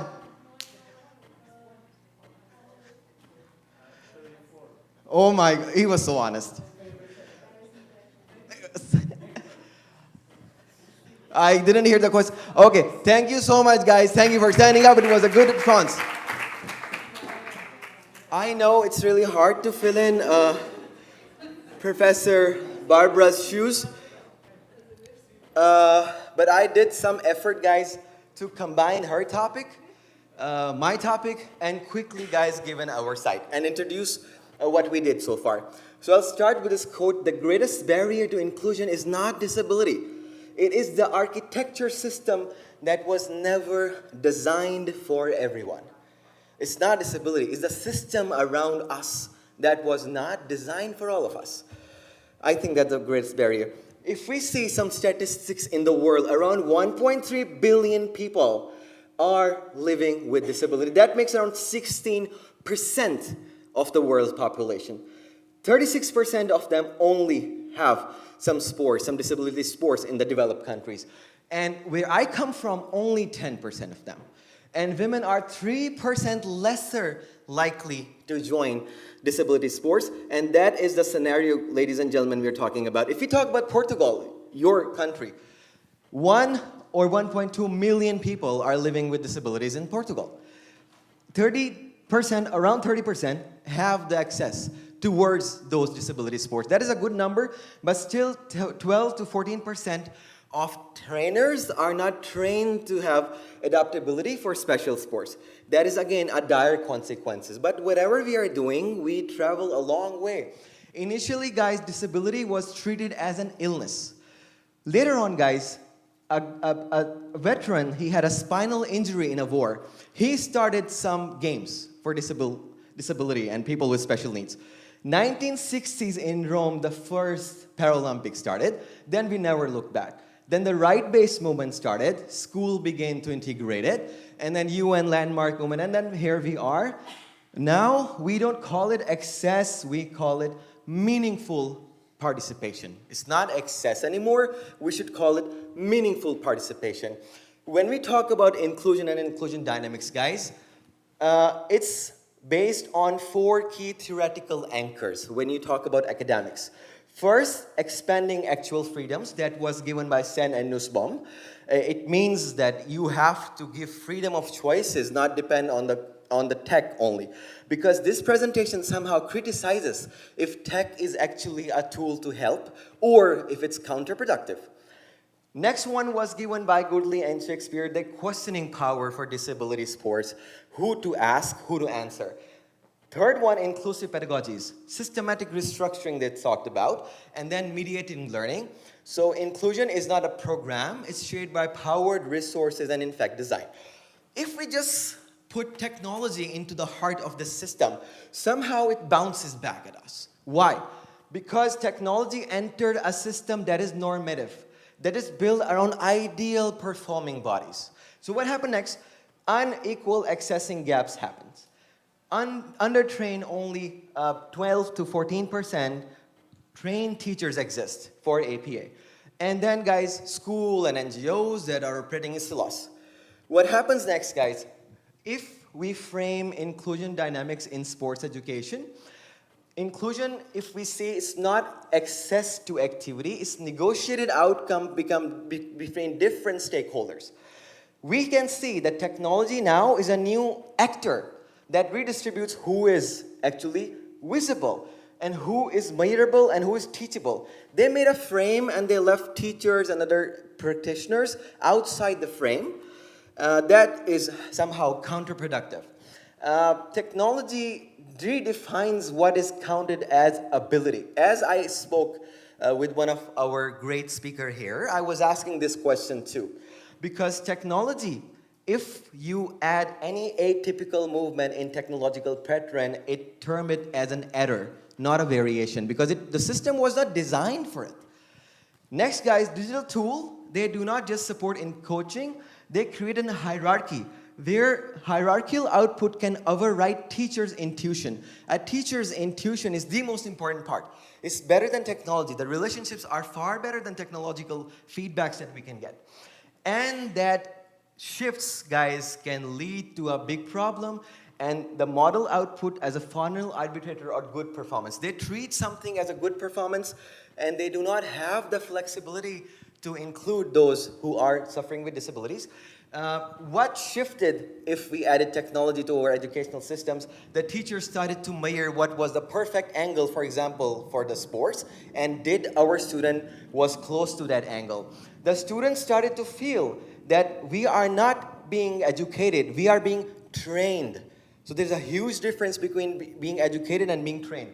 And lastly, the students started to feel that it's not participation, it's just pleasure of cooperation for some system that was never aligned for them. So structural constraints for good technology. What can happen, guys? We discussed these statistics. Almost 10 to 12% of the teachers are trained to adapt as technological changes. Somehow it benefits as well. Let's see both perspectives. How? Digital twin technologies, low-cost sensor, and APA feedbacks that can help us. But guys, there is a risk that technology is quietly reinforcing inclusion, because any difference in the performance when we use technological tools is called a noise. It's not being flexible enough. It's called noise. That is the difference. And in many countries, just elite centers have access to those wearable gadgets. Likewise, guys, if we try to use technology every day, it creates friction. And it is represented as no compliance in technology. These are a few aspects that I designed. That is the way forward. I will be faster in that. But why are we all here? I can tell you my story. It was really hard for me to come because somehow my visa got rejected, and then I started to visit some, how can I say, agents, and they asked a huge amount of money.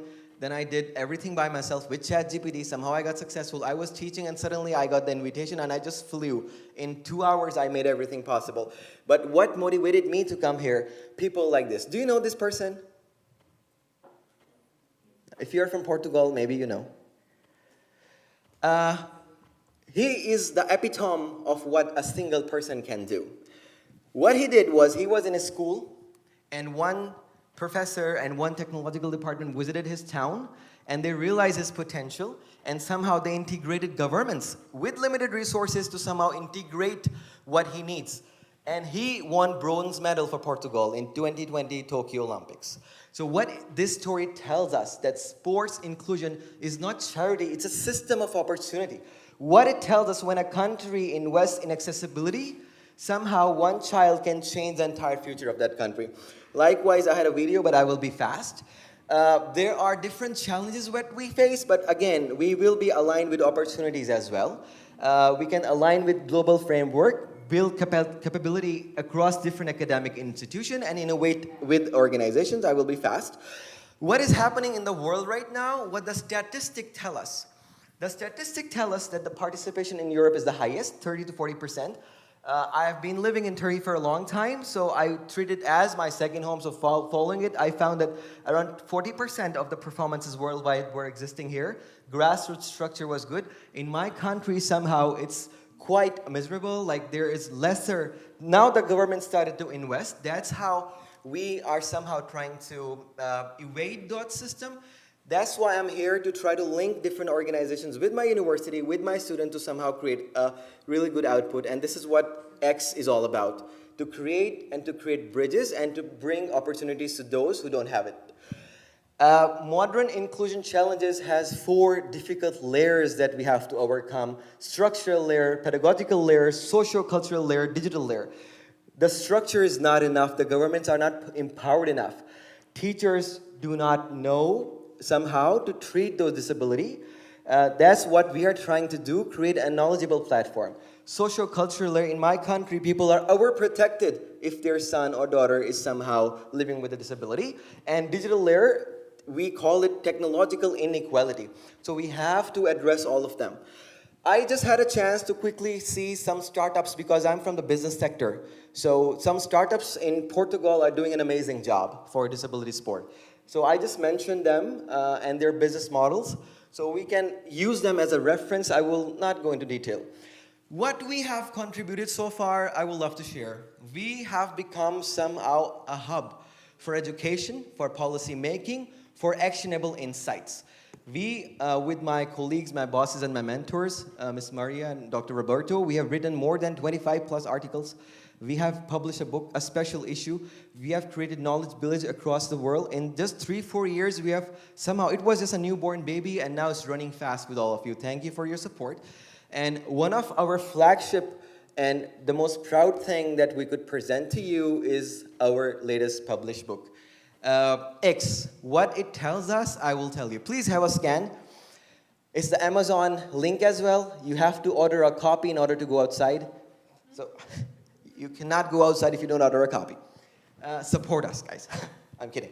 So X, we combine different elements. We combine different insights. We combine what we learned so far through our experiences. It's a 300-page book. It combines a lot of research. What it tells us inclusion is not a single process. It tells our knowledge system, institutional system, racial system, cultural system, and what it tells us, if we combine all of these systems, then we can create a change in a society. We went across continents to compare comparative studies. We studied about Germany, Ireland, Italy, Turkey, Bulgaria, and Pakistan as well. We had interesting insights.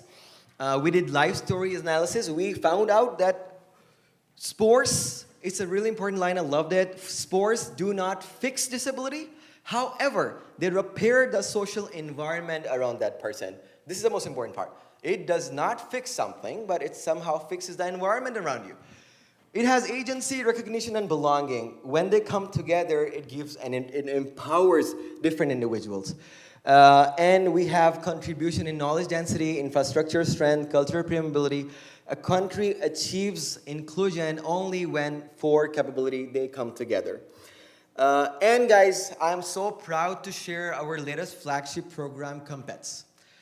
Maybe you had a chance when you were crossing by, you saw the Compets flyers. I would request you to just scan it and become a member. What we aim to do in Compets, we try to create ambassadors around the world, around the countries. We are trying to somehow create knowledgeable insights with sports person and academia. We're trying to combine them. And by combining them, we are going to share the knowledge, what we learn, to all over the world. We are setting up ambassadors in different countries and different universities and somehow perform longitudinal studies to somehow find something that would be shareable. So I request and I hope that we join this platform. Lastly, guys, I would be really happy to connect with you. If you want to send or ask any question, you can scan it. Can I have a moment as well? Could you please write Kahoot on your mobile phones? On your browser. You don't need to download it. Just write Kahoot on your browsers. We will play a quick activity about sports. Just write Kahoot. We don't need to download nothing. And I'm going to give you a pen that would lead us to this. Just tell me when you did. You've done? Okay. When you go on the top, you can see join. When you see join, I'm going to share a pin with you. Let's see who is a champion in our class. No, everyone is a champion. So guys, I'm going to share the pin which you will use to enter in Kahoot. Just a moment, please. Okay, it's 896, if you already logged in, 6826. Again, 896, 6826. 896, 6826. So it will see our understanding for the conference a bit, and we're actually applying gamification in education. Oh my God, everyone joined, 16 participants, so fast. Okay, I'm going to start it, okay? Everyone is ready? Okay. Guys, as fast as you answer, you have more chances to win. They're just 5 questions, so it's up to you. Let's see. 3, 2, 1. Okay, it's on your screen now.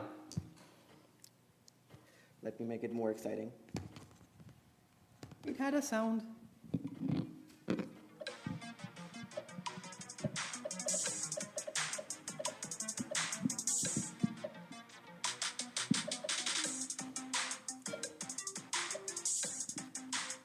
5, 4, 3, 2, 1. Oh, perfect. Let's see who's...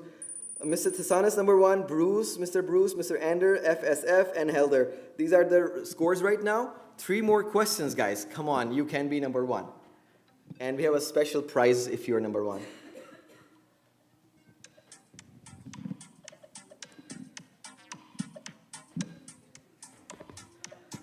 Come on. 7, 6, 5, 4, 3, 2, 1. Okay. The scores, Mr. Helder is number 1 now, PAC, Joao, FSF, and Nanda. This is the scorecard card now. 2 more questions.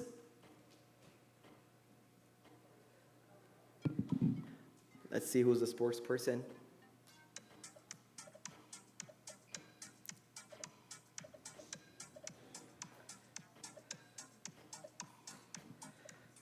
Three, 2, 1.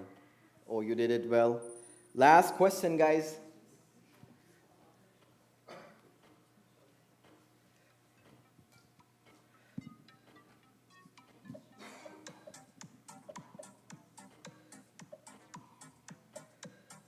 It's very easy.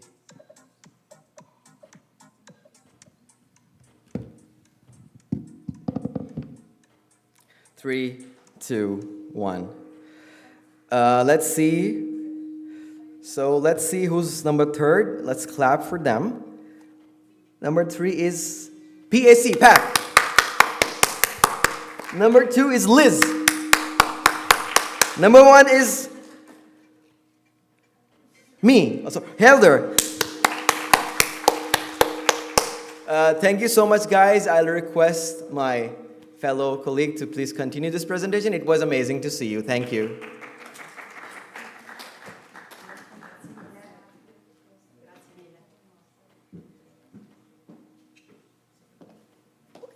All right. Thank you very much for your interesting and energetic activities, Farouk. I would like just to spend a couple of words about the student challenge. Every year of the conference, we create and co-produce some new outputs or products.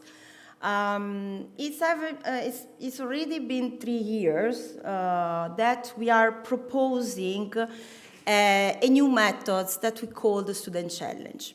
What's Student Challenge? Student Challenge is an hybrid method of mentorship that guides students in how to turn idea into action.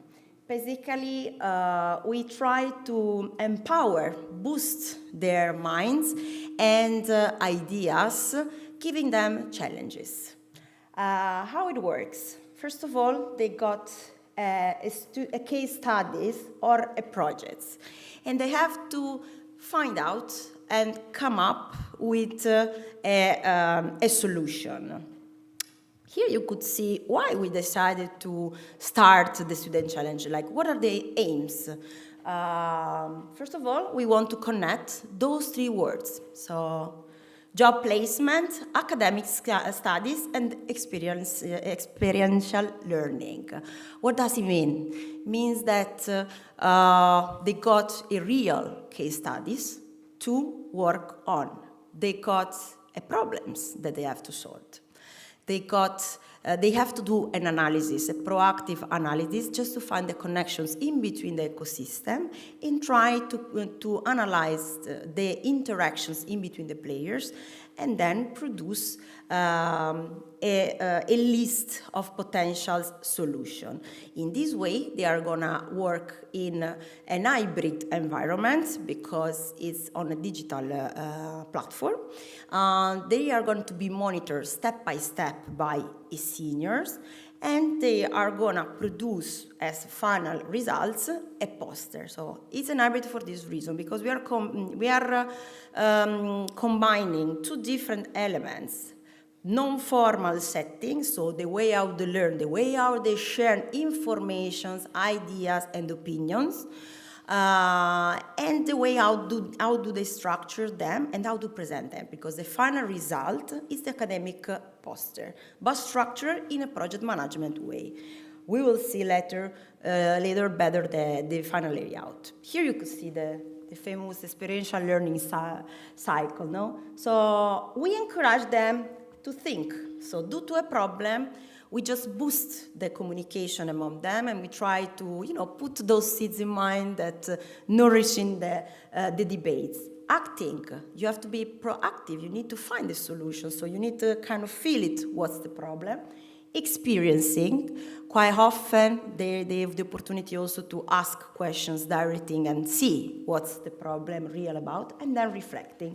And then restart, because it's a kind of infinitive circle. They have to think solution and propose them.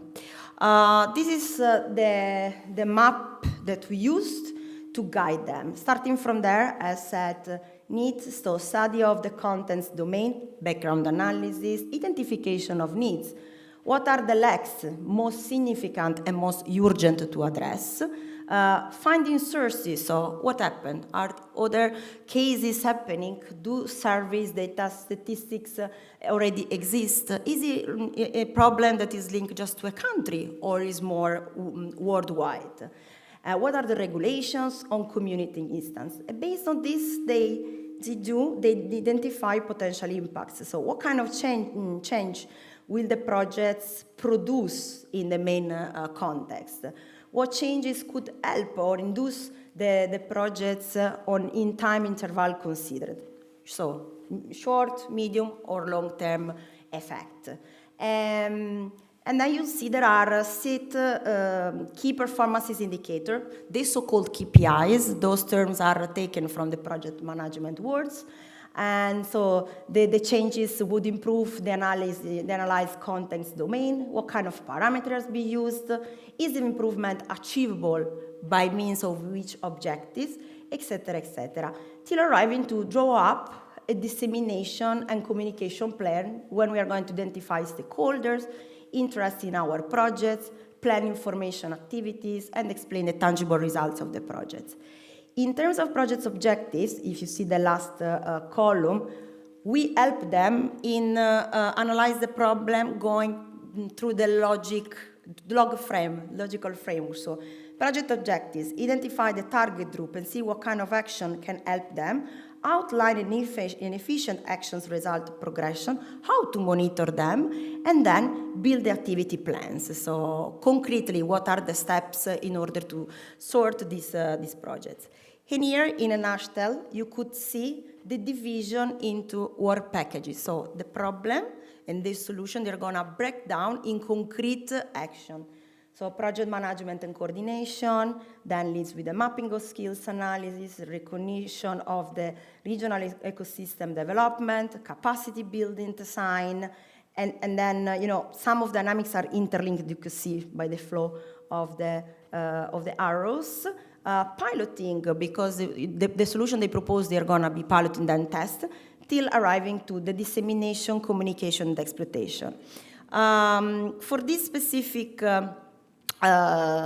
here, we got the chance to host 52 students that are currently working on these models, and they just present the project's idea in the parallel sessions room.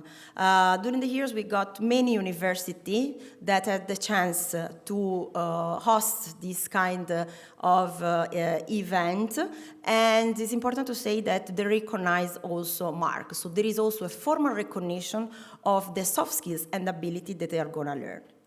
We got tested globally, starting from Fordham University of New York, students from University La Sapienza, University of Izmir in Turkey, South African Urban University.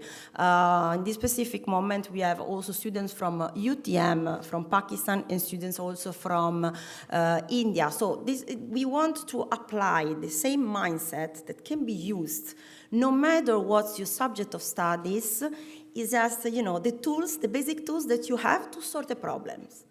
And the next evolution of this, because to be fair, we are still in experimental phases and we are going to collect, analyze all the results, so we have already a track record of it, is going to be the next phase. They want to challenge them by mingle different fields of expertise. What I mean by this, if by now we have all the students that are studying communication, for instance, that are working on a specific issue, a problem, we want to boost the interdisciplinary approach and the geographical scope. So in this way, we're gonna challenge one student from engineering, one student for communication, one student from sports, for instance, or one student from psychology.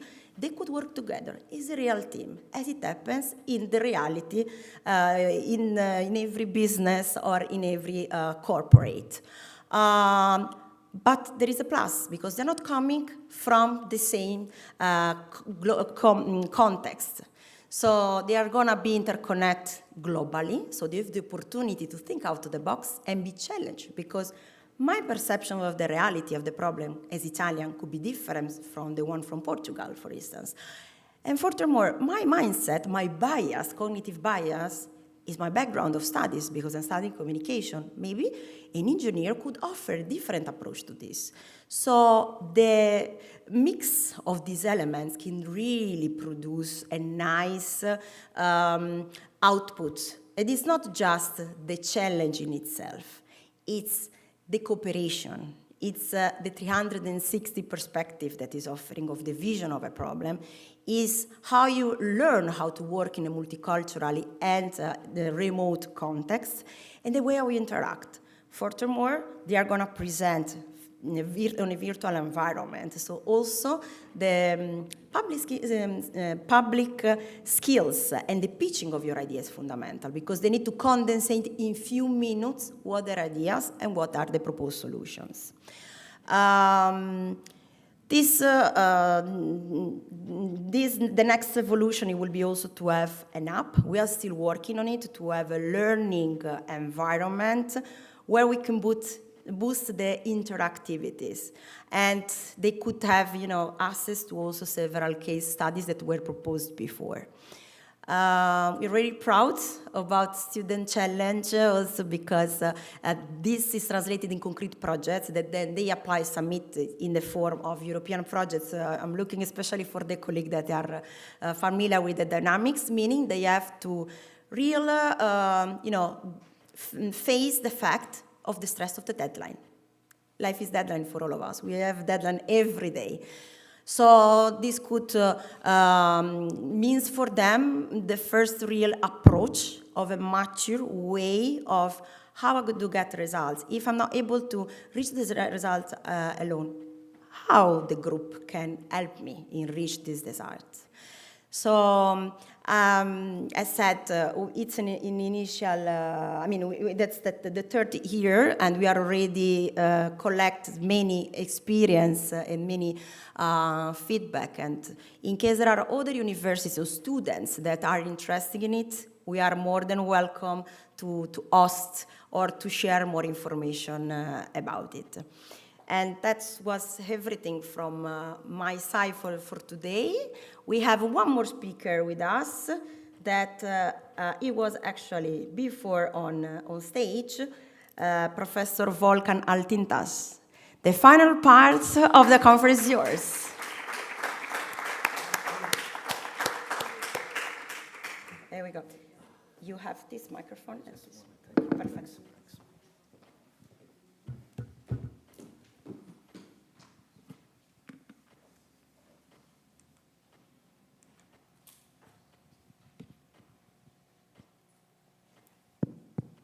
I think it works, yeah. You finished, Maria, with Student Challenge. Last year it was at my university. But student part could remain, but as a challenge, to be the last speaker of today is a challenge for me. So I will finish in 10 minutes. I see this, Saturday afternoon. I think it's rare, almost 30, 40 people still in this area. So this afternoon topic was about smartization and sport education. I just want to use this opportunity to talk about Turkey's reality and giving some traditional sport from festival to, from city to city. So I just want to also mention about what's happening, smartization and scientific work together. So maybe we can skip some part. Turkey is, we have here, maybe many of you visited or willing to visit, or you heard many things, but we have expert yesterday, Kazimier's professor. He visited many times, and we were discussing last 2-3 years, and this year he can approve that he visited maybe more than me, 81 cities. Maybe you visited and you saw it, how rich the country with traditional games and traditional sports. So it's, again, it reflects our history and culture. And this is my area, more than sport. It's also a unique dimension to tourism. Especially yesterday we were talking about how we can combine sport and tourism. So many traditional sports, and some of them as an intangible cultural heritage. Yesterday also professor mentioned that, but in Turkey we have, it comes from Ottoman period, it comes from Central Asia as a nomadic life. These are important. And now with the Republic, they did somehow modernization, modern meaning to traditional games. So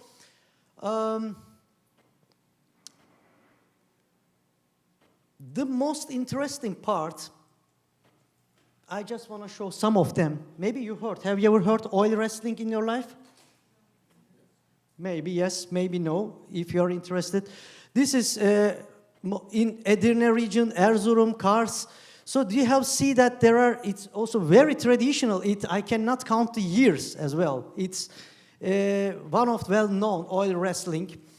And equestrian javelin in mountain sport originally for warrior training. Again, from different very east part of Turkey to west part of Turkey, you see the name. And we call it Cirit, as a Cirit festivals.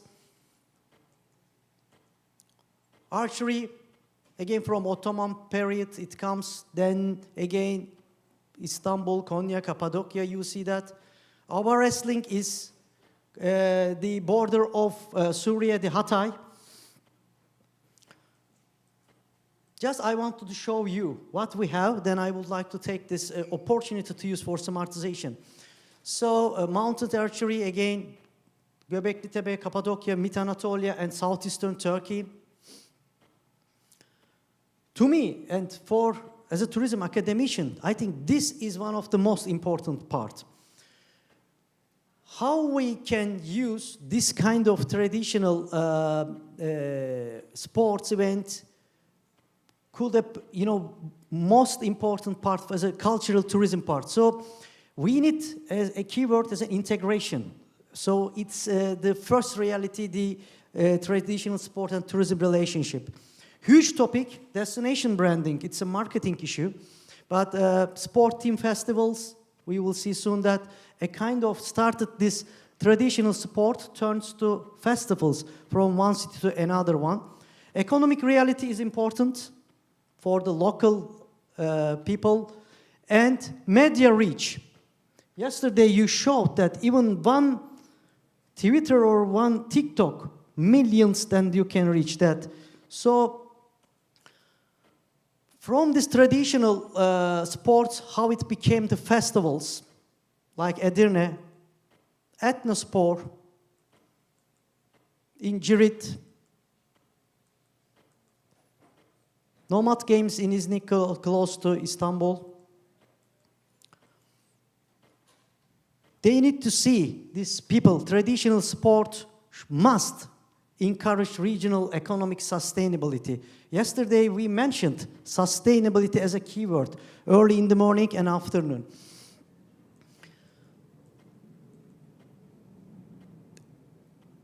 Local identity and community pride. it should be acceptable in the community. If not, we should forget it. This was a discussion yesterday, creating a policies, how we have Minister of Youth and Sports.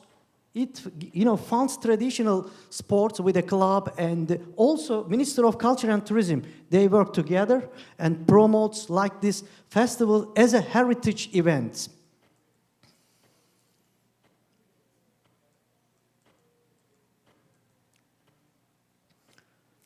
This was the governmental bodies, but also municipalities are important.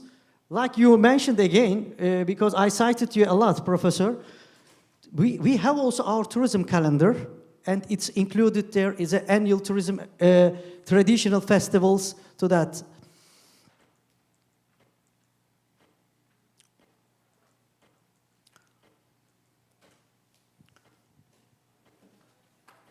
Turkey itself, we have from probably 81 cities, you can see thousands of traditional sport organizations then. But this also we share Turkic heritage unites Kyrgyzstan, Kazakhstan, Azerbaijan.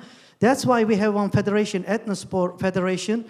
There is another keyword. It helps us to keep this cultural diplomacy between mid-Asian countries and that. So this sports effect. Let's come back to here, this smartization, this that you also mentioned, Marco, started with digital to how it turns to smartization. These are simple explanation, but broadcasting, social media visibility, millions, if you share this content, reach millions of, what you share, it affects the, in local and in global way. Hashtags, influencers, these are the, common and known that places, as online promotion, social media visibility, YouTube, Instagram, TikTok. Then we started last 4 or 5 years that to use virtual reality and augmented reality experience. Some of friends, they mentioned, but this kind of VR, ER using experiences started with museums, tourism fairs, and how we can take the traditional games, sport games, like riding a horse, girit game, or wrestling in oil competitors. These technologies make cultural experience more accessible, and now about with tourism, interact for, very interactive for position for tourists. Archiving and for cultural heritage preservation, again, Minister of Tourism and Culture and universities like us, we work together with them. We keep, including videos, interview, photographs. We were discussing in the break time what we can do that this database could be really important for the next generation. Storytelling. I'm a member of, from Faculty of Tourism, my department is tour guidance. We have students to be a tour guide for different languages. So this is good timing for digital storytelling. They should learn the background of these traditional games with storytelling, and then it will be much more meaningful for cultural diplomacy and educational outreach.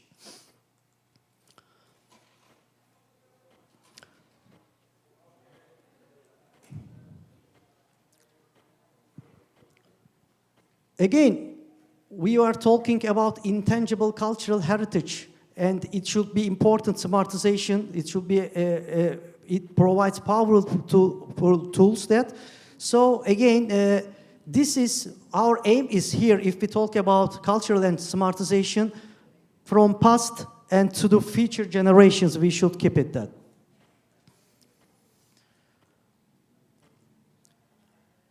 I just want to show you, it's as a practice, some wearable sensors we use now, and every country you see that, or trying to get to know the traditional games and then smart tourism realities, how we can keep it that.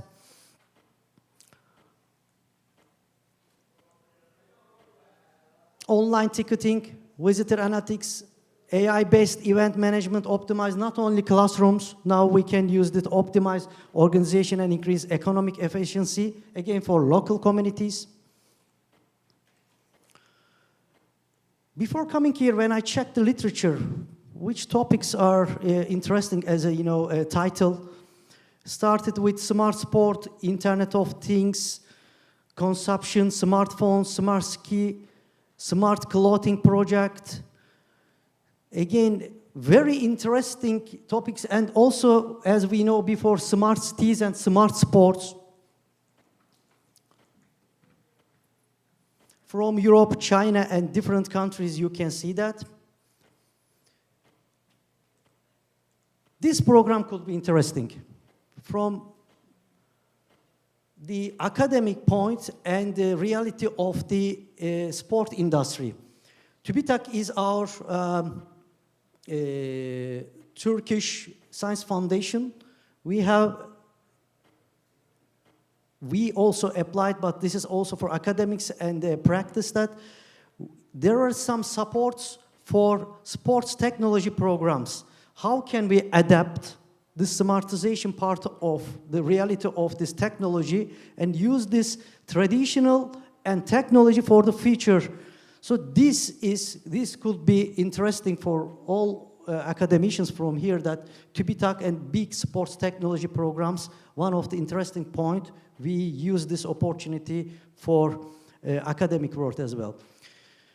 One more example, Sport Up is a Turkey-based community. This is a community focusing on intersection of sports and technology, like again, wearable devices, AR, VR application, and so on and so forth. Sport Tech Turkey, another ecosystem that brings together professionals and technologists and students, and consultancy, training, community events that foster smart sport applications in the country. I will just pass here, but come to maybe this academic research. We have actually much more popular, more than 4 or 5 years, as I said, you support tourism and academics from the tourism field interested in which topic could be a research area.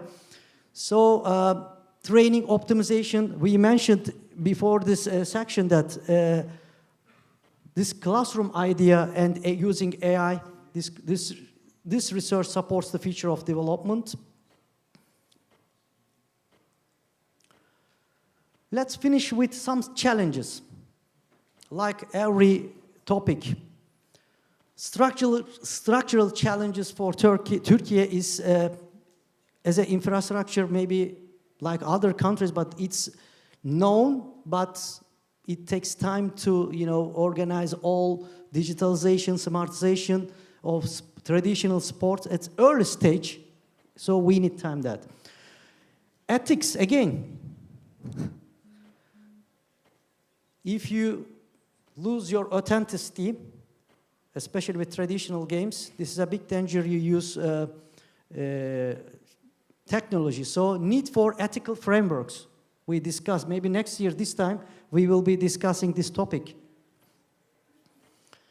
Digital craft, skill and expertise demands. What's your demand? What's your expectation to be digitalization and use this smartization for sport tourism?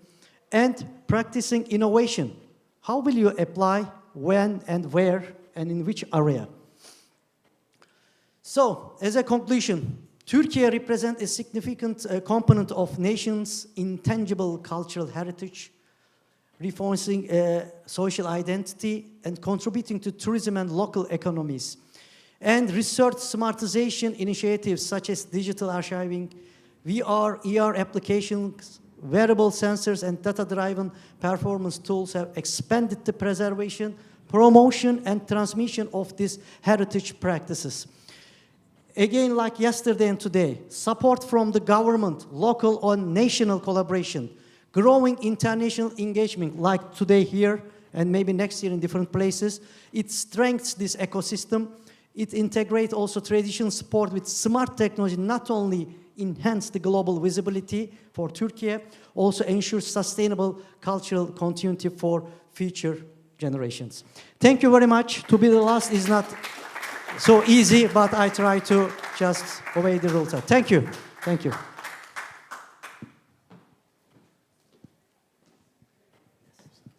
Thank you very much, Professor Antintas. We are really getting close to the end of the conference.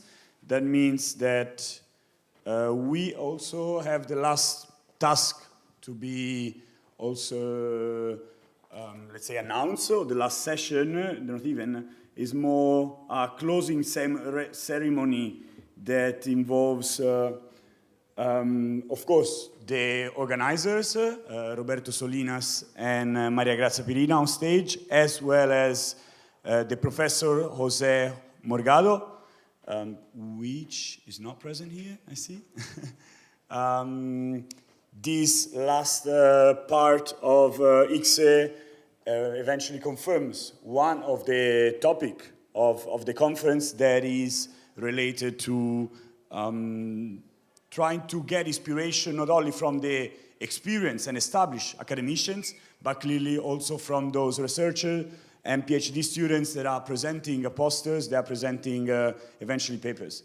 As you well know, that was the case for this year, that students, PhD students, submitted online an abstract of the poster and the papers. We eventually received 58 papers this year. That's indeed quite a significant number, and that means that the jury and the scientific committee had a hard time probably in deciding which was eventually really needed to be awarded and discussed. They had the chance to discuss together. I see that the eventually scientific committee representative, Professor Jose Morgado, is also here. I would like to welcome on stage, together with Roberto Solinas and Maria Grazia Pirina.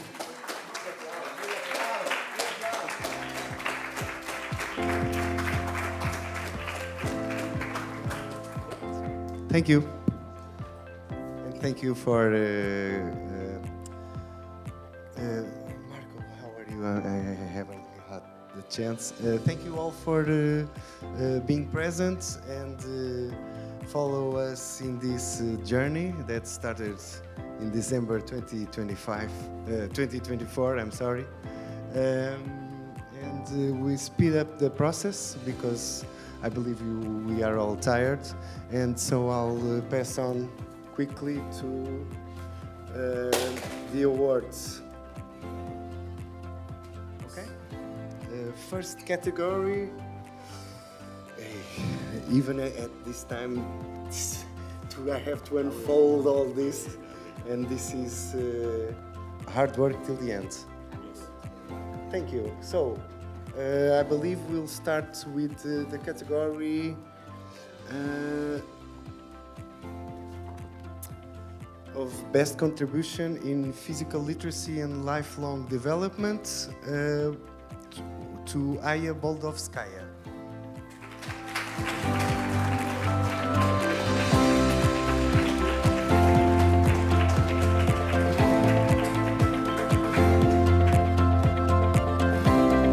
Congratulations, Aya.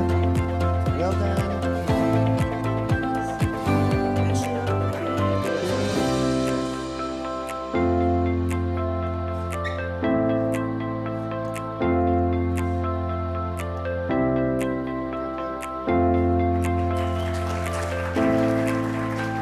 And for the next category, in Smartization in Sport and Education, João Rodrigues.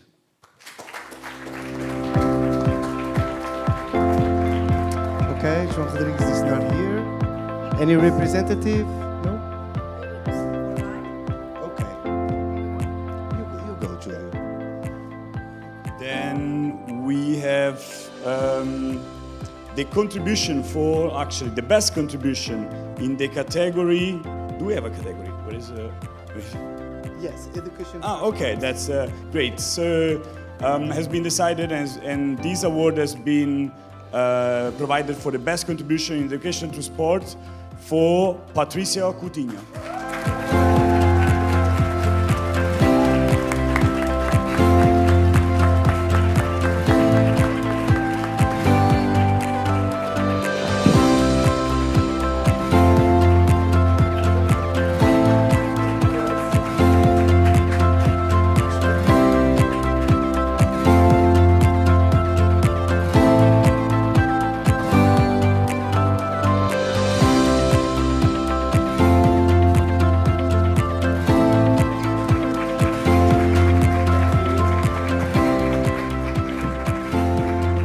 Okay, and now in the best contribution in inclusion and innovation in physical education, the award goes to Margarida Barros.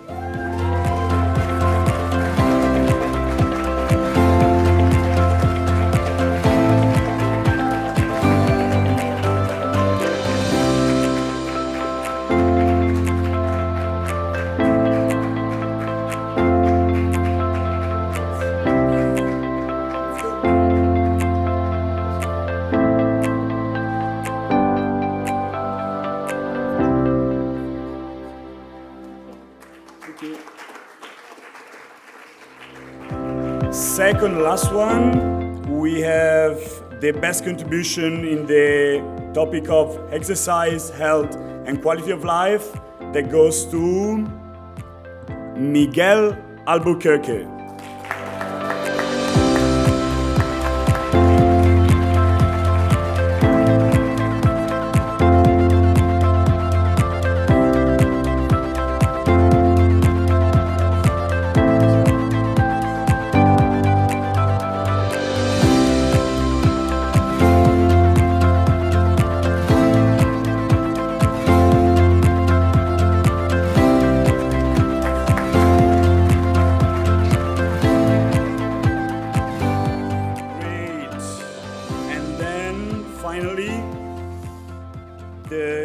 For the category Best Poster Presentation for the 4th International Conference on Sports Education, so ICSE 2025, it goes to Catarina Matias.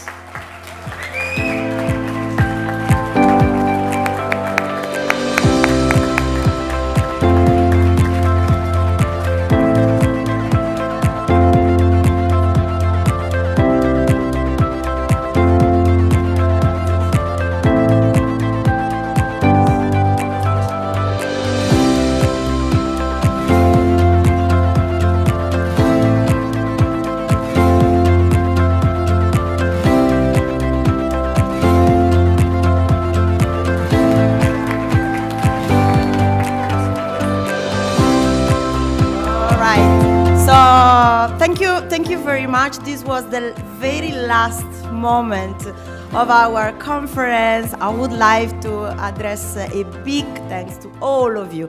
Every single one, I try to look in the eyes of everyone that stays here, resist till now first, but also give a great contribution and boost to this conference. Thank you very much. A big round of applause to all of us. Memorize our name and feel free to contact for future cooperation. Thank you.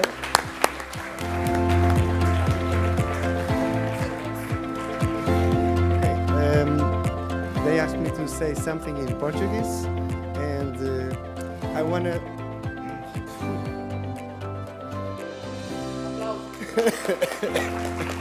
Well, I want to pick up some conversation I had yesterday with our two guests and speakers, keynote speakers, with Brett and Liz, which is that although we are few, I think we are few, we could be more, but I think the quality matters, and if we could by this with this conference have reached some of you and you thought this was impactful and meaningful, so it was worth it.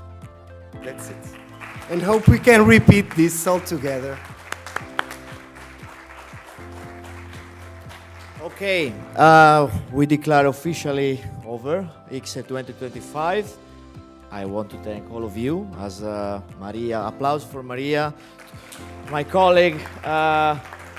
She slept 2 hours tonight. Thanks to all volunteers, all speakers, Lusofona, University, Faculty of Sport, and CFEDES. I got you finally. And I know sometimes you cannot be perfect, but if you give 110%, and believe me, we did. And Jose here is another applause for Jose, because not a single moment of this conference would have been possible without him and all the staff and all the Portuguese fantastic host. Next year, we might be in 6 different places, 6 options, but in 1 month we will know, because we need to plan. We will learn from mistakes, if there have been any. Were some mistakes? No, was perfect. Sonat, you don't know Sonat, but this guy was a pillar. Ricardo, if you have someone that if I forget, then I will be killed out of this room. It's better if you tell me now. I want just to say see you next year, and I hope some of you will be part of this itinerant journey. I hope Portuguese will follow us as Roma and Izmir did, and let's see where the future will bring us with sport, education, tourism, and to build a better platform. Thank you very much. See you next year.